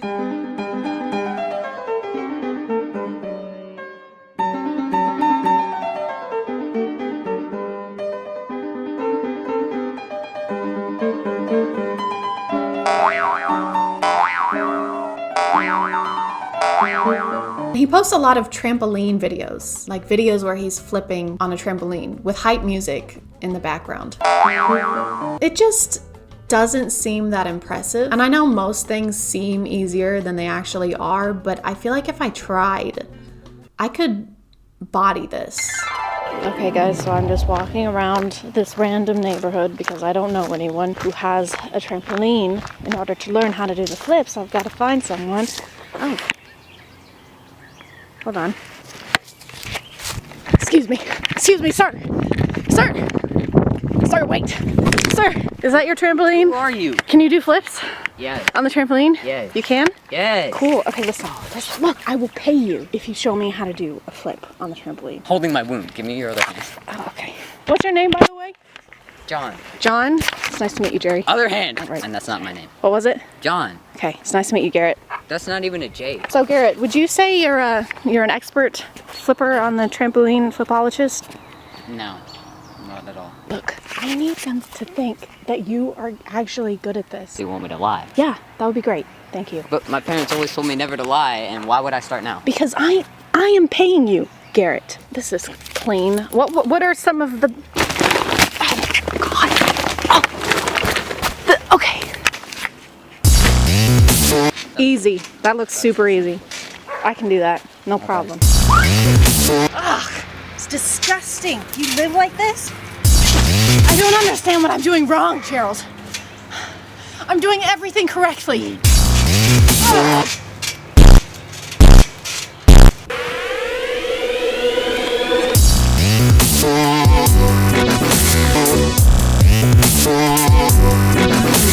That was it? Yeah. Okay, well, I'll take that. Thank you. That's it? I think I've learned everything I can learn. I appreciate it. What's going on? Who are you? Oh, it's okay, Mom. She's paying me. Yeah, I'm paying him. Who are you? To show me what how are you doing on my property? To show. I think you show. need to leave. Okay. Do all I right. Okay. All right. Thank you, Gerald. I'm not Gerald. I'm gonna call it there, guys. I made a post about us reaching 8,000 subscribers on Twitter and Instagram. If you want to follow me over there, I'll put it here somehow. Again, thank you so much for all the support y'all have been sending me. It means we get started. I just want to say I think you're all pretty ugly. Ew.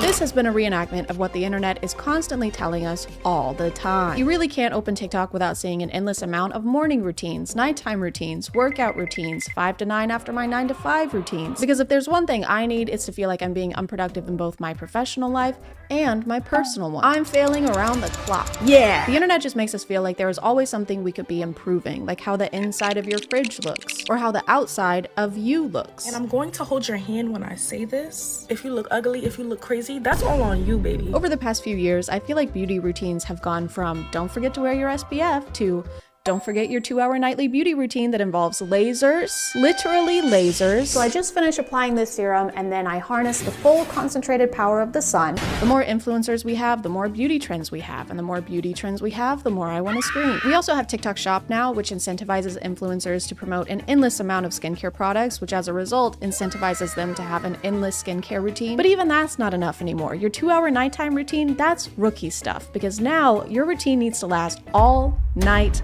long. Put my bonnet on, my skin garment, and then my lipstick on. So good night, guys. Good morning, guys. One of the newer beauty trends is what TikTok likes to call a morning shed, and no, that is not a euphemism for waking up with a boner, even though sheds are made of wood, and it would make complete sense if it was that. A morning shed is a routine that happens before your actual morning routine, where you remove all of the products that you wore overnight.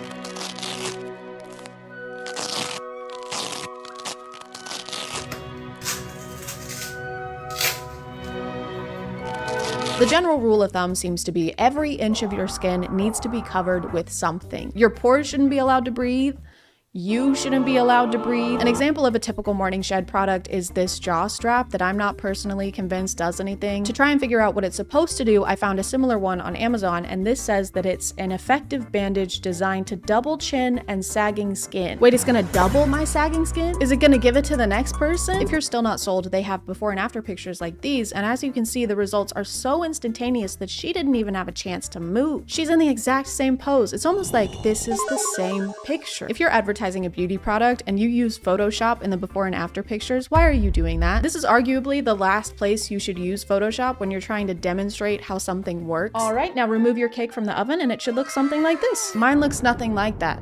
Must be a personal failing. You should really let this affect your self-esteem. Hey, she used magic. I saw her use a magic wand on that. What? You used magic? Just a little bit. That's cheating. Toadu Can't Bake says what? What? No! Dang it. The official slogan for morning sheds is the uglier you go to bed, the prettier you'll wake up. And I don't like any of that. Firstly, they're not going to bed ugly. They're not ugly. They're just going to bed uncomfortably. Extremely so. Like in some of these videos, you can see the indents that this jaw strap will leave in people's skin. And sometimes people will even wear 2 of them at the same time. I don't know about the science behind this, and I haven't deep dived to find out if people really do see results, but if the claim is that wearing this will eventually change your jaw because it's pressing against it, wouldn't that mean that it would also change everywhere else it's pressing against? Like, wouldn't the top of your head also change over time? Sure, I have a dent in the top of my head and a dent in the both sides of my head, but look at this jawline.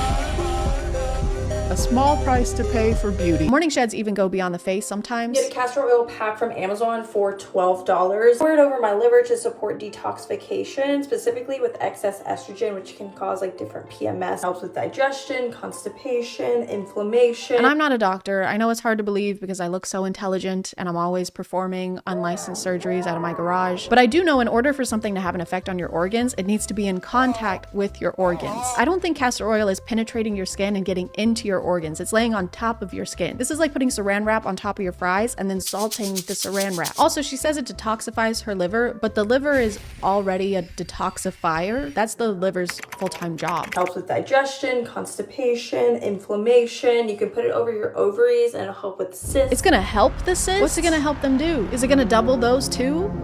I don't want them to do that. Another trademark of morning sheds are wrinkle patches, which you can wear just about anywhere really. Your forehead, your under eyes, your neck, your chest. We tend to focus our skincare on our face, but what about the other areas that we often neglect? For the chest, I fully trust the reusable Sia chest lift patches and their preventative and corrective effect. Just because we're not constantly monitoring the aesthetic of every single inch of our bodies doesn't mean we're neglecting them. I love how this is worded like you're doing something wrong if you're not using this product. We tend to focus our skincare on our faces. At least you do. And you're a massive piece of shit for that. We just keep expanding to new body parts that need wrinkle patches, but we're not going to be able to keep up. Every part of the body is going to wrinkle because every part of the body is covered in skin, hopefully, unless you're Gus Fring. So what these brands really should do is think ahead and invent a full body wrinkle patch. You just slip it on at night and take it off in the morning like a cocoon. Having to shed in the morning already makes us sound like cicadas, so we might as well act like one too. Good morning. Morning. You shedding today? Yeah. You? Yeah. Another product I see a lot is mouth tape. Mouth taping has gotten pretty popular. This is where you put something over your mouth to keep yourself from breathing through it, and the TikTok claims are that this will eventually improve your jaw and face shape. Day 1.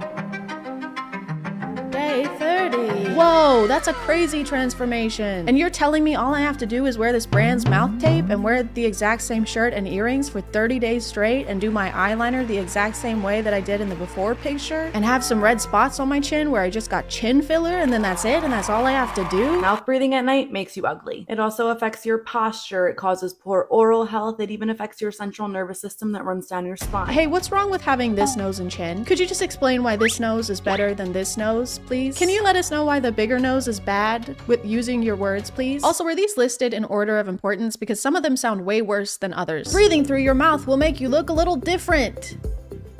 It'll also completely shut down your nervous system and you'll die forever from it. I really can't stand the fact that pictures like this and this are what they're using to try and sell us on mouth tape because people just look like this. Not because they're unattractive, not because they're doing anything wrong, not because they're not buying your product, but because they just are. And they use these images and say things like, please don't walk outside if your jawline looks like this. There are families out here trying to enjoy their summer. If your jawline looks like this, you don't deserve to see the sun. If your jawline can't cut glass, then you also can't cut it as a human being. But don't worry, you can fix this. You've probably just been a mouth breather this whole time. Okay, good. All right. Phew. It's fixable. How do we fix it? All you gotta do is start using this mouth tape. And it's super easy to apply. All you gotta do is just gently put it on your mouth. Pack of these will usually be over $50. But you know I got you guys. I have a link down here for under $20. Okay, all we have to do is buy this product he happens to be selling and happens to make a profit from. I like this guy. If there's one thing about people who want your money is that you can always trust them to be upfront with you. I do like that he dedicated a whole PowerPoint to letting us know how ugly we are. Hey, do you look like this? Well, don't. Cut that out. Whenever you walk outside, people scream and cry. This is your mom crying because of how ugly you are.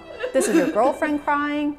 This is your dog crying. This is good for a mouth breather so you don't look like this. I used to look like this and now I do not because I use mouth tape and I also use the chin garment or like the neck strap, whatever. But if you sleep with your mouth open, that's probably what you look like. And it helps you sleep with your mouth closed and also helps you It doesn't help you breathe through your mouth.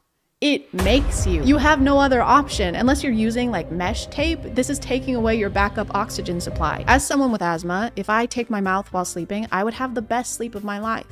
Because it would be the last sleep of my life. Saying mouth tape helps you breathe through your nose is like saying the cannon helps you walk the plank. What else are you supposed to do? It really seems like they're throwing everything at the wall because suddenly everything can be linked back to not using mouth tape. Did you also know that mouth breathing has been linked to a ton of health conditions, including anxiety, depression, sleep apnea, insomnia, high blood pressure, heart failure, and dental abnormalities. Guys, this is what's causing anxiety and depression. It was never trauma or being raised by a father who didn't think women should be allowed to vote. It was my breathing. I guess I really was the issue all along. I guess you can claim anything is caused by breathing incorrectly when breathing causes everything. Breathing is a main building block in how our bodies function, so this is a very correlation versus causation argument. The victim was breathing at the scene of the robbery. The suspect proceeded to fire 10 arrows into the victim's chest, as well as an additional arrow between their eyes, which seems a little over the top. We have concluded from the evidence that the victim's cause of death was that they stopped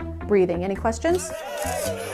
Yes. Would you like to keep the murder or double it and give it to the next person? Double it. Great. I should mention that almost all of the videos that talk about mouth taping are sponsored by mouth tape. If you search mouth tape on TikTok, you'll have to scroll forever to find a single video where the creator doesn't earn commission somehow. And that's probably because these mouth tape pieces cost literal pennies to manufacture. So this is the ideal product for TikTok shop owners. There's a big profit margin and they can make it even bigger by going on TikTok and giving people new insecurities until they use the product. The product. And you don't just need more products for your face, you need more products for your hands too. This is a routine to maintain your hand beauty. As you can see, it's 15 steps, which is also how close I am to jumping off a bridge. We start off with a cleanser, then we dry the hands, then we get the hands wet again, then we exfoliate and moisturize, nothing too crazy. Then you shave the hairs off of your hand because our hands also need to be bald like every other part of our bodies. Looking at all of these has made me pretty tired, so I should try and get a really good rest, and the only way to do that is by following all of the steps in these videos. Okay guys, it's 11:14. Zoom in on the time, show what time it is. We're not lying, we're not freaking lying. And guys, because I'm an old woman, that means that it is time to get ready for bed. A little spit on that. This is everything we need for our morning shed routine. We'll just do a quick little haul. This is a Hydro Boost Hydrating Hydrogel Mask. It's 100% hydrogel mask. Leave skin supple and hydrated. I don't like the word supple. It says leave on for 15 to 30 minutes, so I think if we leave it on for about 8 hours, that should be fine. Can't forget the lips. This is a vegan collagen lip mask, moisturized and plump, made with wild cherries panthenol. I do leave for a trip the day after tomorrow, and if I wake up with just rashes and irritation all over my face, it's gonna be really cool for me. This looks like a really small bra. This looks like you put boobs in it. And last but not least, don't forget the hands. The hands need to be beautiful and youthful and bald. And you know what? I decided, why stop there? Why not take it a step further? A step, because it's feet. For severely dry skin, I don't have that. And last but not least, we have our mouth tape. Now, I tried to buy mouth tape that was kind of like a mesh so that I could survive the night. And as you can see, that's not mesh. All right, that's the haul. Now it's time to put the haul on my face and my hands, my feet. Head, shoulders, something, knees and toes. What are the words? Head. So no head? Head. Alexa, play Baby by Justin Bieber. Alexa, play Beethoven's Fifth Symphony.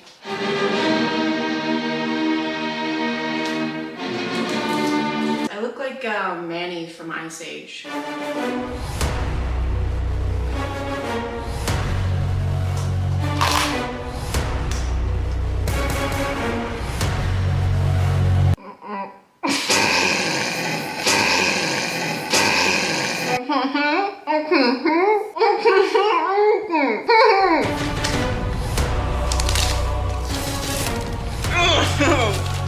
I can't get the other one.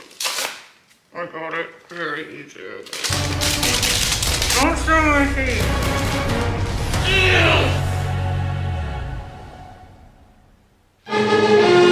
Time to go to bed.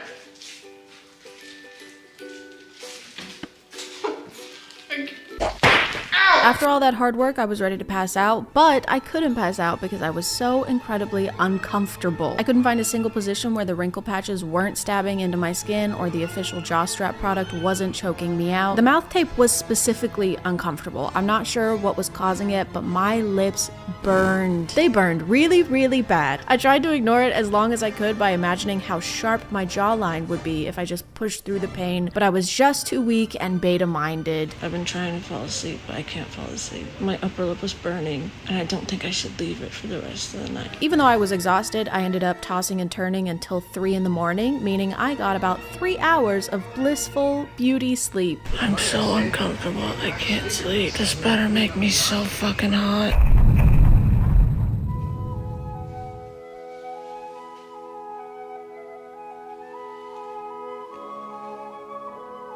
Am I hot?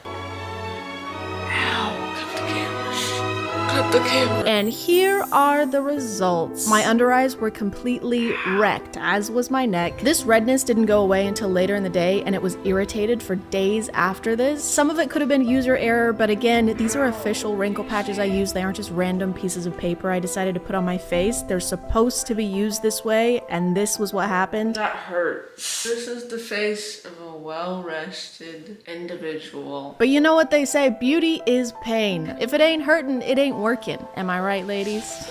There is no greater pain than the knowledge that I will never be enough. After this experiment, I had more questions than I had answers. Why did I still have lines in my skin? Why didn't I feel sexier? Why do I sound like that when I'm wearing my retainer? Top of the morning to you, ladies. My name is Sexcepticon. And I pondered these questions for many days, racking my brain, trying to figure it out. And after all that reflection, I was able to formulate the perfect beauty routine. I found a routine where you don't have to put wrinkle patches on every inch of your body, where you can actually get good sleep and be considered attractive. A routine so good, basically no one will feel the need to criticize every aspect of your appearance 24/7. And it's pretty easy, so I went ahead and filmed a tutorial for that one too. Step 1.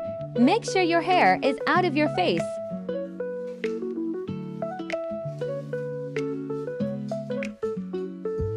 Step 2. Be a fucking man.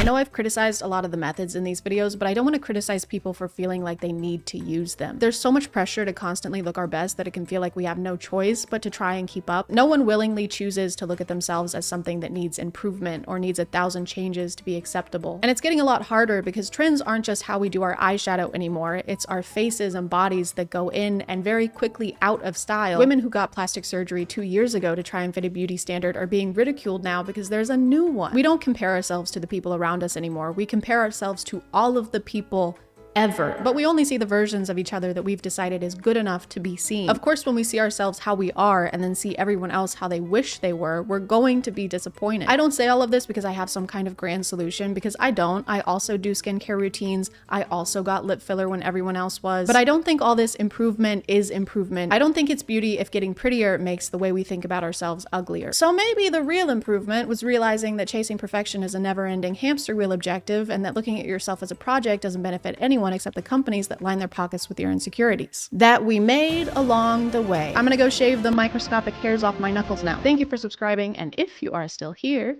thank you so much for watching. I appreciate you clicking on my video out of all the videos that are on here. I hit myself really hard, and I'll see you guys next time. Okay, bye.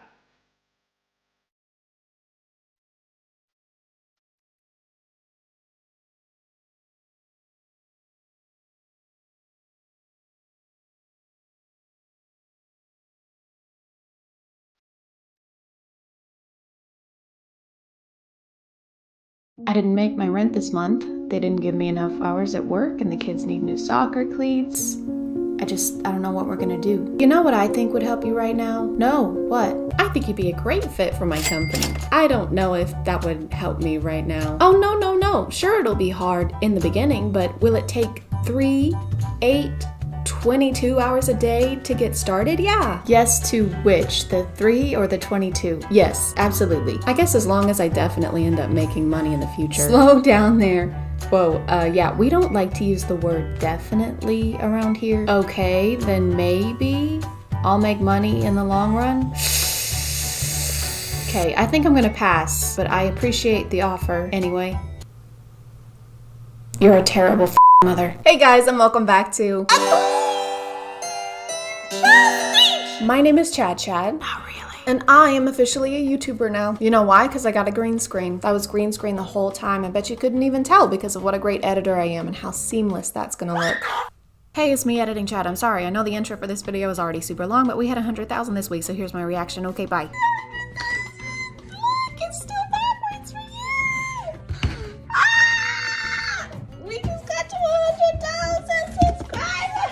Okay, seriously, thank y'all so much. Welcome to all the new Chadlings. I love you guys. Okay, bye again. One of the most fascinating parts of a new social media app coming out is watching the claws of MLMs slowly reach out and wring it by the neck until it's dead.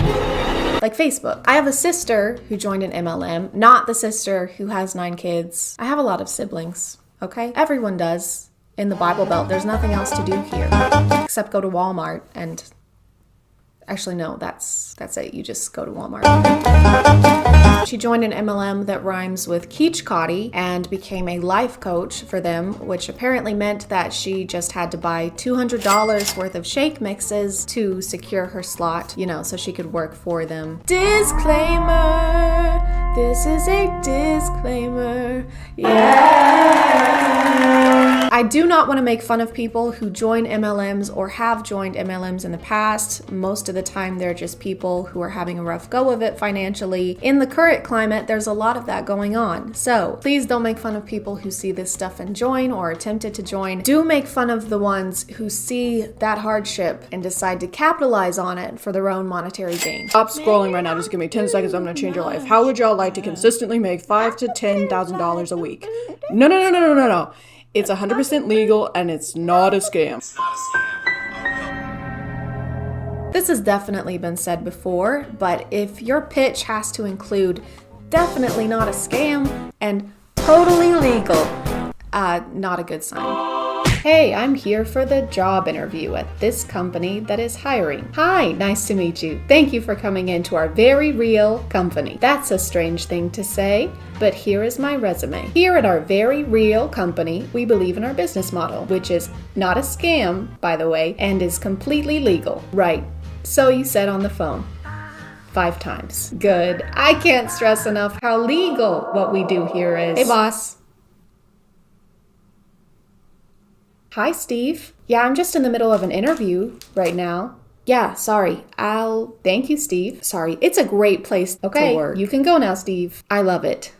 Go now, Steve. How many hours did you work yesterday? I worked 7. 7.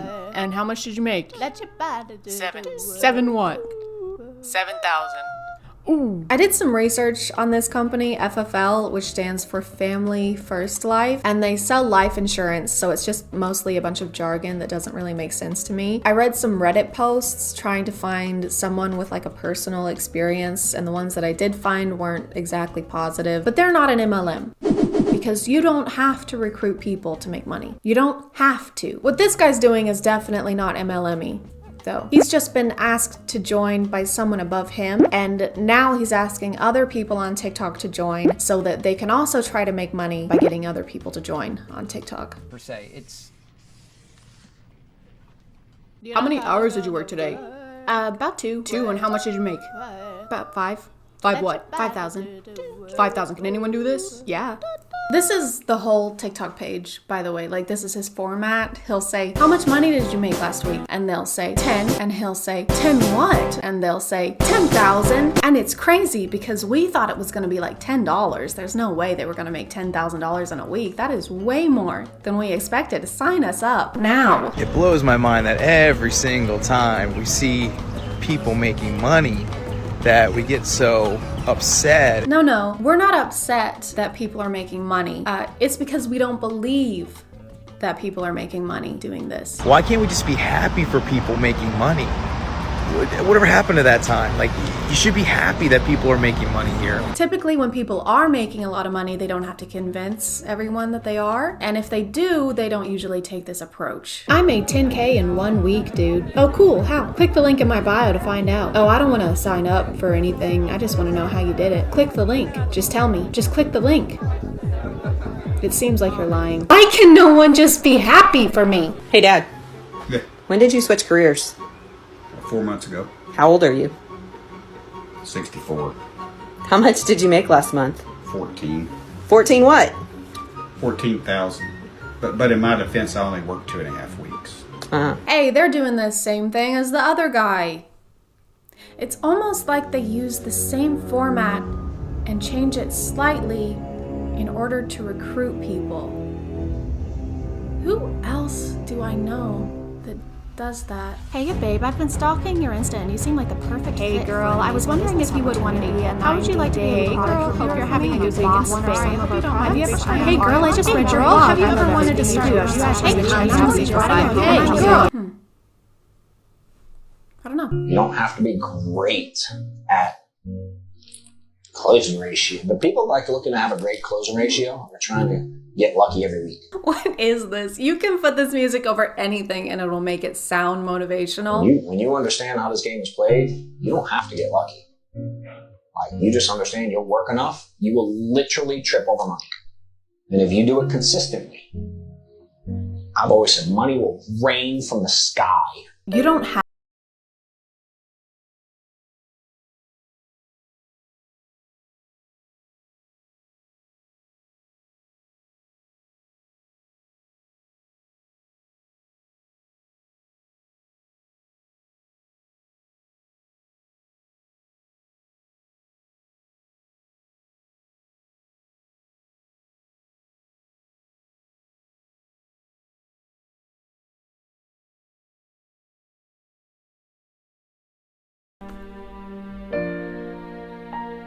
Now get out there and give some wedges. Hey Jane, what does a average full-time 40-hour-a-week agent make here at FFL? At least $250,000 a year. Hit us up if you're interested in making $250K a year. They also use copyrighted music. Hey, what does the average full-time 40-hour-a-week agent make here at FFL? At least $250,000 a year. Just call us to learn more. Word for word? Really? You couldn't add a sprinkle of personality to the script? Hey, what does the average full-time 40-hour-week employee make here at FFL? At least $250,000 a week. We team FFL out here. On God. $1,000, that's the script right there. $1,000, she just read it from that sticky note. I'm not really doing that, unless I'm right, which I am. Only $1,000. I also want to talk about how unprofessional some of these people are on here, aside from their shameless copy-paste formats in their TikToks. They address anyone who is suspicious of their work model or has concerns as haters, of course, and will not, for the life of them, tell you what they actually do. People say this but have nothing to back it up or to help people learn to do it. All you have to do is ask. Sweet, okay. So we just have to ask. I would like details. Bio. In Las Vegas? Bio. Info please. Bio. Okay, fine. For fuck's sake. I'll click on the bio. Instant access. Instant no, I'm not giving you my phone number. My own mother doesn't have my phone number. That's a joke, by the way. I talk to my mom every day. I want to do this, but is it just scamming people? No, just no. No, no more details, no assurances, just no. I would like to buy this item, but I do not know if it's worth the money.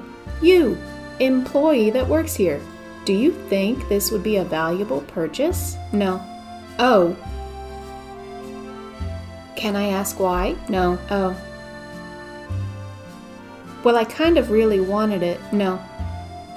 You don't work here, do you? Nope. These kinds of videos, whether it's technically an MLM or not, feel icky to me. I don't like the fact that these companies, maybe not this one in particular as much, but they tend to go after women with kids who are looking for a way to make money but still be able to stay at home where they can set their own hours and be their own boss, because that's perfect for their situation. And yeah, who wouldn't want that when the alternative is going to a job for 8+ hours a day and then sending 90% of that paycheck to a daycare.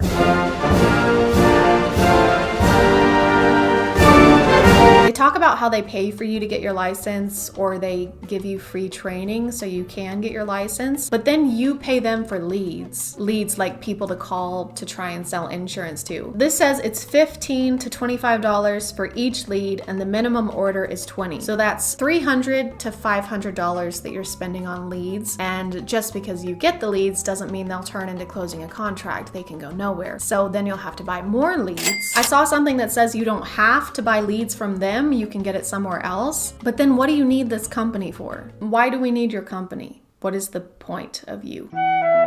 Oh, sorry. It's for the amazing TikTok scripts in the mass emails that they send to recruit people, even though you don't have to recruit people to make money. If you click on the link in my bio, you can make $250,000 at least in your first year. I made 20 last week. 20 what? 20,000. Feel free to correct me on anything I might have gotten wrong in this video. I do post once a week, so sometimes stuff can slip through the cracks while I'm researching, but I'm